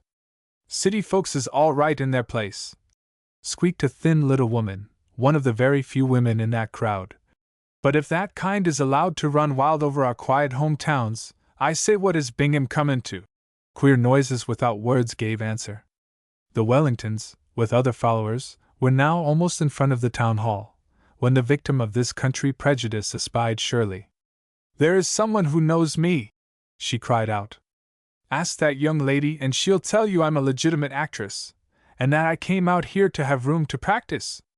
Shirley ducked, as Judith put it, but Sally, more sympathetic, offered to interfere. "Don't," begged Jane. "We were at this court only a short time ago. We don't want to wear out our welcome.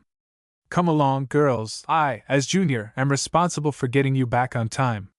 Come along." "Yes," said Shirley bitterly. "Do come along, girls. That's about the way this lady left me when my horse threw me off on the hill. She was not anxious about me then, and I guess she isn't as much in danger now as I was at that time." And when Officer Sandy piloted his charge in before the recorder, the doors were closed, and the hearing was made private. Chapter 22 Startling Disclosures. Once more Shirley had the center of the stage, a position she loved when it entailed the telling of a thrilling story. And at last the ghost story was ripe, as Jane expressed it. "Tell us," she demanded, without regard for the race to college during the telling. "Who is that woman, and what do you mean by calling her the ghost?" "She's an actress," declared Shirley. "That is, she thinks she is, and she has lots of money and a poor head for managing it. In fact, I have always thought her erratic. You see," went on Shirley, supporting herself by linking into the accommodating arms extended, "Dolvin fetched her out here from the city so that she could practice her howling. She was cast for a part with a wild scream in it, and every time she attempted to practice someone interfered, the police usually." "No wonder," interrupted Jane. "Why couldn't she stick to the theater for rehearsing?" "Her own idea," went on Shirley, importance of the occasion echoing in her tone. "She wanted to get it down pat and startle her manager into starring her. It seems a great deal depended on that frightful scream, and she kept at it every chance she got." Here the girls threatened to outdo the lady of the scream, but rough walking checked the attempts. They also realized her fate. "But how did she get the chance to go up in Lennox's attic?" asked Dozier when her voice could be heard. "As I suppose it was she who ripped out that terrifying yell, dash, that I rang the fire bell to cover," put in Sally gleefully. "And that the fire department wanted to turn the hose on," chimed in Judith.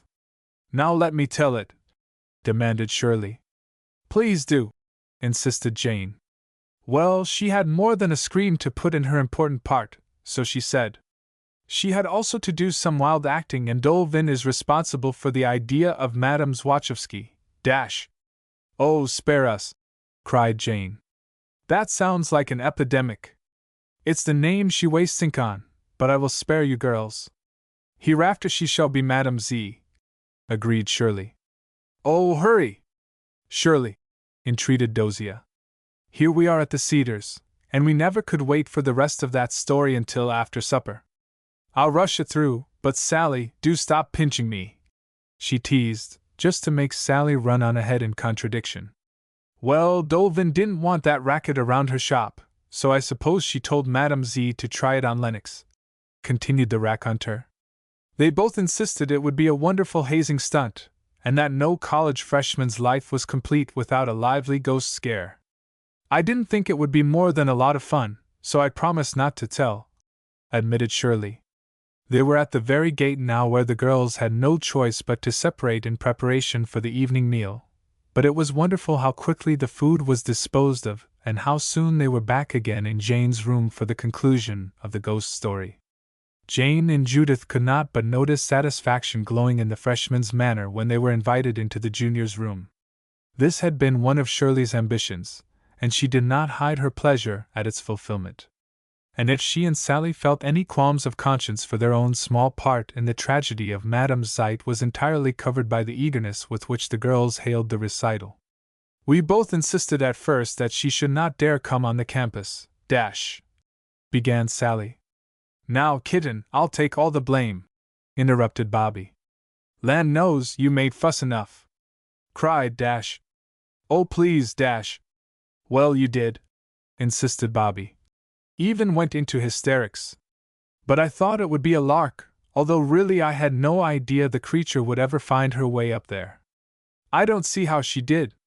We had no part in her getting in, she explained eagerly. Dolvin knew all about the attic, declared Janet Clark. She was always prowling about there for theatrical stuff. Don't you remember, Jane, how she frightened the girls one night with some foolish prank when she was dressed like a bear or something worse? Oh, yes, of course I do, recalled Jane. And she did continually hunt around Lennox, although she belonged with the Softs. That accounts for it then, finished Bobby. I am willing to confess that I conspired to hide the crime, but I took no part in planning it. Little Kitten almost died of fright during the whole thing, but I thought it a lot of fun to hear the chains rattle, and I hunted up stories to match. But I was not in Lennox the night of the grand finale when she actually tried out the big scream. Well, no wonder the poor babes were scared blue, said Judith. And Jane, you can now tell all about your discovery of the old dumbwaiter under the tower. That will make the story complete. Don't let any more girls in here, ordered Dosia, for knocking at the door gave warning of an influx. There is no need to give everyone this private hearing. We might want to make a real story of it for the Blair. Our holiday edition just needs a live feature like this. So the taps were deflected, and Jane recounted her story. She told it so graphically that by the time she reached the big, black hole and the groaning ropes of the old dummy, the girls were howling and tumbling around in a pretty good imitation of Madame Z herself. They shuddered, acted the spook, and Judith proclaimed something like the old curfew shall not, in her swing out the window that she imagined went with the wild night's terrors. This detail of Judith's upset things some, for she fell off the couch, her pedestal for the tragic act, and although she rebounded quickly there were squeals and protests from toes and fingers. Sally's eyes were like two twinkling blue stars during all this. Jane and Judith, more than any of the others, guessed correctly what a relief this hour of fun had brought to her tortured mind. And to think there was no blame, not even criticism. What is there more delightfully elastic than the mind and the heart of the young college girl? And I'll tell you how this same lady induced me to put on those foolish togs and hire the friskiest horse at Clayton's, further volunteered Shirley. She evidently thought if that much had been good a lot more would be a lot better. So she allowed herself to rock a little in Jane's cozy chair while she told of a bet. Yes, she had actually fallen so low, she did bet $5 that she could ride any horse in that stable. Again the girls applauded. There was danger now in their generous approval. And so I could have done it safely if old Zizi had kept to the roads. But she wanted to show off on the hill in front of Warburton Hall, flared Shirley. And you all know how I made out at that. Howls, groans, and wails answered this. And what happened to the 5? Asked practical Dosia. She never had the courage to collect, replied Shirley, and Jane then felt the obligation of quickly shifting the subject, for just a hint of gloom crossed the country girl's face at this point. But what about this last episode? Asked Jane.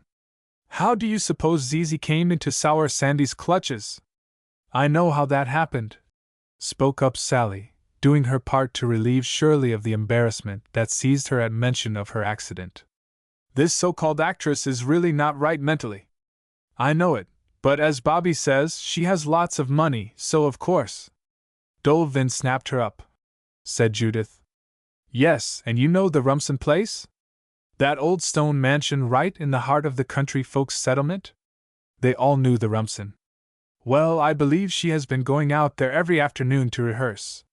She would drive out in a hired car and dismiss the man. Then she raved around and did so much loud talking to herself, and even screaming, that the whole neighborhood was up in arms. I heard the other day the folks around Rumson had called on the police to stop the nuisance. No wonder they would, agreed Jane. The children must have been frightened out of their senses. They were, went on Sally. So I suppose old Sandy just set his trap for her. And snapped it tonight, concluded Jane. Well, I must say she was a character. And to think we all missed the open-air performance. And to think you and I let her escape from Lennox, Jane, the night of the alarm. What a shame we didn't know she was making her exit by way of the dummy. But in that awful dark place, put in Janet with an appropriate shudder. Oh, she was just armed to the eyes with flashlights, Shirley told them. I never saw such an outfit as that tragedy queen sported. Oh, woe is us! Cried out Judith, so loudly that a pair of hands, one from Jane, the other from Janet, was clapped over the unruly mouth. When she promised to speak lower, she was allowed to proceed. But think of missing the courtroom scene! I am sure she went through a Lady Macbeth act and tried to stab poor old sour Sandy.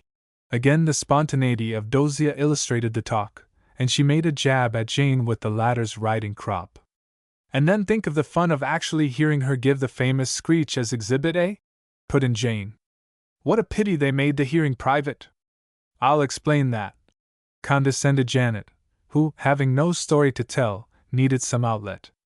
You see, they arrest people here in Bingham just to keep things going, and have the officers do something besides draw their pay envelopes, so Sandy took in Zizi as his quota of service for December. And I suppose I filled that requirement for November, recalled Judith, with a disdainful pucker. Take care you are not listed next, Dosia, warned Janet. You do talk very loud at times. Woke me up last night. Shirley arose and glanced at the little gilt clock. I guess we little UNS will have to cut this lovely party, she said politely. We really have a lot of things to do tonight. And who hasn't for the dance? We will walk over with you, volunteered Jane. Judy and I always take a stroll before we start cramming, which is just about equivalent to saying we may vamoose, said Dosia. All right, stroll along, the ghost is safe tonight, at any rate. And if she gets off with a fine, I suppose she will be on a train for New York before morning, concluded Sally, with a satisfied quirk of her yellow head. Outside the hall, Shirley and Sally almost smothered Jane with protestations. I thought I would die, cried Shirley. But the steely fire of your eyes, Miss Allen, kept urging me on. And now I have at least told all that hateful story. I could hardly sit still, gasped Sally, holding tightly to Jane's friendly arm. It was like a play, but I was so ashamed. Ashamed! I was never more proud of two girls in all my life, declared resourceful Jane, with unmistakable sincerity. Why, you both had the girls fascinated. You had them hypnotized, insisted Sally. It is really wonderful to be popular among such a set of girls. And her voice just touched a tone of regret. Indeed, we all have to share honors with you two entertainers, said Jane positively. You see, the girls first of all want a good time, and if you help provide that legitimately, of course, you can count on polling a heavy vote in any popularity contest. Jane Allen is no monopolist, said Judith significantly. It was obvious Jane was determined to share honors with the two bewildered freshmen. That was her way of making things pleasant. Now run along and get your togs ready for the dance, said Jane. And be sure to give me a lot of dances with Teddy. Teddy! Sang out the two freshmen. Why, yes, your nice brother Ted, said Judith innocently. We heard he was coming. And we found a piece of paper long ago, added Jane gently, that bore the name Ted. It was in the attic, and we dug it out of the ghost's breastplate. You didn't! Exclaimed Shirley, in a tone that meant, You don't say so! She stopped short in her tracks. And that was the letter we never got, kitten. Zizi had been entrusted to deliver it, and she claimed she lost it. Shirley could hardly speak distinctly. Emotion seemed to choke her. Oh, can we have it? Asked Sally, her trembling lips telling on the jerky sentence. Right here, replied Jane indifferently, taking a small white slip from her blouse. I have wanted so much to give it to you, but there never seemed to be a real opportunity. It was Sally who put out her hand. I think it is for Shirley, interposed Jane. Give it to Kitten, said Shirley. We have no secrets from each other now. But Ted in the dance? Asked Judith, not to be put off on that score. Oh, faltered Sally. Of course we will hand Ted around. She had not quite recovered from her surprise at the finding of the long-lost letter. And Miss Allen, please, whatever happens, don't let anything spoil tonight. I won't, certainly not, replied Jane, as the freshman broke away towards Lenox. Chapter 23 The Dance. The night of the dance had come, than which Wellington could produce no more momentous occasion. For days the students had been decorating old Warburton Hall, stripping their own rooms to the point of desolation to pile their banners, their flags, and even their mandolins around the big hall, in artistic and effective settings from ceiling to the smallest nook around the chimney corner windows. Judith and Jane were responsible for the bosky dell, created around the inglenook. Here the mandolins were cluttered, and about the walls were such artistic woodiness as branches of bright red berries, then sprays of dark gray bayberry, glowing sumac, deep brown oak leaves, and this applied foliage provided the bosky, for the juniors' pretty dell. All college departments shared the honors of decorating, each depending upon its originality to outshine the others, so that now when all was finished and the students drew apart to decorate themselves, the atmosphere fairly vibrated with expectancy. Under the eaves in Sally's room she and Bobby were putting on finishing touches. Too full of youth to give place to regret, these two freshmen were keyed to the full pitch of the big, jolly, gleeful occasion. "Can you imagine us going, and bound for such a good time?" said Sally, while Bobby fluffed the mullein butterfly from her companion's shoulders. "Like a jolly time at a funeral," replied the other, her tone of voice softening the comparison. "Dear me, must we really leave?" sighed Sally. "I have been hoping for a miracle." "So have I, kitten, but we have had a couple of miracles lately, and it wouldn't be fair to overwork the fairies. There, you look just like a golden butterfly." "Oh, really, Kit, you are a dream." Bobby was responsible for the color scheme adopted by her chum, and its success was just now rather inadequately reflected in the conventional mirror that formed a door to the narrow wardrobe. Sally was gowned in gold and white, and the gold of her hair completed the dream. A big yellow butterfly she was indeed, with the sleazy, clinging, white draperies wound around her slender form, then the wings of golden mullein pinioned on either softly rounded shoulder. Sally was a perfect little beauty, and also possessed that whimsical manner so attractive in this delicate, fragile type. "How do I look, anyhow?" asked Bobby, and the anyhow betrayed her hopelessness. "Don't you really know you are stunning?" replied Sally. "Bobby, your height and figure are in such splendid accord with that American beauty. Phew, girl! I can see who shall charm the partners tonight." "Do I honestly look well?" persisted the other. "I wish my hair were long enough to turn up. I don't. It is so becoming in that halo, just as round as a crown, and more curly every minute. If all misfortunes really have their compensations, then, Bobby, put down the curls opposite your accident." The big girl peered closer to the mirror. She never could be vain, but just now she might be pardoned a flicker of satisfaction. She did look well. The American beauty sat and made such a startling background for her peculiarly true American type. "Now, if we are all primped and preened, suppose we rehearse," said Bobby, powdering the last finger of her left hand to a finish. "You are sure Ted has his lesson all clear and that our masquerade will not be spoiled?" "He was just wild about the lark, and wrote a whole page of effusions such as boys always indulge in," replied Sally. "He says he may stick to Barrett for a name, it has such a twangy sound, whatever that may mean, and he also promised to be led by us even to the extent of breaking his own gay heart. Nice boy. I hope our little skit won't spoil his fun. It is just for that, you know, little chum, I have agreed to postpone my flight. But be sure of one thing, I shall fly before I ever face that wonderful crowd of girls we were with last night, after the discovery." "Does it all seem so hideous still?" asked Sally. "I have felt as if some of the black horror were wearing off. Mine is turning green, a dark, dark moldy green of envy. Why didn't I know 4 months ago just a few of the precious things I see so vividly now?" Bobby sat down at the risk of spoiling some of her preening. Also she roughed her long, now well cared for, fingers through her short hair with distracting indifference. But not a ringlet showed any ill effects, each fell back on her broad, low forehead in its original place, without a kink of disorder in the line. "I have learned more than the Wellington course offered," said Sally. And one thing I am now sure of. Our small towns may offer advantages in freedom and security, but they restrict us in a choice of friends and companions.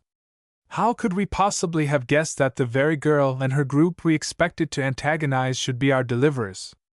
I don't quite get your flow of words, kitten, but I do agree with their meaning. Yes, small towns can turn out gigantic specimens of conceited ego. And that conceit is like a paraffin coating, airtight against personal progress, absorbent for the poisons of jealousy and envy. There, that sounds as if I have learned a little English, doesn't it? But it isn't enough to face Miss Roberts' exams. It's after 8. There are the girls slamming doors in the first jazz number, said Sally. Come along, Bobby, and smile your warmest. Then we shall defy fate for a few more happy hours at least. Swallowed up immediately in the swirl of young students heading for the dance, Kitten and Bobby were presently on the high road to defying fate as per schedule. The music from the dance room was just feeling its way out of brilliantly lighted windows, and the grand old campus seemed very proud of itself indeed, as it stretched out and made a background for the entire picture. Flocks of automobiles were nestling along the drives, and many a Wellington heart skipped its regular beat at the preliminary thought. I wonder if he came yet? From companion colleges the boys were making their way into Old Wellington, and the students of Yorktown were apt to be especially plentiful. It was from this big college that Ted Barrett, alias Ted Somebody's brother, was expected. In contrast to the usual line for receiving, such as so often makes a farce of the formal social event, the seniors and juniors had formed themselves into a ring that surrounded the entrance, and through this ring each guest was forced to pass in at one end and out at the other in initiation to Wellington. Jane was chosen to form one clasp of the circlet, with 2 tall seniors at her side. She gave the welcoming password for the juniors, and in her hand clasp delivered the secret sign. As the girls from Lenox entered, the eyes of our 2 special friends immediately sought out Jane. Not even the possible presence of Teddy offered a distraction, for it seemed now as if their fate rested more fully than ever in the hands of the girl whose father had given them the much-abused scholarship. How sweet! Breathed Sally. Like a pansy. Exactly, answered Shirley. Did you ever see anything prettier? Jane's appearance supported this flattery in every detail. She wore a flowered frock, georgette with pansies sprinkled over it, and in her coppery hair a small bunch of the same velvet flowers was clustered. Among all the others this flowered gown seemed distinctive, although Dosia in her ruffles, to cut her height, and Judith in her seafoam green, to give her color, were indeed highly attractive. The indescribable jazz music was seesawing in and out of harmony, and if there were anything actually shy on the score it was more than plentifully supplied by the ukes, mandolins and banjos of the visiting college boys. Sally and Shirley had scarcely crossed the circle and were melting into the crowd, when someone tapped Sally on the shoulder. Teddy! Exclaimed both girls at once. The same, your obedient cuz, replied the good-looking young fellow, eager to show at once how well he had learned his lesson. Come over here, breathed Sally. I am just dying to speak to you. No fair, cautioned Shirley. Don't forget your lines, Kit. Say, girls, tell me, implored the youth, letting his critical eye scale the crowd of pretty girls. What's this your name is? You're, to Sally. I'm Sally, she replied, twinkling prettily. And this is Shirley, indicating Bobby. Shirley? He echoed incredulously. Yes, and please don't ask any more questions just now, Cousin Ted. I have promised to introduce you to half of Wellington. This was said so that more than one girl standing near overheard. One was Nettie Brockton, and she quickly took the cue. Just look at that, she said to Ted Guthrie. Sally acts as if the Teddy were her especial cousin. Yes, and Shirley is all but blushing. Queer, commented Ted Guthrie. Presently the music suggested a one-step, and without waiting for further coaxing Shirley and the handsome Ted floated out among the assembling dancers. He was handsome, and although that fact seems trite just here, it may better be known and reckoned with. He was tall, light, nimble and flexible as a young birch, as he swayed in and out leading the excited Bobby. Guess I'll have to call you Bobby too, he said in his partner's ear, after more than one girl had pointedly called out, "Hello, Bobby!" "Yes, do, please," replied Bobby. "I am getting so accustomed to it I rather feel it is really mine." "Suits you splendidly," said Ted, with a boy's idea of compliments being put on thick at dances. "And I am sure I would give the game away if I ever tried on the Shirley." Bobby acquiesced just in time to feel Judith Stern's black eyes demanding to know Teddy. The dancers stopped, and after an introduction Bobby was swept off her feet by a new partner, while Judith glided off with Teddy. "Where is Sally?" asked Judith, not seeing the little butterfly on the floor. "Sally?" repeated the bewildered Ted. Then he recovered himself. "Oh, yes, Cousin Sally. She's just over there," pointing to Jane's bosky dell in a far corner. "Your cousin?" repeated the shrewd Judith. "Yes, little Cuz I always calls her," he lisped, to cover any possible attempt at piercing his disguise. "But she said she was not related to Bobby," persisted the irrepressible Judith. "She isn't," frankly offered Ted. "She is only related to me. Oh, I say, Miss Stearns," he broke off. "Who's the golden girl over by the punch bowl?" "I knew it," trilled Judith. "No one could possibly miss her. She's Jane Allen." "Jane Allen!" he almost interrupted. "She whose pater is a benefactor of Wellington." "Yes, the only Jane," answered Judith glibly. "Come over and meet her. I know you will like her even better on acquaintance. I don't mind being generous, for Jane and I started together here, and from present appearances we seem liable to end it together." While she spoke they had ceased dancing, and Judith fancied she just caught a look of question on the young man's face. This, coupled with his inquiry about Jane's father, Judith at once assigned to his knowledge of the scholarship Bobby had obtained. But even that was not just a correct guess, and it seemed the actual presence of this good-looking boy from Yorktown threatened to add new complications to those already surrounding the mysterious freshman. Both reached Jane's side as Judith and her partner came up. Judith presented the much-talked-of, lovely Ted, and perhaps a part of Jane's ebullition was attributable to the code shot out from Judith's flashing eyes. It said plainly, "Now isn't he lovely? I told you so," while Jane remembered her own wish. "I hope he's big, clumsy, ugly, etc." And of course he wasn't. He claimed the dance and presently swept the golden girl from her place in the little circle. "Your cousin?" questioned Judith with a very comprehensive smile.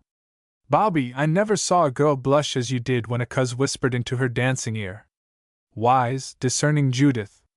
Bobby blushed again, but she was not going to be tricked into telling her secret. Her eyes flickered until they rested on Nettie Brockton. "I must ask Ned for a dance," she said. "I suppose it is perfectly proper for a mere freshie to do so?" "Absolutely," replied Judith. "But you are not slighting me?" "Not for worlds, Judy. May I have the next?" "What's your hurry just now, Bobby? Trying to duck me?" But a sly glance of challenge gave Judith answer, as Bobby hurried away to dance with Nettie Brockton. Chapter 24 Kingpin of the Freshies. Music and laughter, youth and happiness. What a splendid affair the dance turned out to be. Even the staid faculty, acting as patronesses, looked on with generous smiles of absolute approval. As if to add to the gentle flame of curiosity in Jane's circles, she accepted a number of dances from Teddy. In fact, the big fanciful T, which Jane remembered so well in the spook letter, was scribbled all over her dancing card, while Judith accepted Ray Mann, a chum of Ted's, in complacent substitution. Ray was a capital fellow, with such a stock of chestnut hair he might have matched up pretty well with Bobby, if her spare time had not been so filled in with Dave Jordan, also a Yorktown man. Wellington had a reputation for this one big social event, the invitations for which were always censored by a committee of the officials, each boy accepted being socially vouched for by the patronesses.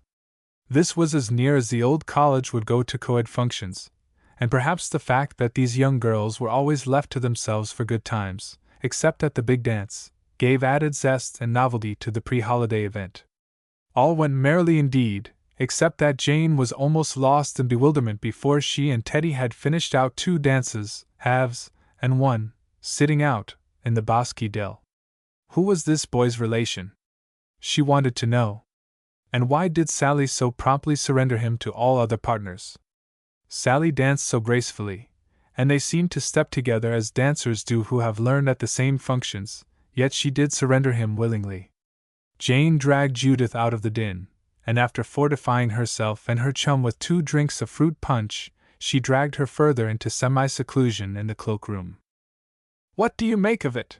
asked Judith, fairly twittering with suppressed excitement. "That is what I wanted to ask you," replied Jane, swirling her scarf over her shoulders to tame down a frolicsome little breeze that danced to the jazz music stealing in the cloakroom. "There is a positive mystery about all this. Can't you see how much Ted Barrett looks like Sally Howland?" "Of course I can," replied Judith. "But surely that letter said sister and was written to Shirley. And he is not in any way like Bobby." "No, and Bobby is as shy as a baby when speaking with him." Jane bit her lip in serious reflection. "But isn't he very nice?" "Lovely manners and a very takeable boy," admitted Jane. "And say, Judy, I love this mystery, but we can't let the freshies beat us at it. Be sure you keep your eyes and ears open and report anything suspicious." "Glad to." Judith accepted the commission. "But don't you like my Ray?" "Couldn't help it," said Jane affably. "Of the 2 boys I like Ray's hair best. It's so smoky. And Jane, have you seen who Dozier is lugging around? That awfully big boy, the football giant of Yorktown. Makes Doze look small by comparison, and that's an achievement," said Jane. "There's my dance with Nettie Brockton. It would be dreadful if we forgot to take care of our own little playmates. Isn't everything going lovely? Nothing could be improved upon unless it be Miss Roberts' hair. That's a bit lopsided. But her feather fan is a gem," said Jane, moving toward the dance floor. "So is her back comb," laughed Judith, as the chums drifted apart among the dancers. A waltz encore was just then being demanded. The dancers stood about clapping and insisting upon a repetition of the number. Jane and Judith waited a moment before their partners espied them, and as they lingered they heard the girls commenting on Sally.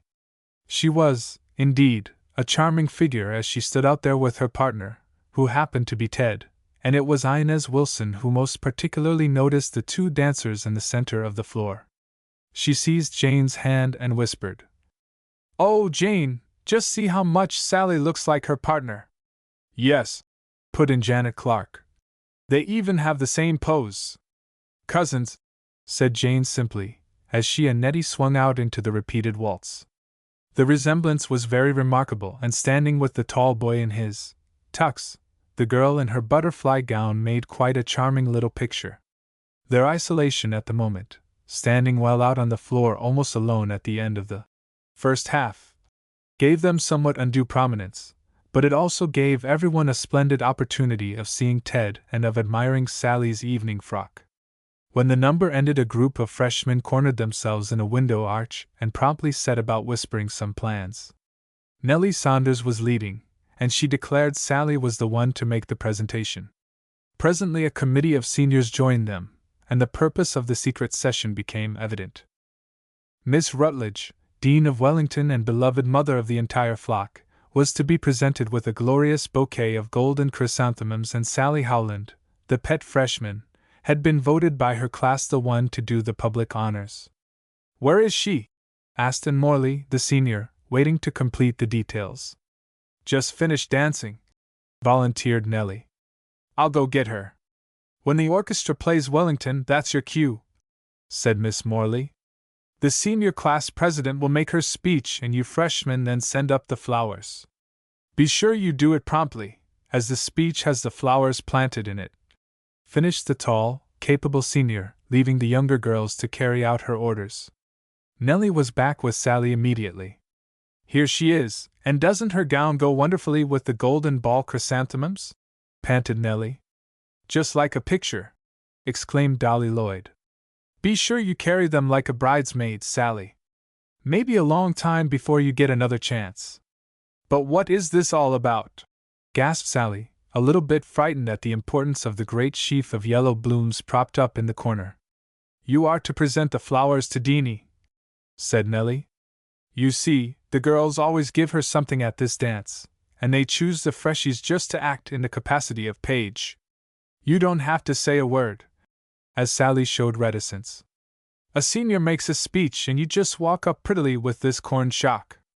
Oh, girls, I couldn't, exclaimed Sally tragically. You couldn't? Why not? Came a chorus. Because, I can't just explain, but won't you please excuse me? No, indeed we will not, declared Nellie. Just another touch of that timidity we fought out when you first came.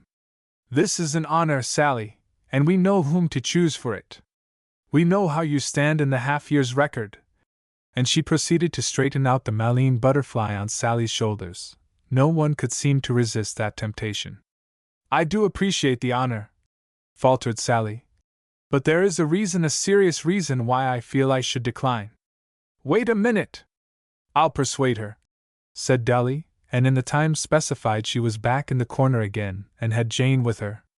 She simply has got to deliver those flowers, explained Nellie. She matches as if she were dressed for the part. See her yellow head, her yellow and white gown, the dear little golden slippers, then the great huge, gigantic bunch of chrysis. We all chipped in for those.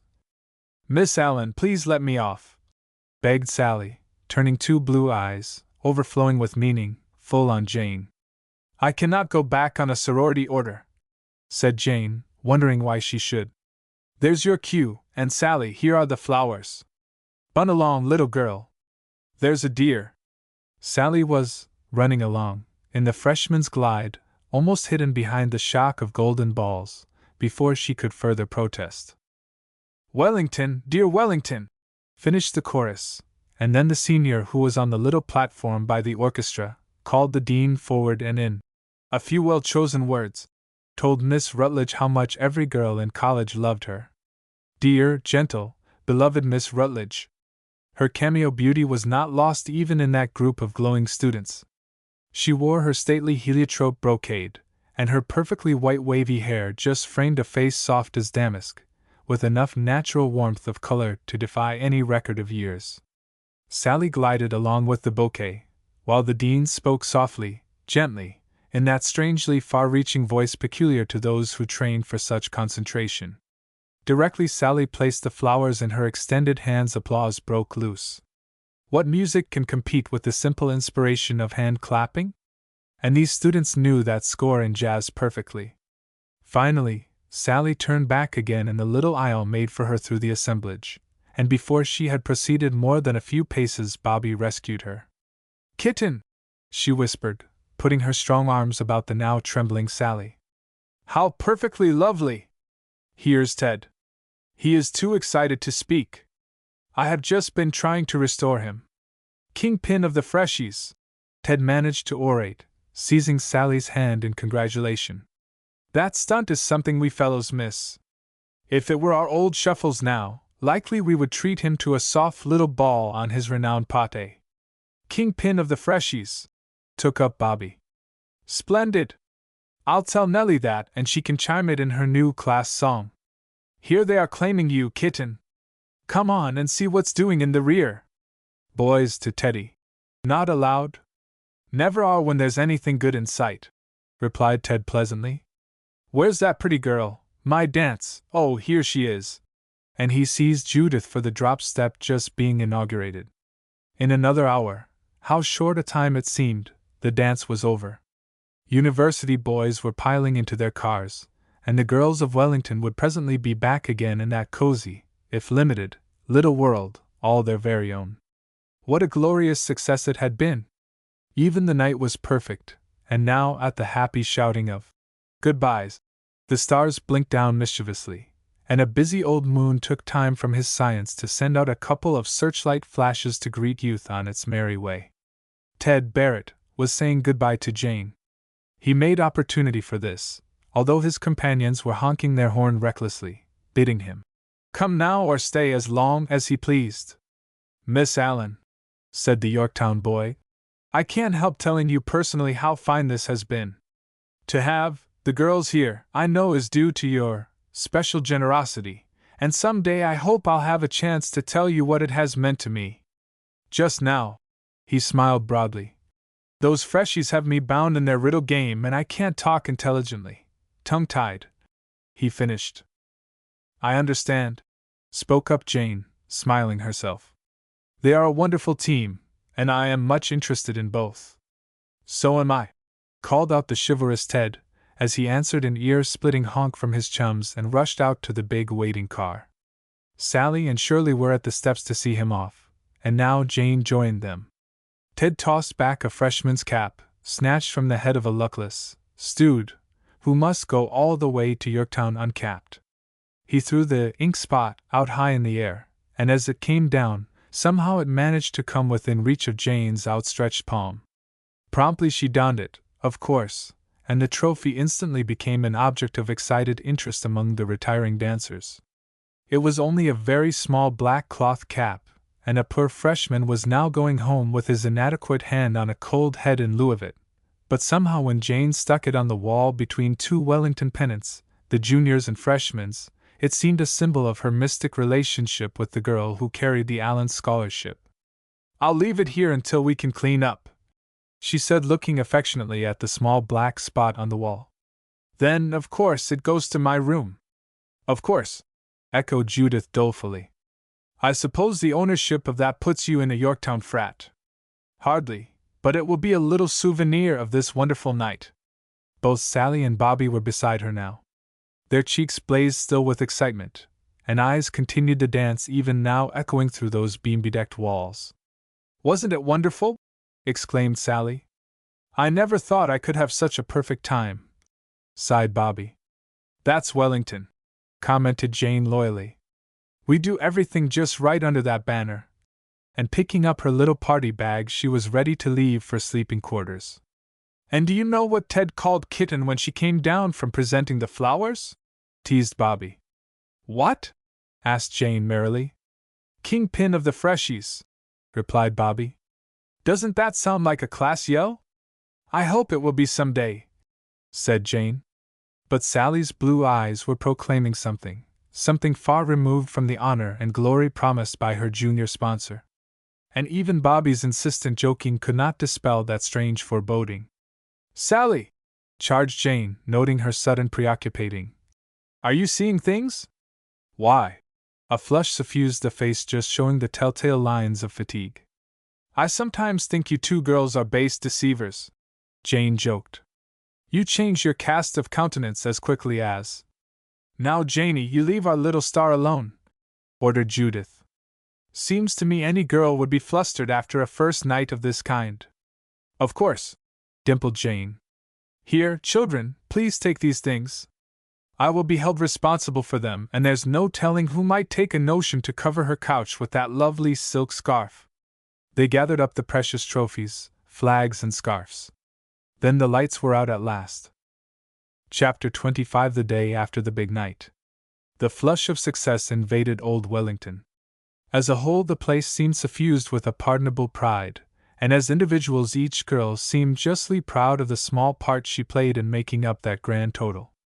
Even the big city papers sent out reporters to get a good story of the mid-year dance, and more than one scribe waylaid the popular girls, pleading for pictures. Judith Stearns, as sub-editor of the Blair, the college paper, had a part in giving out this general publicity, and what a joy it was to describe the gowns of Jane, Bobby, Doze, and lists of others.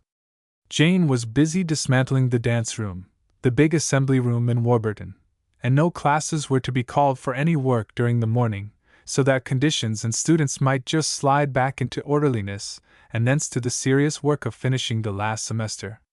Party dresses were packed away by reluctant hands, boxes tied up and labeled hopefully for the next dance, while heads that had been curled for the big occasion bore testimony to the skill of many willing fingers, not a few of the fingers bearing blisters to still further testify to such achievements, and altogether the atmosphere was distinctly and decidedly that of the small day after the big night before. Sally was ruefully tying up her finery in rather compressed packages, and Bobby was begging her not to spoil the stuff outright.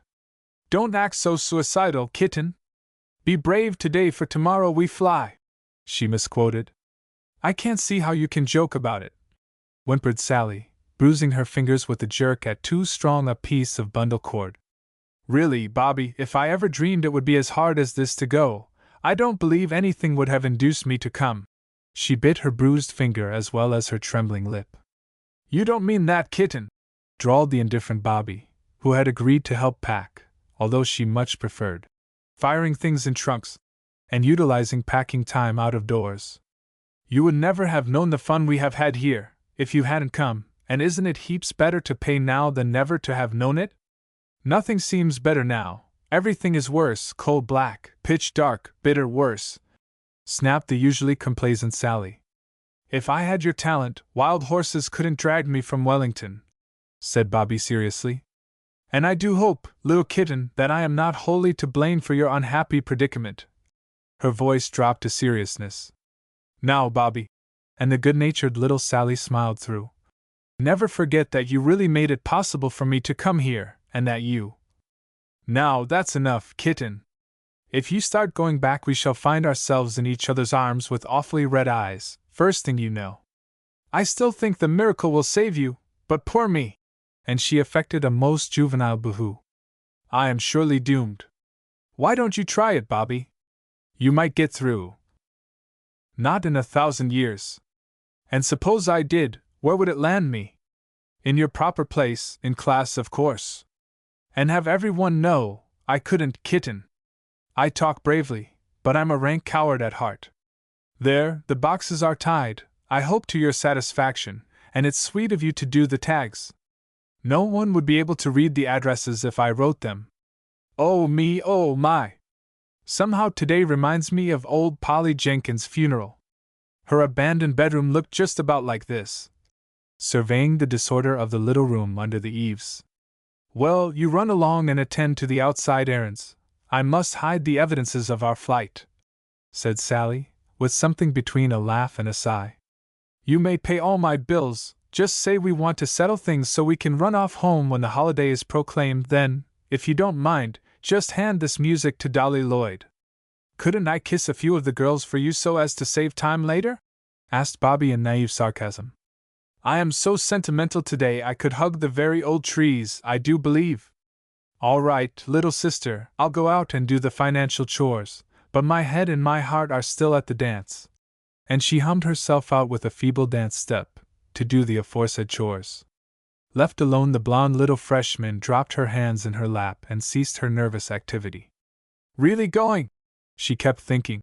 And I thought the half-year would be endless in its days and hours. A newly painted calendar sample just finished by Nellie Saunders and offered as a model for Christmas gifts focused the girl's attention. How dainty, yet how rugged the deft bit of watercolor. Trees and landscape all melting into that big flourish, W, for Wellington. It seemed like that. Everything attractive just now was blended into the college opportunities, and Sally was about to turn her back on them, for what? The housemaid tapped at her door and announced a caller. Hurriedly gathering up trifles to put the room in a semblance of order, she hurried down to the reception room, there to confront Dolores Vinces. Oh, good morning, said Sally, trying to cover her surprise. Bobby has just gone out. I met her, replied the visitor, without returning the salutation. But I would like a few words with you, if we could be alone. Sally glanced about at the open doors and continually flapping draperies. Whatever Dolvin had to say could certainly not be said in that public room. A coat tree at the door held Sally's tam and mackinaw. She got into these and suggested a walk outside. There was no denying it, Dolvin was a striking-looking girl, and even her flashy clothes could not altogether disguise her rather handsome foreign type. Today she wore a big black velvet tam jabbed rakishly on her black head, a flame-colored coat that buttoned around her tight as a toboggan ulster, and only the deep olive tint of her face in any way withheld the eye from a criticism of too much color. Today Dole's cheeks were not tinted, and the way her deep-set black eyes flashed further told how angry she was, and how reckless. Scarcely had the girls from Lennox gone far enough to be out of hearing than she started in on helpless little Sally. What are you two thinking of? She demanded angrily. Do you think you can kick out and leave me without warning? Don't you know how short I am? Miss Vinces, interrupted Sally. I don't see what possible claim you have on either of us.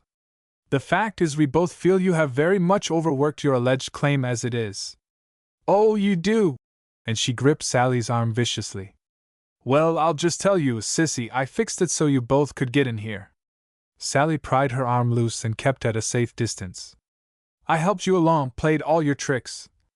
Stop, please, demanded Sally indignantly. You know perfectly well it was against any wish of ours that you brought that crazy creature in here to frighten the girls sick in the name of sport, hazing, declared Sally, her voice rising at each word. And then, you turned the same foolish creature loose to frighten all the other children who might hear her wild voice. How can you dare say to me that such a trick was ever countenanced by us? Oh my, really? Sneered the foreigner. How we have grown! Please don't bite me with your sharp tongue. As you say, yes, I did turn her loose, and do you know that now she has been sent away? Put in a hospital. Bah! It isn't an asylum for the crazy. Dole was very foreign now. Where the state, this great big powerful state, shall take all that poor harmless woman's money. Could I not allow her to live a little when she paid me? But they will kill her and get paid for the murder. That's the way they treat the poor crazy folks in their big stone prisons, she alleged angrily. She has been declared insane? Declared insane, she mocked. You call it that? Yes, I call it kidnapped, and poor old Zola was so harmless if they would but let her scream and play at acting. Sally was dumbfounded. The woman who had played Ghost was really a lunatic, and this unprincipled adventuress had dared allow her to get into a place like Lenox, and to go about the countryside without restraint. Sally felt almost sick at the thought, and having walked the full length of the hedgerows she attempted to end the unpleasant interview. If you will excuse me, she began feebly. But I shall not, almost shouted the angry South American. I know what this place can do. I know how your spiteful Jane Allen and her chums got me out. Stop! Cried Sally sharply. Jane Allen is my friend, and I will not hear her spoken of in that manner. Your friend! And she sneered like some animal snorting. She may make of you a cat's paw to play at her feet, but she shall never be your friend. If she just knows what you are. But Sally turned and deliberately fled from her persecutor. She could no longer stand the tirade, and nothing that she seemed able to do or say had any softening effect upon the angry young woman. Suppose she did meet some of the girls and attempt to tell what she knew of Sally's secret. Would anyone stand by and listen?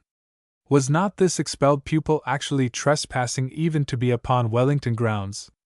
It was getting close to the noon hour, and studies were to be resumed after the luncheon period. Students who had taken advantage of the morning recess to be out at some favorite sports were now returning in flocks, and Sally quickened her steps to reach Lenox before the rush of late-comers. She turned just once to see if Dolores was going through the grounds to leave at the opposite gate, but the blazing red coat was not in sight. She probably knows some other way of leaving, thought Sally, recalling the uncanny knowledge of the campus secrets that had been responsible for the entrance of the eccentric Madame Z. In the hall, Sally met a very much excited Bobby. Oh, did she eat you up? Or put horns on you? Or turn you into a goat? She began. It happened that the hallway was clear just then. Wasn't she furious? I am so glad I escaped. Come in and tell me all about it. Not much to tell, replied Sally, except that I just turned on her and defied her. I felt the time had passed for intimidation, and I told her so. Good for you, kitten. And Bobby demonstrated her approval. I always knew your spunk was just smoldering, ready to burst into flame at the right moment. Now, I saw the cause of Dole's disquietude. Her shop is closed, shut up tight, barred windows and a cute little white sign tacked right under the former artistic door. The sign reads to let, and it is easy to imagine the crepe hanging from the knocker. She told me she lost a lot by the arrest of Madame Z, and do you know, Bobby, that woman was a real lunatic? Of course I know it. Didn't I ride horseback with her? But they are all gone now, and as the poet says, good riddance. Come along, kitten, and eat grub. That's a function I decline to omit, Dolvin or any other threat hanging over my poor bobbed head. Come on, dear, cheer up. The worst is yet to come. Wait a minute, please do, Bobby. I just can't think straight. You know, every afternoon now there's an open forum or a class meeting, and I wish we could go before we run into a further danger. Oh, no, dearie, don't think of that, cheered Bobby, strangely irrepressible ever since the big dance. You can't tell yet what may happen. Stay on the burning deck until the foghorn blows, then take to the lifeboats, is my plan of action. I hope we have a substantial meal right now, for paying up bills and collecting receipts is painfully appetizing. Come on, dear, and smile while the smiling is good. But just suppose Jane or Judy should drop in on us this afternoon and see the things packed up. Tell them I am eloping, break the news gently and blame it on me. I feel as if I could stand for any monumental conspiracy that was ever conspired. I am that experienced in intrigue. Perhaps I'll apply for a government position in the diplomatic corps. I believe I could carry it off beautifully, brass buttons, plumes and all. There's Dolly. Just look at her hair. Like an escaped watch spring. Did you meet any little fairy in your walk? Someone who has promised immunity. You seem tragically jolly? No, not a fairy, nor yet a ghost. This is just my natural reaction. And while I think of it, Kit, she let the door slam violently. Don't forget I have not reformed. I positively refuse to be any better than I ever was. I have simply developed and outgrown the antagonistic influence of some defunct ancestors. Oh, how good it all seems here today. I believe I am glad Dole came and went and took her particular influence with her. Wasn't it lucky I had called in my head and that she didn't leave me with one side done and one side undone? Wonder if we will notice any painfully deserted blondes in her wake? It might be the reaction, but Sally could not help wondering why Bobby was in such high spirits. Then she recalled the old saying, "Too much joy is sorrowful," and hoped her chum's joy would not be thus rudely transformed. Judith and Jane were waiting for them at the dining hall door. "Truants," said Jane, "where have you been? We have been planning to send a bellboy after you. My famous dad has just written he is coming through New York and wants to take me and my stepsister home with me. You know who he thinks bears that relationship to me, of course?" They knew she referred to the scholarship girl, and Sally looked dumb while Shirley looked startled. "Oh, that would be lovely," said Shirley with marked evasion. "But my dad never entertains a but," said Jane.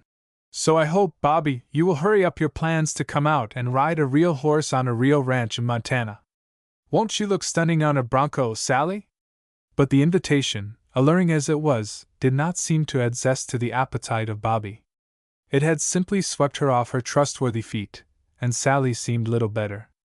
Another corner to escape from. Chapter 26: A Surprise in Records. Holidays, holidays. The air was full of them, and it seemed all the girls in Jane's group were to spend the big Christmas event away from Wellington.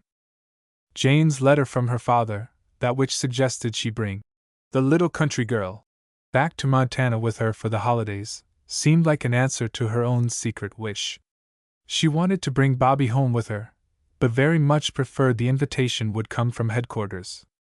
Jane, like Bobby, did not wish to appear too ingratiating. Also, she did not want to make the girl feel she was in any way patronizing her. The bulletin boards in all dorms bore the notice of special assembly in the study hall, and thither the students were now progressing. "This is where we get all that is coming to us," said Bobby more literally than elegantly. "I believe the idea is, we are to know before we leave, where we will be put when we come back." She was talking to Sally as they walked out from Lenox. "Yes, and I wish, Bobby, we might have escaped it. Think of hearing all the reports read and not being able to take up our exams? If only we didn't have to take them, I would feel better." "Of course you are safe," said Bobby ruefully. "Perhaps it is better to have this one last spasm of courage," replied Sally, although her whimsical expression did not register anything better. It bespoke the condition as worse. The assembly was well filled up when the two conspiring freshmen took their places as near the door as seats could be found. The biting wintry air permeated the big auditorium, and when the restless shuffling of feet had finally come down to a murmur of soft sporadic shiftings, some girls never could keep their feet still. Then the dean, Miss Rutledge, made her annual announcement. No girl was ever dropped from Wellington without having first received due warning, she told the classes. Also, she announced that ratings given at this time would afford students opportunity to make the next half-year's plans while at home with their families. It is easy to guess that many hearts fluttered wildly in anxious anticipation during this trying moment. But Wellington was always fair, and no one would be denied a chance to pull up if native ability seemed equal to the trial. The seniors, almost all self-reliant and assured of their standing, had little to speculate upon, and their report was quickly disposed of. In the juniors were many whose standing held interest, but almost all got off favorably. Ted Guthrie had worked off conditions, as had Inez and Janet, one in math and the other in Greek, but the first half-year was pronounced satisfactory for almost all the students whose names have figured in this little tale. Jane and Judith were always counted among the lucky number. It was in the freshmen's ranks that things were sure to happen. Here were girls just trying out college, some sure to be found unsuitable for pursuing the higher branches of education, others evidently capable as to intellect but poorly prepared, and were thus handicapped with too heavy a burden of conditions. Again, there were those who had drifted through, high, without much effort, and relying on this pace had mistaken the very serious work of college for that of the rather indifferent preparatory work. Much of this explanation was embodied in Miss Rutledge's statement to the assembled pupils. "There is also this to be considered," she said. "Some pupils show remarkable aptitude in certain studies, and when this is found in the exact science of mathematics, we have reason to feel that the student will eventually make up other deficiencies, and so keep up with her class. That's for you," whispered Sally to Bobby with a very broad nudge, but Bobby's eyes answered with that look pet animals throw out when in doubt of a master's exact meaning. Then, there were cited the highest averages, and the first name called was that of Miss Sarah Howland. As Miss Rutledge read the name, she looked up from her reports. "I feel I should add," she said gently, "that Miss Howland has covered more than the work required, and has the peculiarly well-balanced intellect that seems to feed from one subject to another. I must congratulate Miss Howland upon her splendid record as a first-year student." Jane Allen's hands led the applause that followed this, but it was not ended until the ranks of the freshmen had paid ample tribute to their star member. Sally was dreadfully embarrassed. She shook her head in continual protest, but her objection had only the effect of increasing the acclamation. Finally, the dean proceeded. Bobby was all but biting her nails in sheer nervousness. After all, this had required an amount of courage.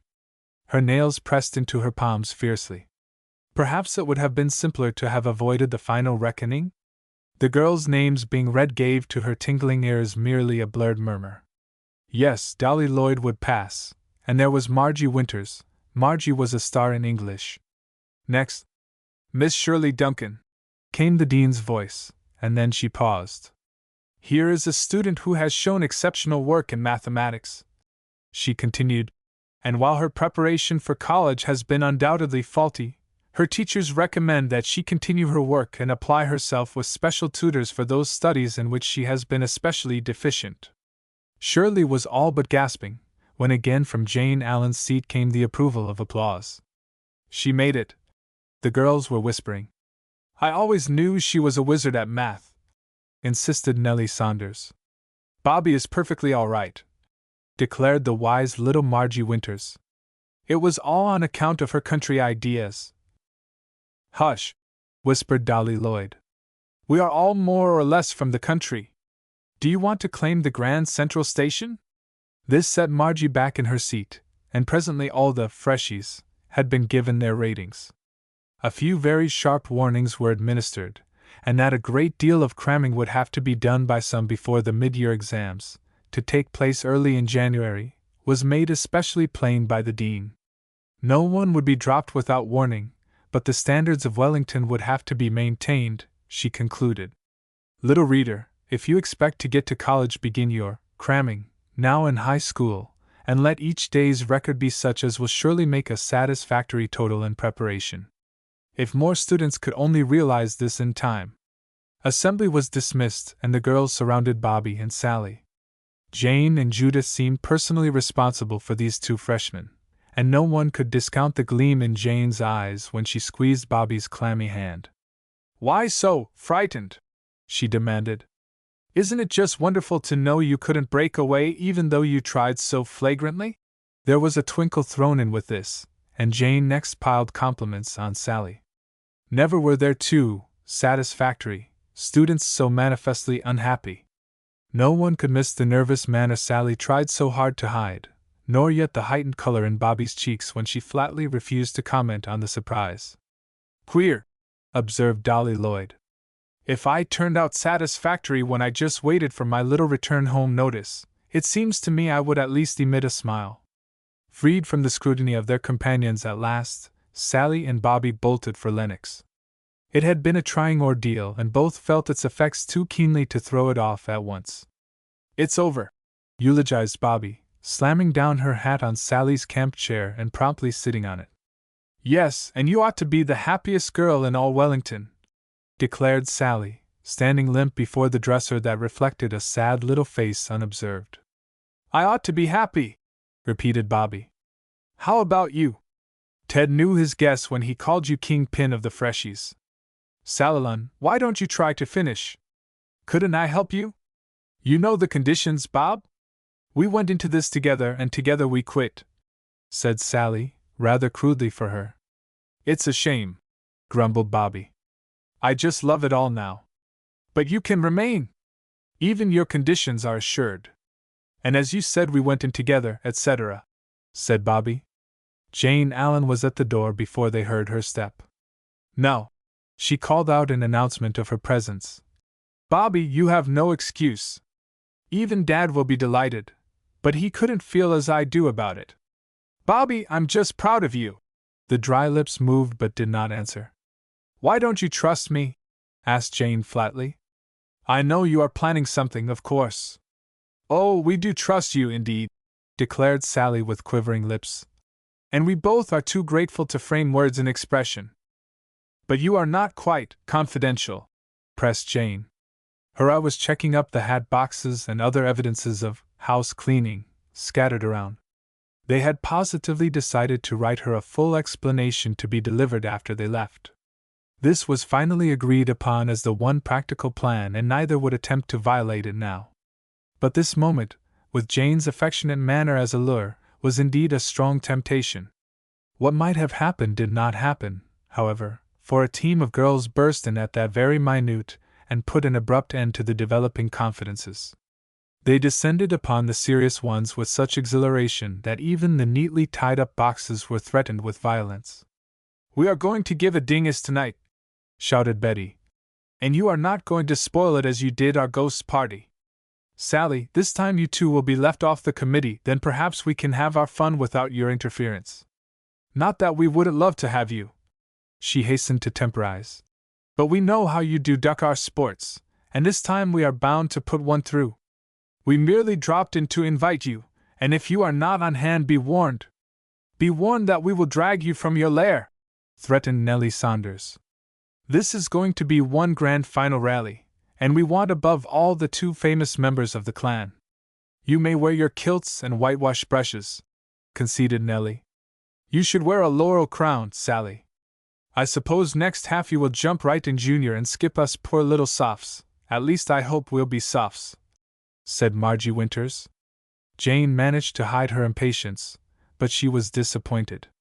She had expected to draw out the confidence of Sally and Bobby, realizing she might help them if she but understood the mysterious predicament. But there was no chance of further pressing that point, so she turned and fled, to leave the freshies to their own particular little affairs. Judith was anxiously waiting to hear the outcome of her visit, as it had been planned between them. "No wiser than when I left you," confessed Jane. "Whatever those two youngsters are up to, I can't sense it nor get them to own up. But Judy, just keep a sharp watch out. If they run off, it shall be our joyful duty to run them back. Some of the old Dolvin nonsense is still brewing in their childish brains, I fear, and it behooves us to eliminate it." "But why should they want to go now?" puzzled Judith. "I have admitted I cannot even guess," replied Jane. "But whatever it is, it began long ago, and it just ripened now. Keep a watch on Lenox, That is all I can advise. I hardly know now which of the two fascinating little creatures I am most in love with. Sally is as dear as ever, and Bobby more compelling. If I had a brother, I should imagine him just about as deliciously rebellious as Bobby. Which was saying a good deal for Bobby when it came from Jane. Do you really think they will attempt to run away? Queried Judith, deeply perplexed. There is every evidence of it. After everything turning out so beautifully. That's just it. There is some secret behind it all, reasoned Jane. I am just as much in the dark as ever. Couldn't you ask them outright, Janie? How dreadful if they should spoil everything, by acting so horrid. To run away! But we must not allow them to do so, argued Jane. Surely now that we are both warned, we ought to be able to forestall any such attempt. You know now how hard it is to keep track of things over at Lennox, faltered Judith. Not that I wouldn't be willing to sit up nights to watch those babes, but even at that they could slip off, she reasoned. The freshies are having an affair tonight. That will mean we must be doubly watchful during the excitement. Why not tell some of the other girls, and get them to help us? I should hate to do that, replied Jane. After all, we have only suspicion.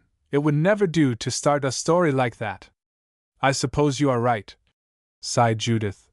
But if I thought Dolvin... There is nothing you can't think about Dolvin, if that helps you any. But just the same, she still acts the adroit meddler. When I recall how she tried all last year to spoil our time here, yours and mine, and now when I see she is making tools of these two innocents. Jane paused from sheer indignation. I don't believe the girl is fully civilized, blurted out Judith.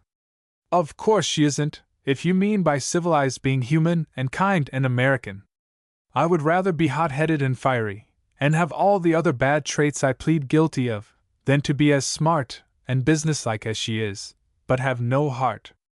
I honestly believe Dolvin has a human motor in place of a flesh and blood heart.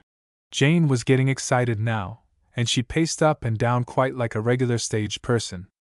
My poor noodle just thumps with the thinking, confessed Judith. Of course I am not willing to take the responsibility of policing Lennox Hall all night, Jane. There must be some other way. I positively decline, Judy, to tell the office or ask for official help. That would be too silly if we have made a mistake, decided Jane, falling into a convenient seat. Judith did not speak directly. She was loath to cross Jane further, yet unwilling to shoulder this rather serious responsibility. Why not invite both Bobby and Sally over here and have them remain all night? She suggested. That would be a treat for the... You forget the Lennox girls are having a party, Jane interrupted. Then let us break in on the party, followed Judith quickly. I agree, Judy, we must keep as close to them for a day at least, as it is possible to do without actually locking them up. Dear me, Jude! Look at the time! And I've got to get in some gym practice. My joints are as stiff as sticks, and I had congested headaches just from laziness. Coming to the gym? No, not today. My headache's from activity. You have me all swirled up. Don't mind if I take a rest, do you? Suppose we have to go on picket duty? Jane laughed, defying her fears for Sally and Bobby. When I have anything important to do, I must be alert, explained Jane. Go to sleep if you like, Judy, but be ready if you hear me whistle. It may be a race between the freshies and juniors, you know. Oh, hum! Groaned Judith as Jane raced off. Chapter 27 The Real Story? It was just before 6 o'clock that same evening when Dolly Lloyd burst into the gym where Jane was exercising. They're gone! She exclaimed. Sally and Bobby have left Lennox, and are rushing to get the 6:30 train. Why do you suppose they have sneaked off like that? Gone? Are you sure? Asked Jane. Positive, we have a note and... But Jane heard no more. Snatching up her sweater, she jabbed her arms into it as she ran, and hardly stopped until she hammered on the door of the stable where her horse, Firefly, with others were kept. Jim, the stable boy, answered immediately, but seemed unable to comprehend the unseemly haste, as Jane dashed in, loosened the headstall of her intelligent mount, led him to the path and then sprang up bareback to overtake the runaways. Jim stood speechless. That a student should romp off like that in bloomers too, and without a hat. And how she was going it. Her hair flew out in a cloud about her head, while Firefly, who was plainly wildly excited at his unexpected caper, just did as Jane told him without the slightest regard for lack of bridle or saddle. Wasn't he from Montana, and didn't his mistress train him to go as she chose without foolish restrictions? Students along the way looked in amazement at the racing girl, but being Jane Allen, some allowance was made for the caprice. At the Cedars, a shrill train whistle warned Jane she had but a few seconds more to make the Little Bingham station, and she promptly imparted the same message to Firefly. "We'll make it, boy," she whispered. "Take Janey to the station, careful, careful." In that droning, even voice a horse always knows how to interpret. There, she touched the back platform, told her horse to wait, and threw his strap over the livery post. Then she hurried to the front to find her freshmen. There they were, bags in hand, standing now as the train was pulling in. Jane saw them some seconds before they espied her, and quick as a flash she had a hand on each of the others. "Girls," she called, "drop those bags." "Where are you going?" Sally dropped her bag from sheer surprise, but Bobby had a firmer grip. "Oh, please, Miss Allen," begged Bobby tearfully. "Don't detain us, we must go. This is our train. If you go, you must take me with you, and this way." She included her Jim togs in the statement. "Just be reasonable and rational. There, let the train go." It was going. "There are others. But you just come over to that bench and tell me. What does all this mean?" There was no time for recrimination. The story so long bound up in the hearts of these two girls sprung freely to their lips. "You will hate us both, Miss Allen," stumbled Sally. "But we never meant to deceive you for so long a time. We were silly geese," retorted the impetuous Bobby. "And I suppose now, outside of Wellington grounds, we may as well try to confess. We have both deceived you. There is Shirley Duncan and I am Sally Howland." "What?" gasped Jane, unable to understand the shifting of names from one to the other. "I never won your father's scholarship," went on Bobby, her voice trailing evenly over every incriminating word. "Shirley won it and I sold it to her," sobbed the other, eager to have done with the hateful admission. "Sold it?" "Yes, there was no other way. Ted, my brother Ted, had to have $200 to get back to Yorktown, and everything seemed gone when Uncle died. I had won the scholarship to come to Wellington, but I couldn't leave Ted stranded in his junior year," choked the little freshman. "That was it!" exclaimed Jane, leading the girls away from the tracks, now cleared of the New York Express, and guiding them to the back of the station where Firefly waited proudly. "What a relief! You rode that way?" gasped Bobby. "Without a saddle?" "Why, certainly. It was the best gallop I've had in months. Now, naughty girls, wait. Sit down. I'm too excited to stand up." "You," to Sally. "Are Shirley Duncan and you?" to Bobby. "Are Sally Rowland?" "Yes," replied both miserably. Then she, whom we must know as the real Shirley, spoke. "I know it must seem despicable, Miss Allen, but there was dear Ted, so disappointed, and he was such a splendid student. I could come here, but he simply had to have that $200 to go back to Yorktown." The voice took courage with its tale of loyalty. "And you are simply a wonderful little girl to have managed it all," declared Jane, showing not a single trace of resentment. "It is actually fascinating to think you actually exchanged identities." "But I had no such laudable excuse," moaned Bobby. "My folks just wanted me to go to college, any old college in any old way, and we always thought Dad's good honest money would pave the way. But it didn't, and I never could pass the exams, so I simply fell into this from sheer vanity." "That is not so," expostulated the new Shirley. "Bobby would never have dreamed such a thing if Dolvin did not happen along with her wonderful plan. You may imagine she was the real brains of the plot." "Dolvin?" "Yes, she taught a summer gym class at our place," explained Bobby. "And when she heard my wail about not being able to get into college, she offered the scheme. At first it did seem abhorrent, but she glossed it over so. And obtained such a generous commission, put in the real Shirley. Then you see, Kitten here was passed right in on her second exams, while I sailed in on the exams she took for the scholarship, confessed Bobby, digging her heels in the cinder path recklessly. And you both thought this an unpardonable offense? Certainly, we knew every moment we were both hypocrites, blurted Bobby. Kitten has been fairly blistering under the stigma. The train is gone, said Shirley the original. And Miss Allen, you are not dressed for this. We will have to go back, I suppose? Jane had been thinking quickly. In fact, her brain had been fairly churning with the new turn in events. She jumped from the bench and confronted the downcast freshman. I have it! She exclaimed. It is just perfect. Here you two girls both came in on Dad's scholarship, have both made good and are both now eligible to finish the course. Don't you see how magically it has all turned out? We don't, admitted Bobby. That's because you don't know how generous Deanie Rutledge can be. We will go right back and tell her the whole thing, and she will, I am positive, think the matter one inspired by the noble effort you made, to Shirley, to keep your brother in college. Bobby, you did want to come to college, that is always a laudable ambition, and think of the thousands who fail every year? But they don't come, persisted the still doubting Bobby. But you did. And if you were a little rebel at first, doesn't that explain it? Your preparation was all wrong, you heard Deanie say so. Come on now, I'll walk and let you lead Firefly, Bobby. I know it will be a treat to you to even lead him. Sorry you can't ride in that tight skirt. Wait a minute, demanded Bobby, stopping short. Do you mean to say, Miss Allen? Jane. All right, with a smile. Do you mean to say, Jane, that the dean would ever understand and condone all this? What are deans for? Asked Jane, the miracle worker. I'm just wild over the whole thing, and Daddy will want to adopt you both. It is simply thrilling.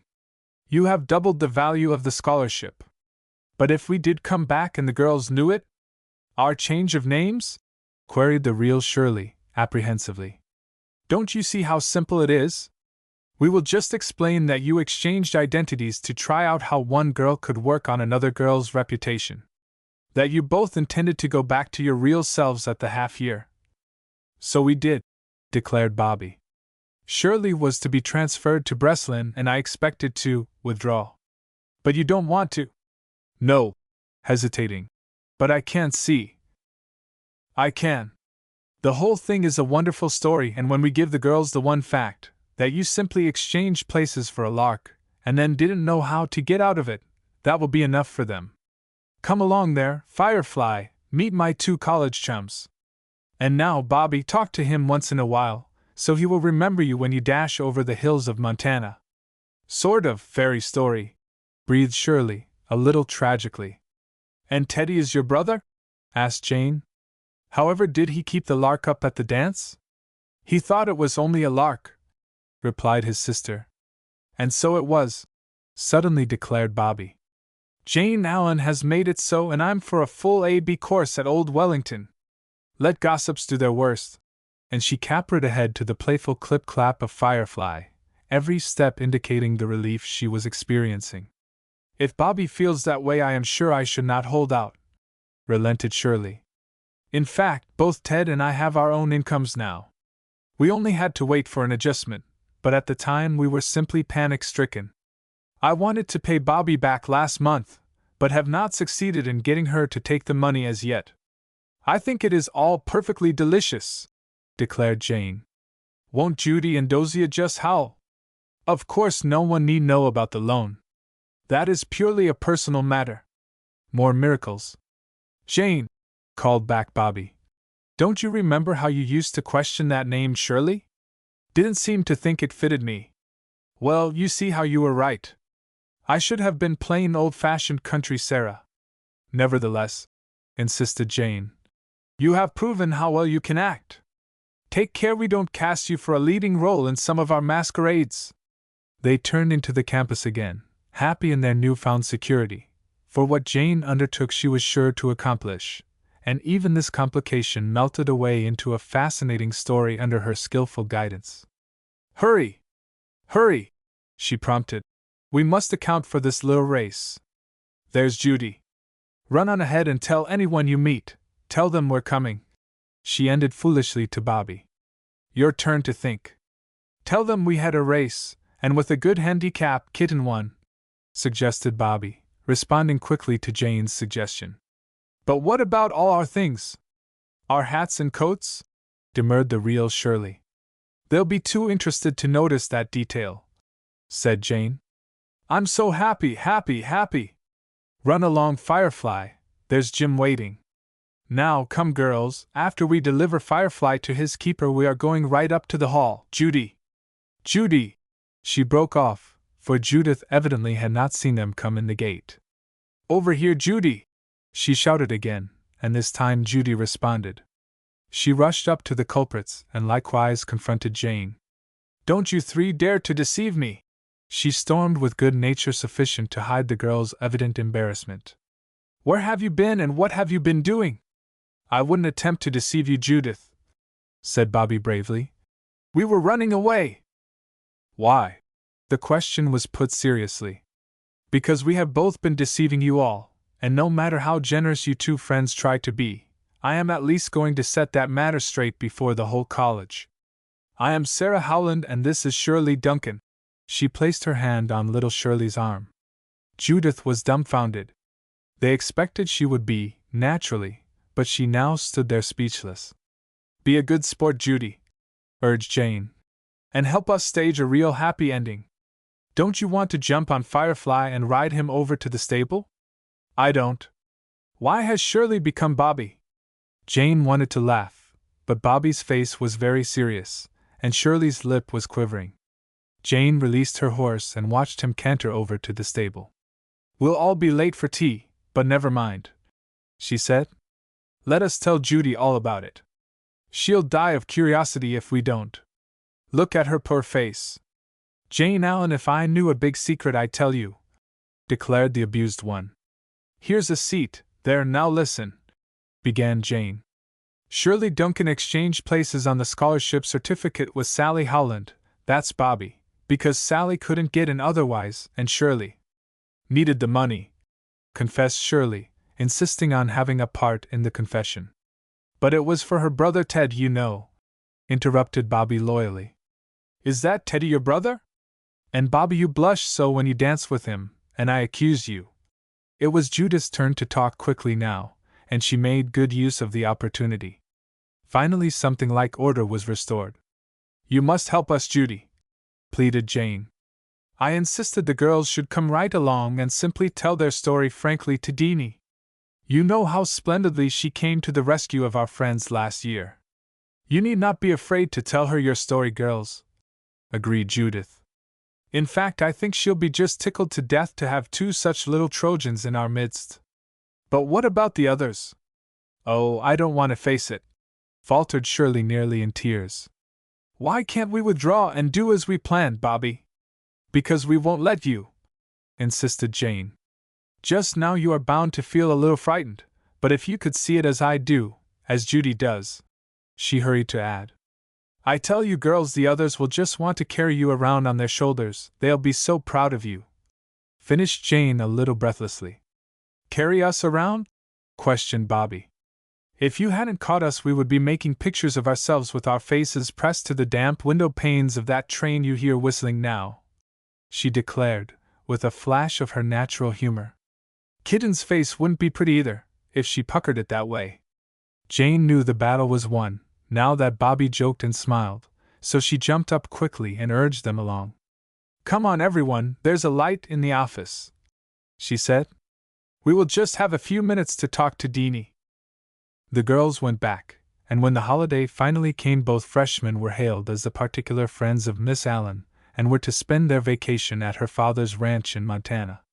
The next volume of this series will sustain Jane's reputation for unmatched personality in her Wellington record as Jane Allen, Sr. The end.